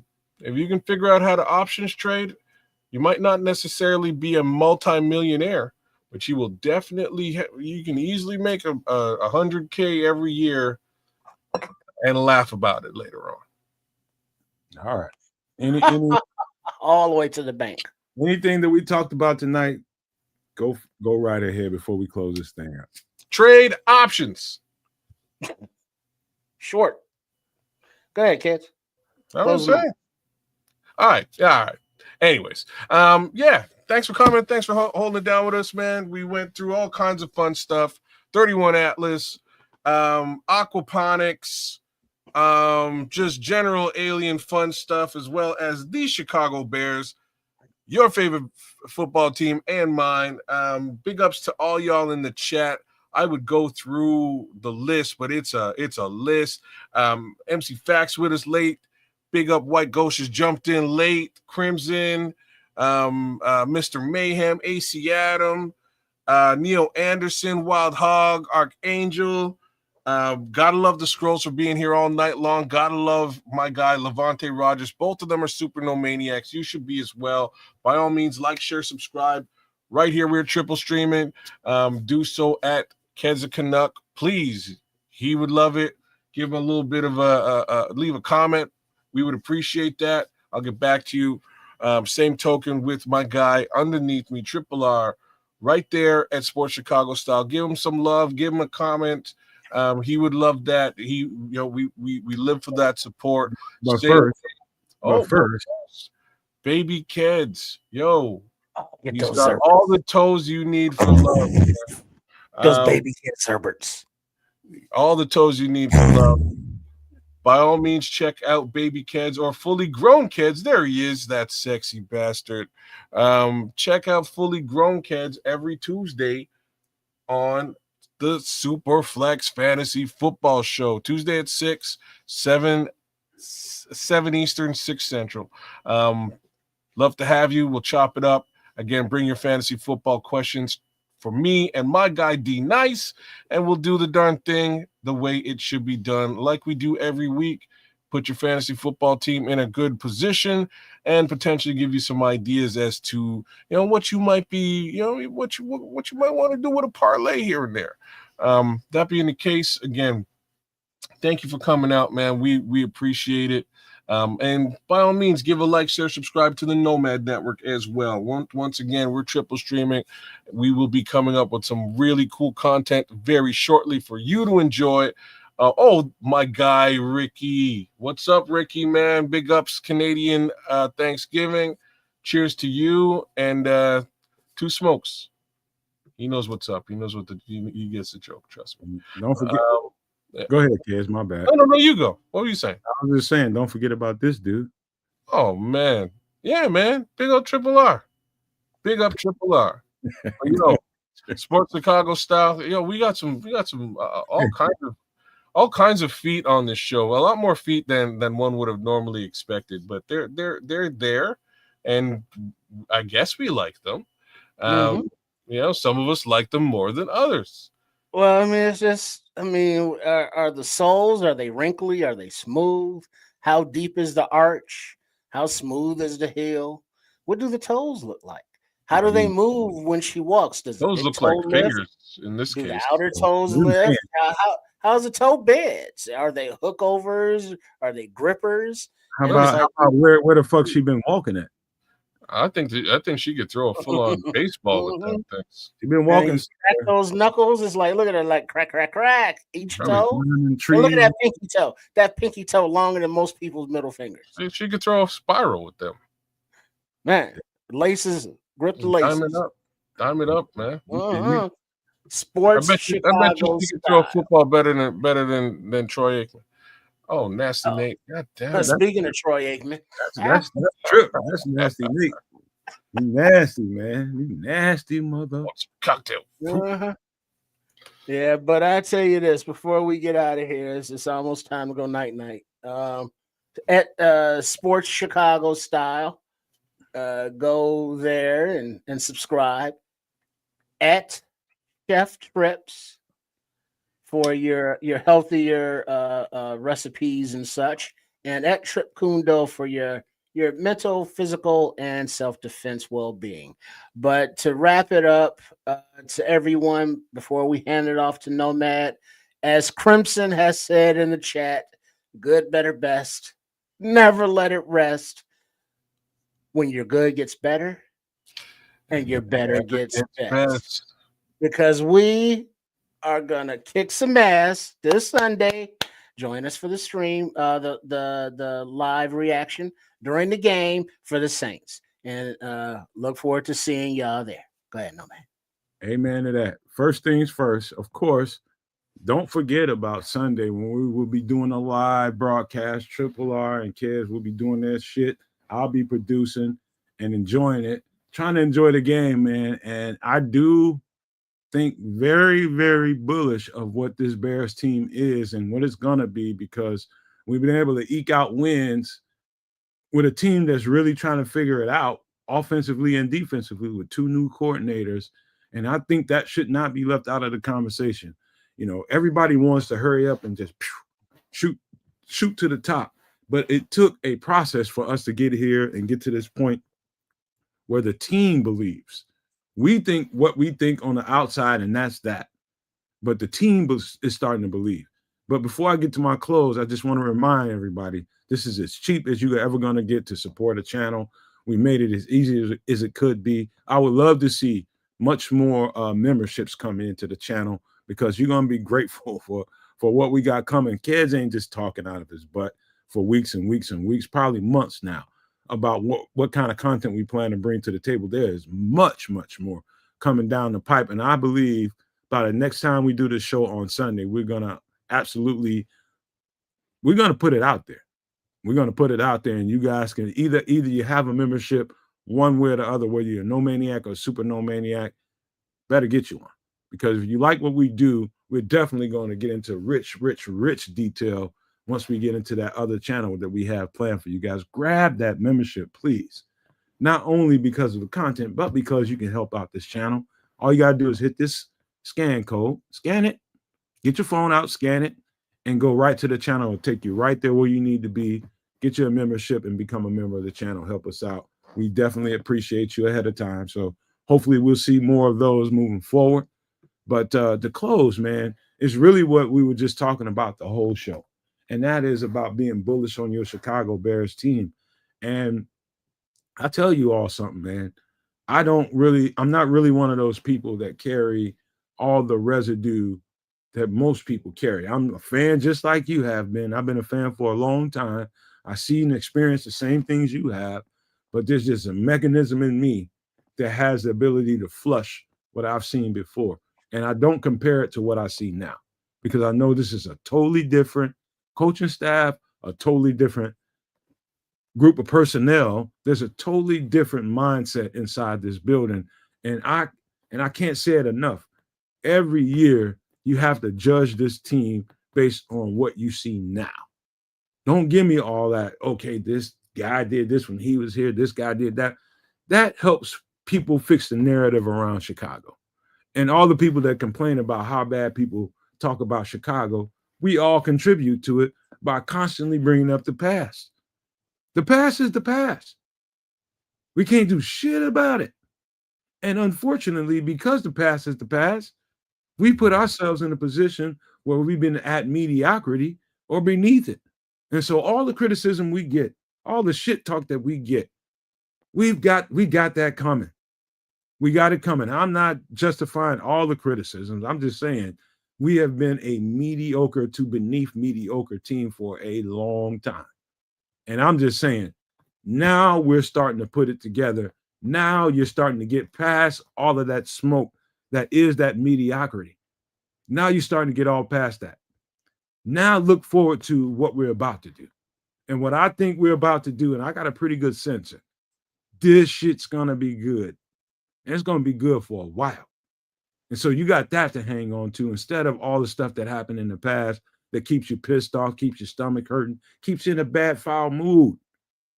Don't let that shit get to you. Is all I'm trying to say. That's all I'm trying to say, y'all. Don't let that shit get the best of you. Don't let that shit drive your spirit. It's just negativity. And you don't want to be in that fucking fog. And I love you all, man. And I'm just talking to y'all because I love y'all, man. And I want y'all all to feel a little bit better. Flush the shit that already happened yesterday. And just look forward to the future. It's the best way to be. And how you can contribute to a better future is the best mindset to have. It's all in your psyche. It's all right there. So I love you all one more time. Thank you for being here. We've been here for 4 hours and almost 30 minutes, and we've hung in there for 100 plus people throughout the entire show. So this was really, really nice, man. It's always good when your team is winning, so the energy is better. So grab hold to that winning energy, and let's carry this shit. Who knows what we're going to do at the end of this thing. So I thank you all one more time for being here, but I got to leave you all with these famous words. If you can think it and you can see it, there's no reason in the world why you cannot absolutely manifest it. Do not, and I repeat, do not be a prisoner of your own mind. But with that being said, we are